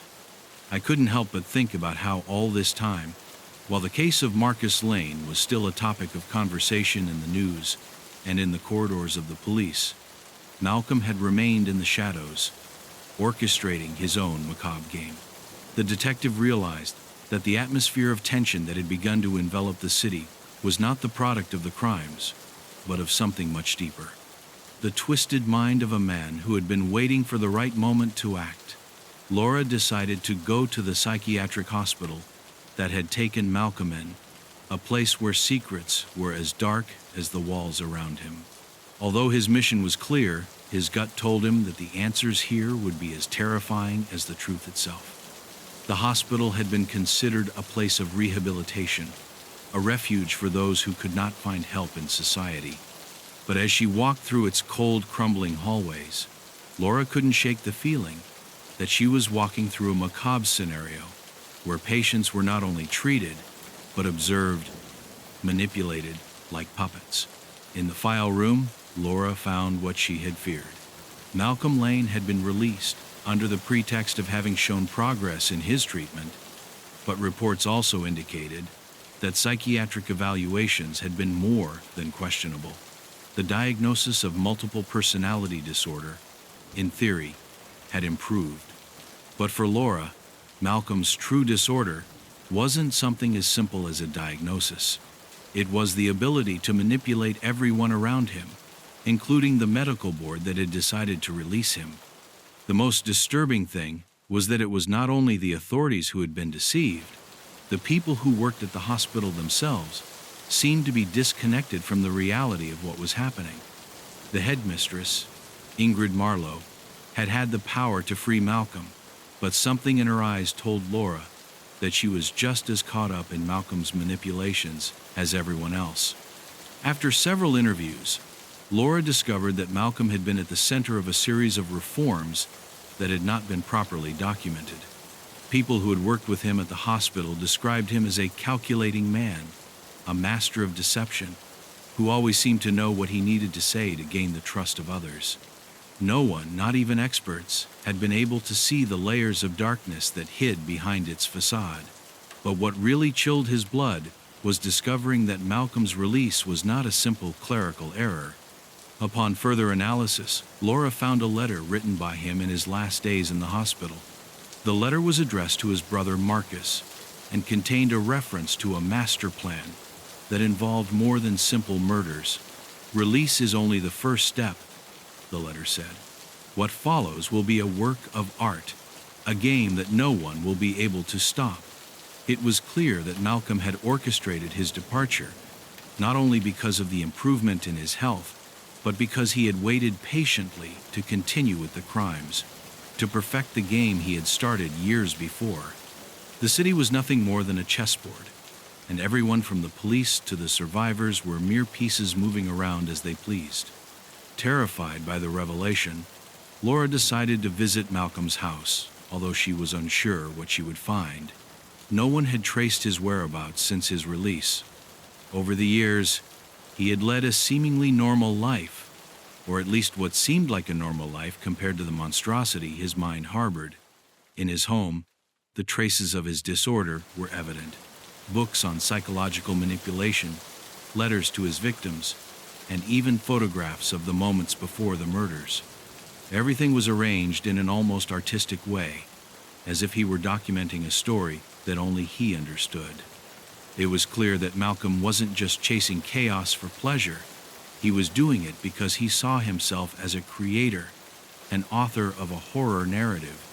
The house was his workshop, and the people who fell into his nets, the characters of his horror story. At that moment, Laura understood something even more terrifying. This wasn't just Malcolm's game. It was a project in which he was both the author and the director. He didn't just want his victims to die. He wanted them to play their part in a story that only he could write and control. His letters, the clues, the riddles, all had a deeper purpose: to demonstrate his power, his absolute control over human minds. He wanted each of them to become a piece that fulfilled its function in the grand plan. The city was their stage, and the people, their actors, trapped in a script they had never asked to perform. As Laura investigated further, she discovered that Malcolm had not worked on his game alone. During his time in the hospital, he had formed a secret network of people who, although seemingly unconscious, served as his puppets. Among them, some survivors of Marcus's murders, other patients who had been treated in a special way, and even some members of the police who unknowingly had been helping his plans. All of this pointed to a single goal: total control of the human mind, and the creation of an endless cycle of fear and despair. Malcolm had released not only his body, but his ideas, and now those ideas were spreading like a disease. In an even more macabre twist, Laura found a recording of an interview conducted years earlier, when Malcolm was still undergoing treatment. In the recording, he spoke of his vision of freedom. "Freedom is not a right, it is an illusion," he said with an unsettling smile.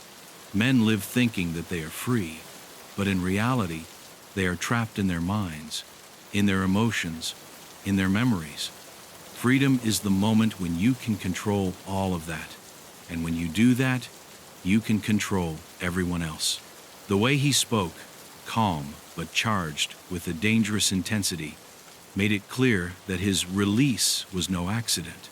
It was the culmination of years of planning and manipulation, and Laura was at the epicenter of it all. Back at the station, Laura looked at the police reports, the clues she had gathered, and the images of the victims. Everything fit. Malcolm had woven a much larger net than she had imagined. The crimes were not a series of isolated murders. They were acts within a carefully crafted narrative. The story I was playing was much bigger than she could see. She was trapped, and the pieces of the puzzle kept moving. The real monster wasn't just a murderer. He was an architect of terror, a master manipulator, who now had absolute control over everyone, even Laura herself. The real game had just begun. Point 5. The psychological labyrinth, the human mind, Laura thought as she entered the dark corridors of her own psyche, is a labyrinth from which few manage to escape. Every step she took brought her closer to a truth so terrifying that her own heart throbbed in her chest, as if he too were caught up in the game. The echoes of Malcolm's words echoed in his head, and the fear he had previously watched only from the outside began to slowly creep inward, a psychological virus he couldn't avoid. Everything I had learned so far, all the clues and murders, were just the beginning of a much more macabre game. And this game was not physical, but mental.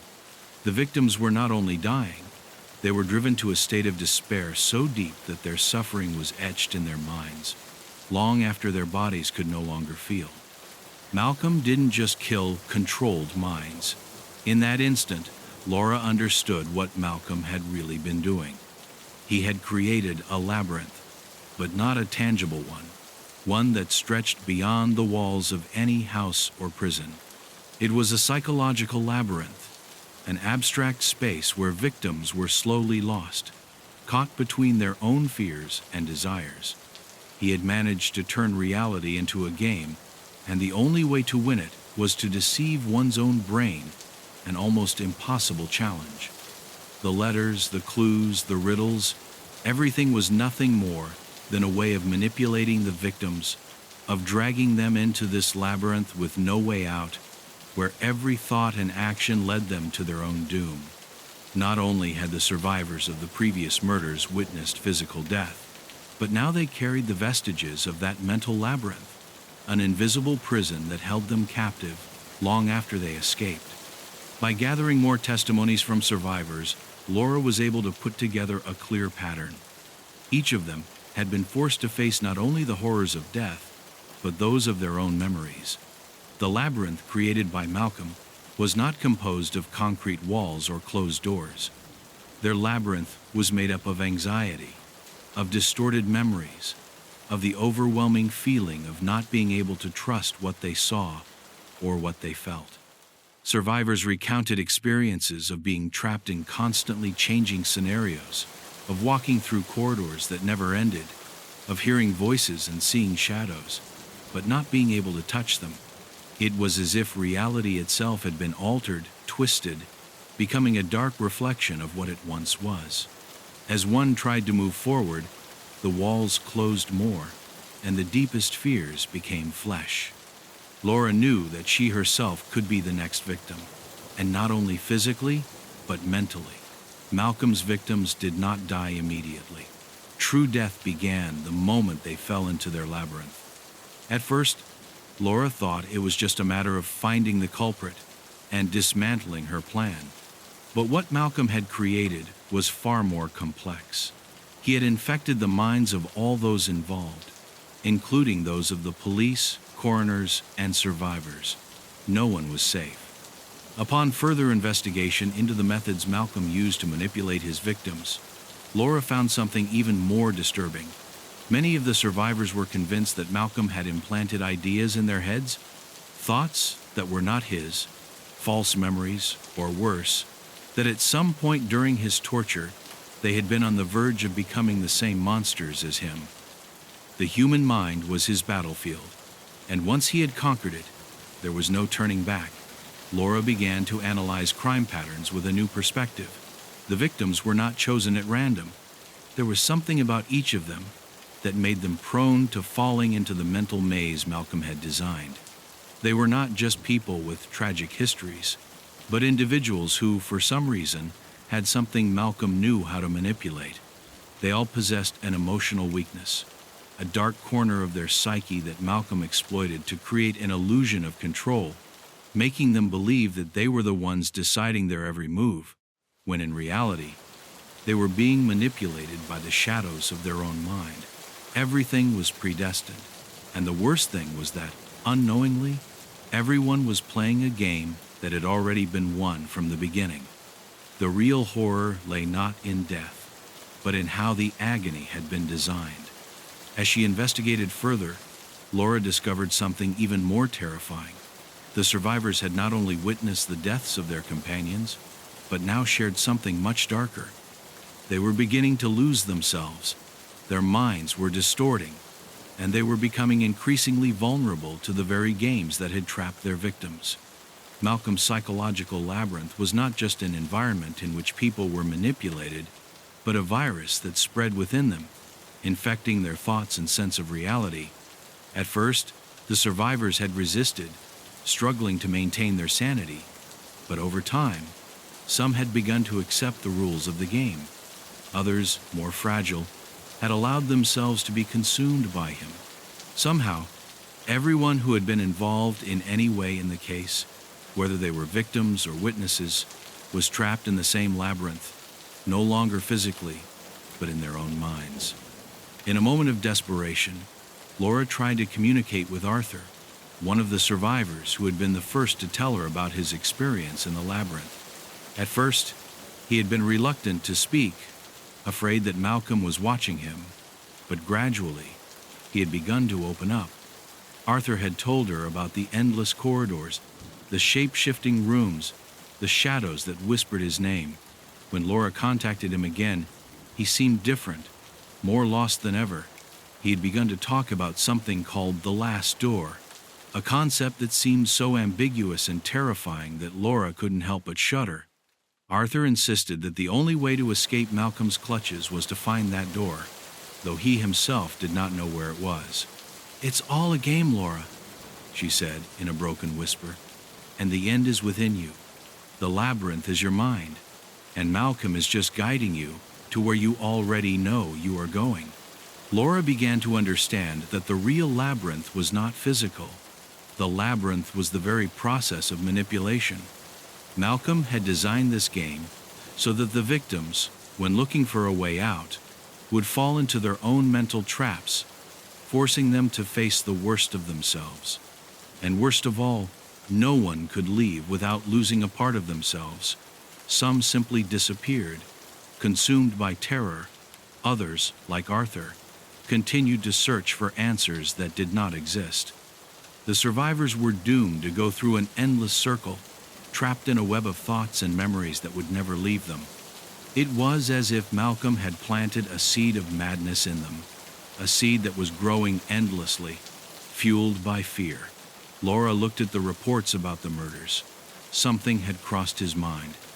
The details of the crimes were too perfect, too careful. They were not only murders, they were rites, pieces of a much larger game, something that was unfolding as she continued to investigate. The killer wasn't done yet. The psychological labyrinth he had created had begun to take shape. What Malcolm had begun years earlier, what seemed like a simple obsession of a murderer, was actually a masterpiece of mind manipulation. And now, it was Laura's turn to enter it. With her heart pounding in her chest, Laura prepared for what was to come. She knew that the next step would lead her to come face to face with the labyrinth at its finest. But this time, she would not only be an observer, she was being dragged into the center of the game. The real challenge had begun. Point 6.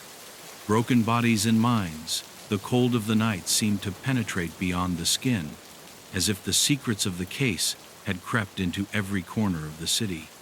Laura was facing a new scene, a scene that was not only terrifying because of what was seen with the naked eye, but also because of what could not be seen. The autopsy of the last victim had revealed something disturbing. Not only had she died brutally, but she had been psychologically tortured before her death. Forensics had stumbled upon something else, something they couldn't sort through with the usual tools: invisible imprints on the mind. There was something about the victim's mental state that did not correspond to any known physical torture, something that indicated that the shadows of Malcolm's psychological labyrinth had seeped into his being long before his body was finally destroyed. This was not just a physical death, it was a mental agony that had left deep scars, invisible traces that would linger long after the corpse disappeared. Initial reports indicated signs of an extreme disorder in the nerves of the central system, but most terrifying of all was the pattern. Each of the victims had undergone a transformation, a dissociation from reality before they died. Autopsies found not only physical mutilations, but alterations in the areas of the brain that manage fear, memory, and perception. It seemed as if the victims, before they were killed, had been trapped in an endless nightmare, where reality slowly crumbled until they could no longer distinguish between what was real and what had been induced by their own fears. The traces of psychological fear were as deep as the physical wounds, and everything pointed to Malcolm not only murdering bodies, but shattering minds. The maze he had designed wasn't just for hunting, it was to destroy, to tear apart from the inside until nothing was left but an empty shell.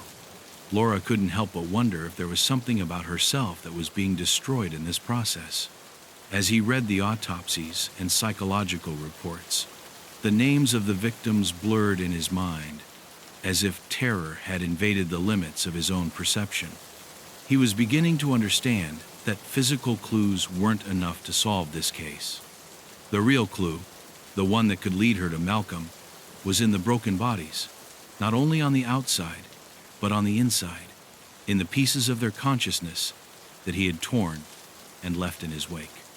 The damage it had caused to their minds was far greater than any physical wounds.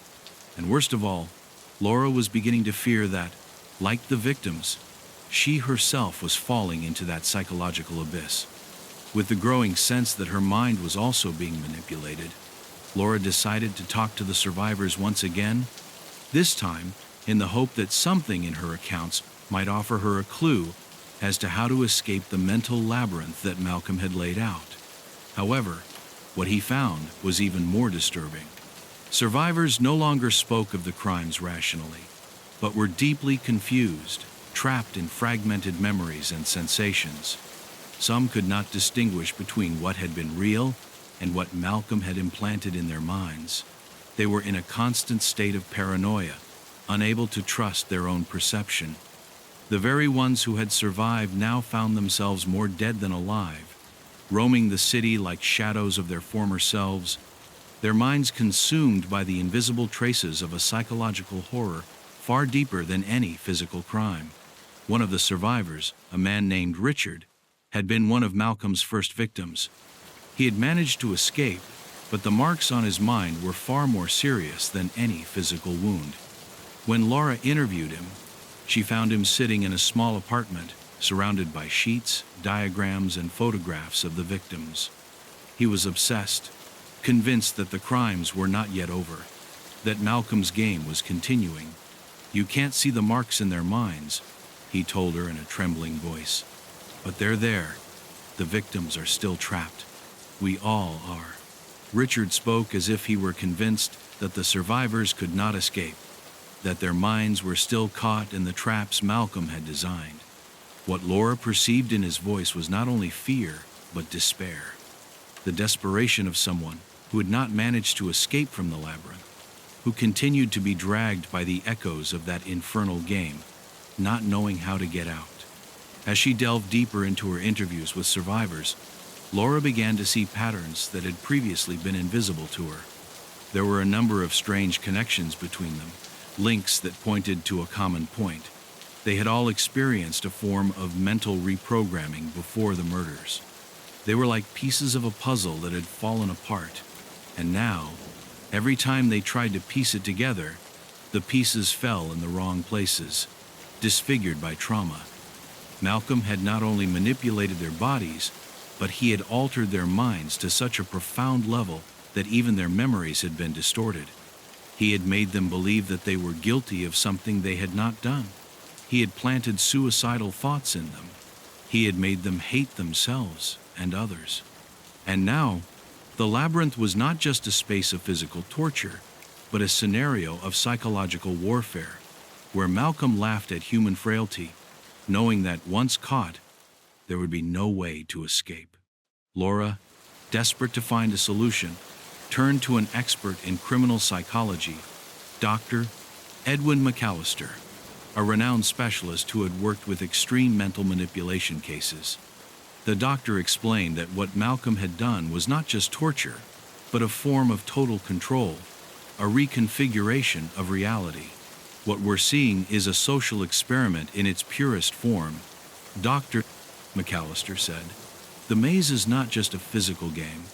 It is a means of reprogramming people's minds.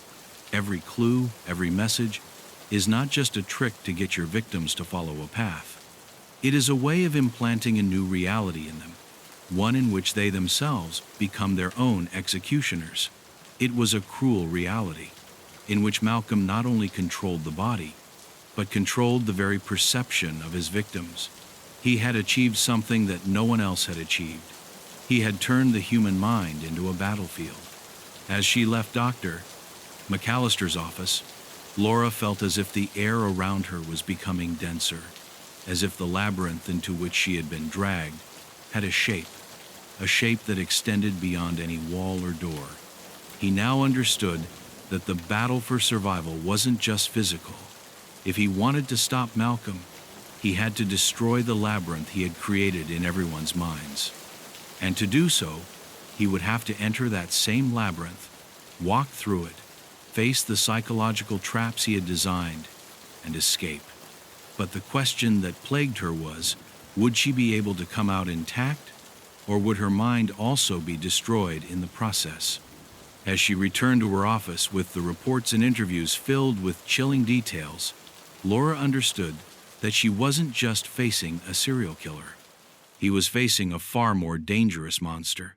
The man who had learned to control the human mind, to manipulate it into his own. And at the time, the city wasn't just a scene for crime, it was the labyrinth.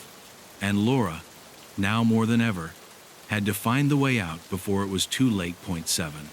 In the killer's mind, dawn had come quietly, as if the city was taking a breather, knowing what was coming.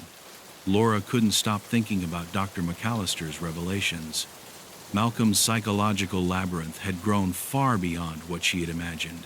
Information about victims, survivors, and mental manipulations constantly haunted her, like a shadow slipping behind her.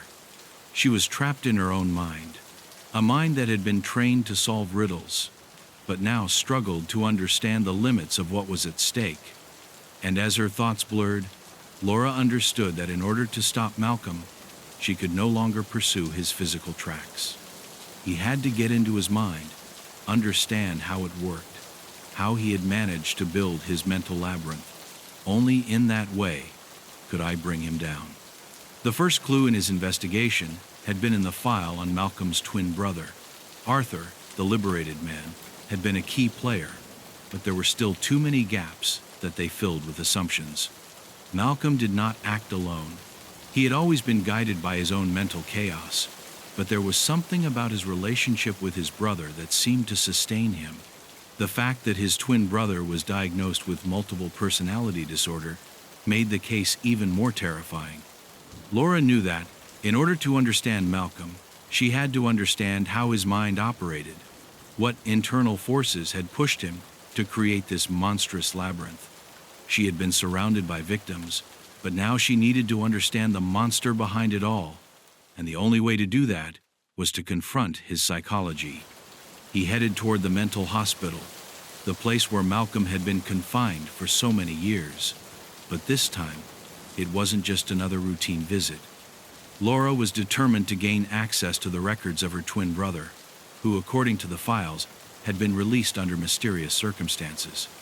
The psychiatric hospital had been hiding information, and she felt that something dark was looming over that place.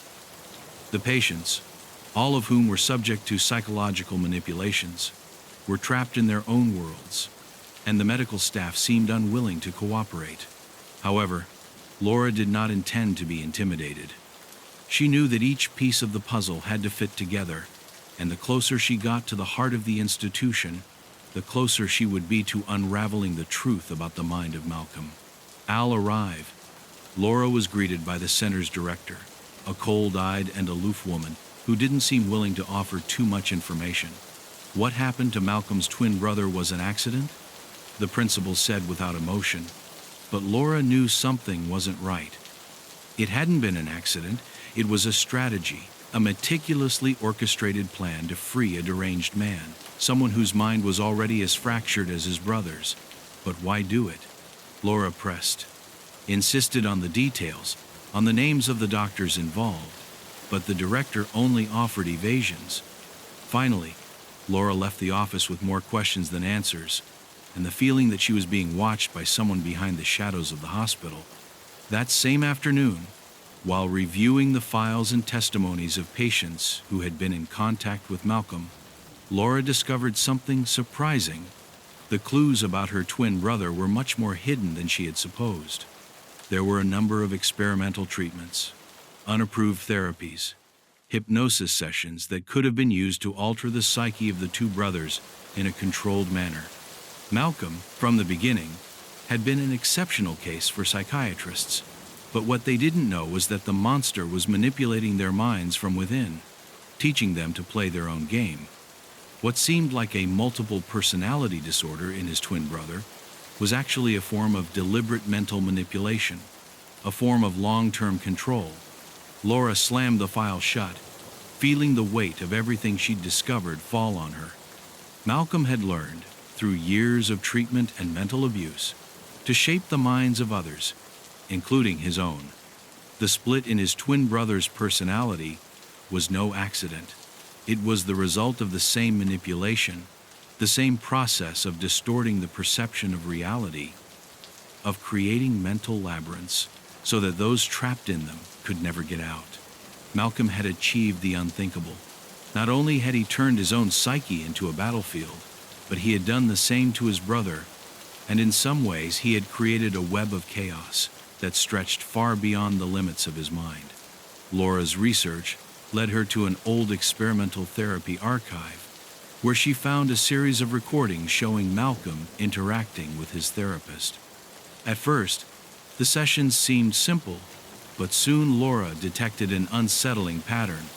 In the recordings, Malcolm was guiding the therapist, manipulating his responses, controlling his emotions, bringing him to a state where the perception of reality was completely distorted, as if he were creating a labyrinth inside the therapist's mind, a mental prison where the victim could never escape. It was a power game, a game where total control of the human mind was the real prize, and Malcolm had been his own master. His twin brother was not only his accomplice, he was her student, someone who had learned to play the same game, but with even more complex and lethal rules. Laura began to understand that, at the heart of Malcolm's chaos, there was an orderly structure, a dark logic that only he knew.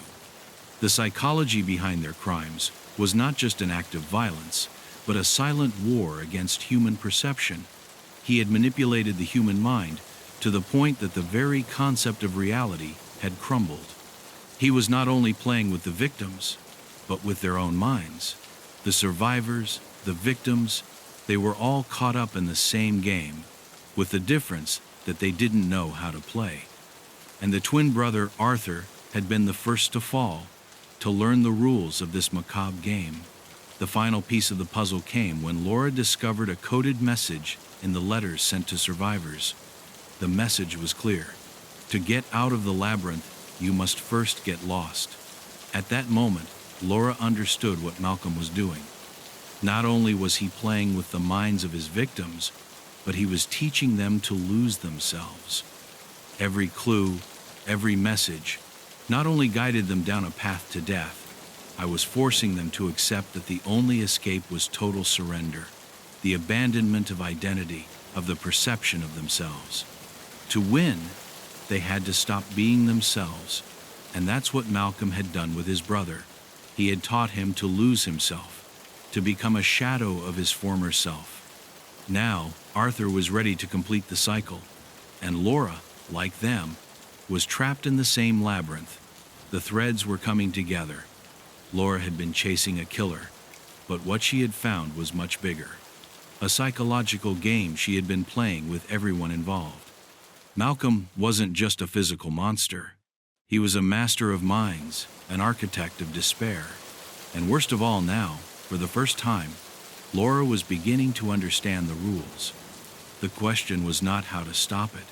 The real question was whether she herself could emerge intact from this mental labyrinth, or whether she would lose herself, like everyone else, in her own game. The final game, the city, oblivious to the chaos that was unleashed in the minds of its inhabitants, seemed hopelessly calm that afternoon. Laura, however, knew that danger lurked closer than ever. Malcolm's game had gone from a simple psychological enigma to a battle for survival. The survivors, those lost in the labyrinth, all of them, were about to be the final pieces on a crumbling board. The final clue Laura had received, a cryptic message, told her that the end was near. The labyrinth is complete, and only those who dare to get lost will be able to get out. It was a challenge as clear as a condemnation, and, like the victims before her, Laura was trapped, forced to participate in the game Malcolm had so carefully designed. As she stepped into the dark corridors of the mental hospital, Laura felt an increasingly unbearable pressure, as if the air itself were filled with the footprints of those who, in one way or another, had already fallen into Malcolm's game. The silence of the hospital was overwhelming. It was not an ordinary silence. It was the kind of stillness that precedes the outbreak of something terrible. Laura knew that she was not alone, that in every corner of that building, in every forgotten corner, the murderer was watching her. Not from the outside, but from within your mind, controlling every step, manipulating every thought. He had learned the rules of the game, but he still didn't know how he could get out of it. The final clue had led her to a secret room, one that didn't appear in the hospital blueprints. The moment he walked through the door, a shiver ran down his spine. The room was completely empty, but something was very wrong. In the center of the room, a metal table, and on it, a series of cables connected to a screen. The screen flickered with disconcerting images, fragments of distorted faces, images of the murders, of the survivors, but all presented in a kaleidoscope of terror. In the center of the screen, a word in red letters glowed: game. This is the last step, Laura thought, fearing what that meant. Malcolm's words echoed in his mind.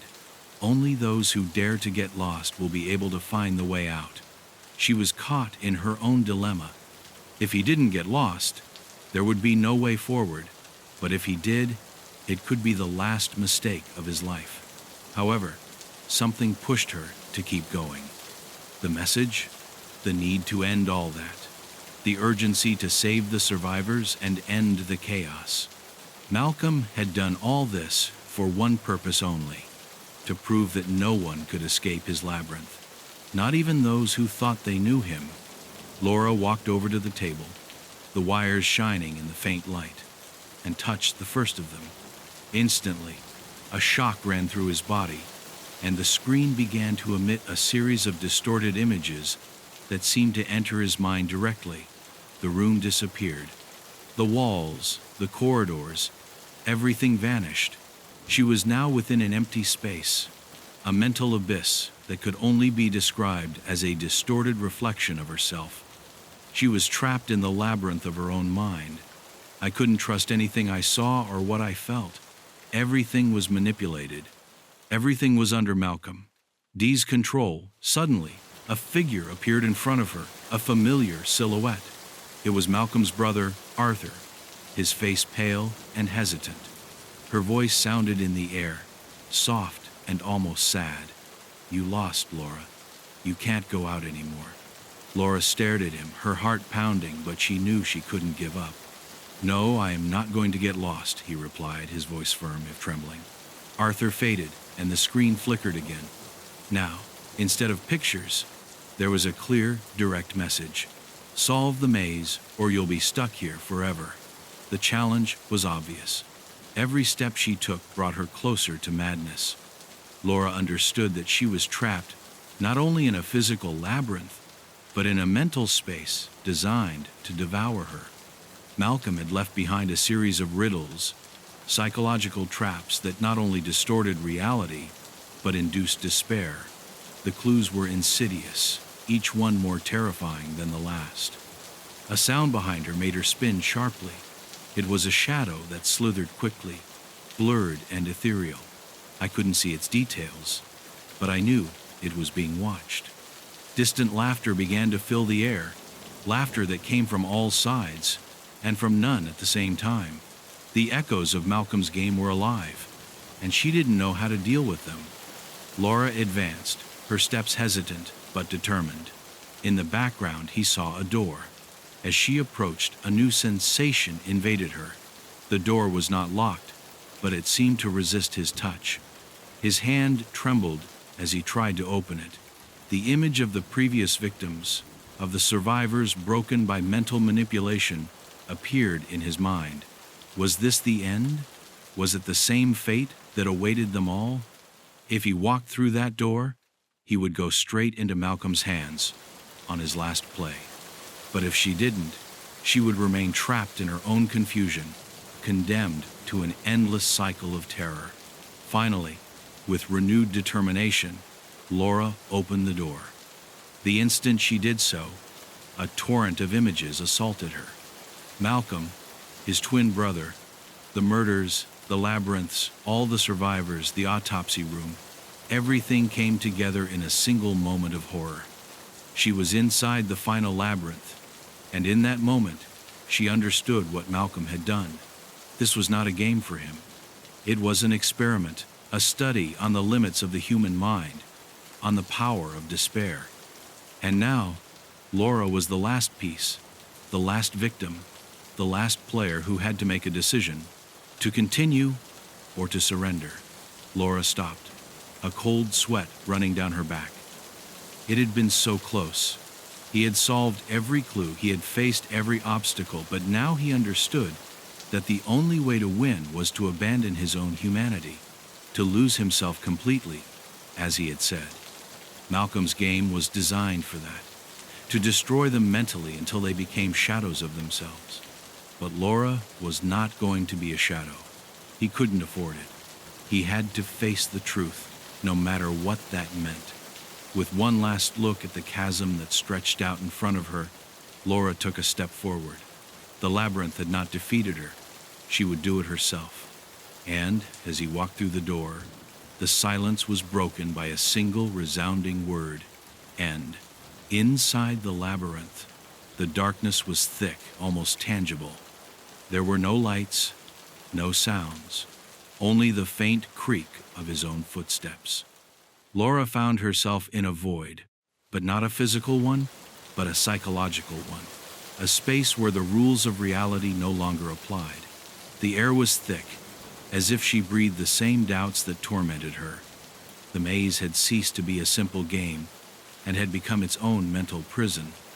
Every corner was marked by the footprints of those who, like her, had tried to escape the killer's mind, only to be caught in his net. Worst of all now, like the others, Laura no longer knew if the walls she touched were real or a product of her mind. Somewhere behind it was the door I had walked through. But now, that door didn't seem to matter anymore. What mattered was how to get out of this inner hell. As she advanced, Laura began to perceive strange whispers, as if someone was talking to her, but she could not distinguish the words.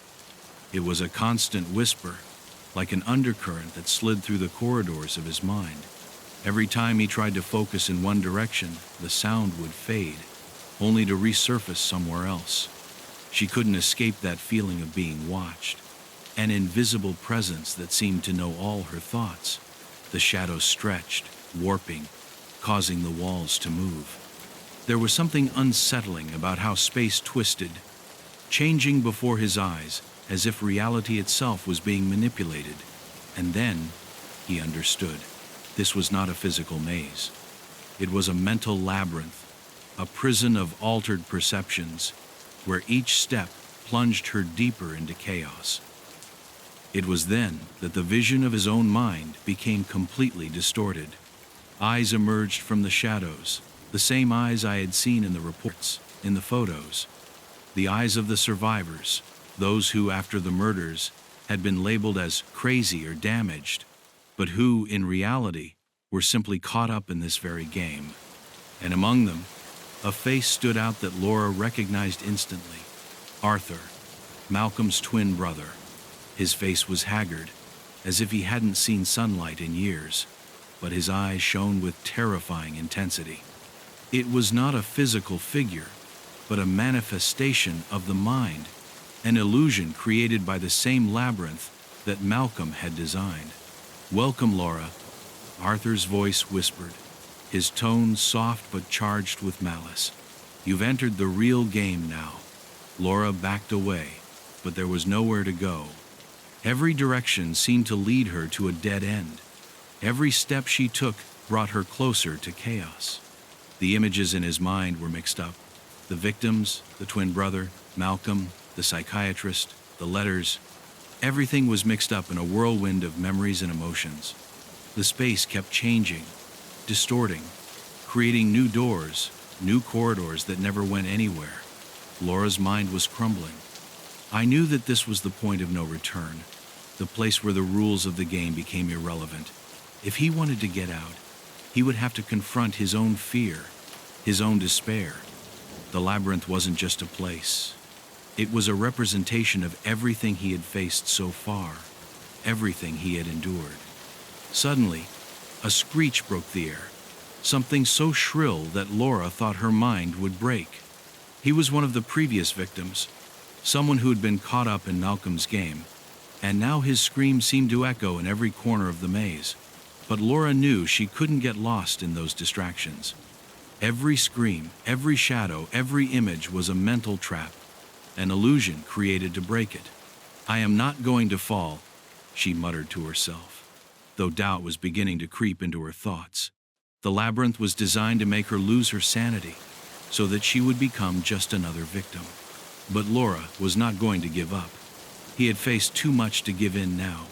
The walls of the labyrinth began to narrow, as if they were pressing his mind from all angles. The whispers grew louder, and a feeling of claustrophobia came over her. He could hear his own thoughts, his own fears, as if his whole being was being invaded by an alien force. Something inside her began to crack.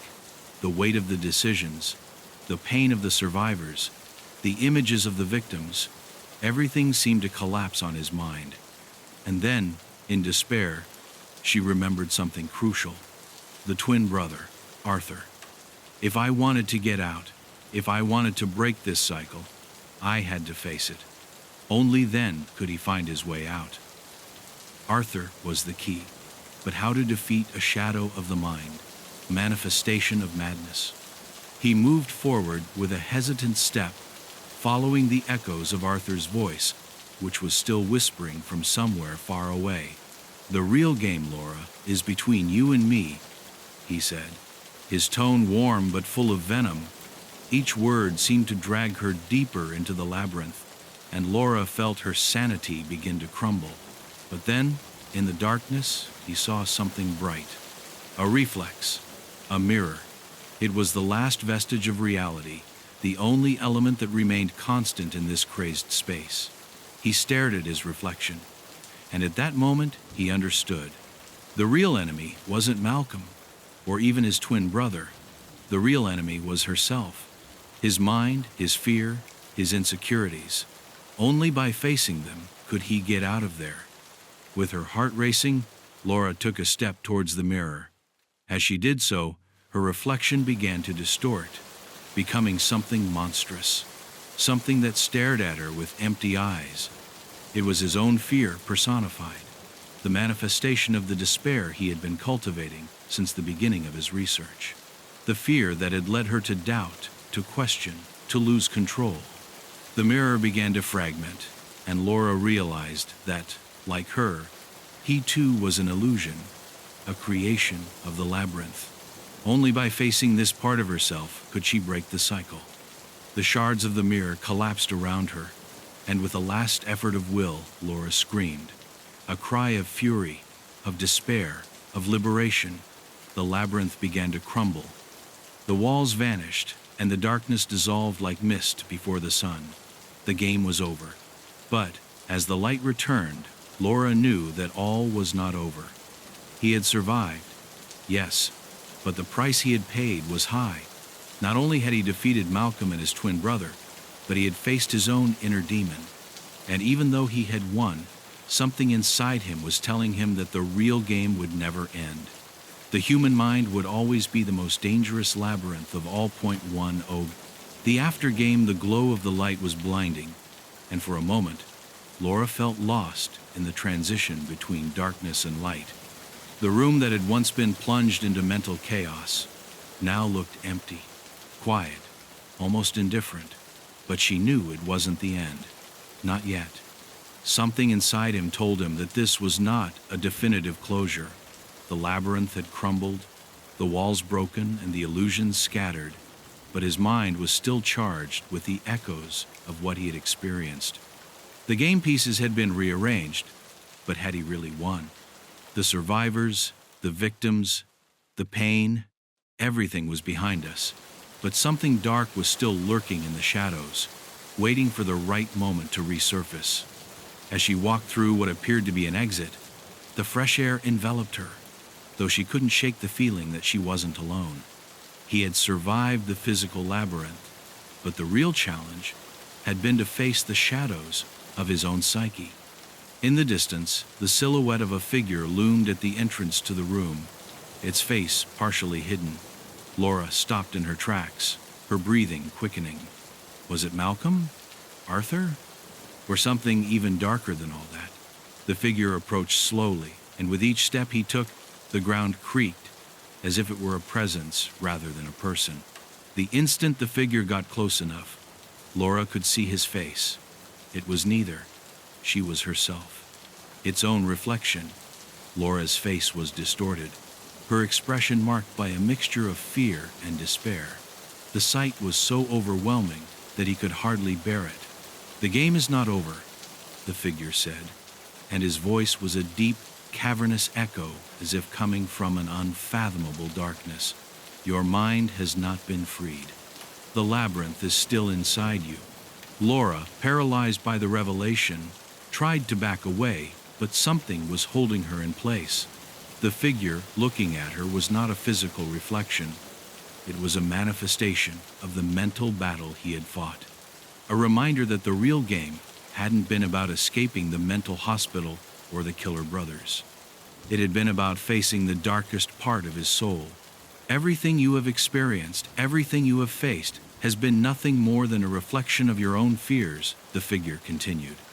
"The victims, the suffering, the murders, all of that was just a shadow of what you carry inside."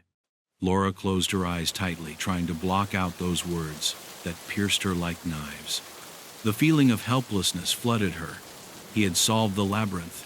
He had defeated the assassins. But now he was facing something much bigger. How could she escape from herself? How could he break free from his own inner darkness?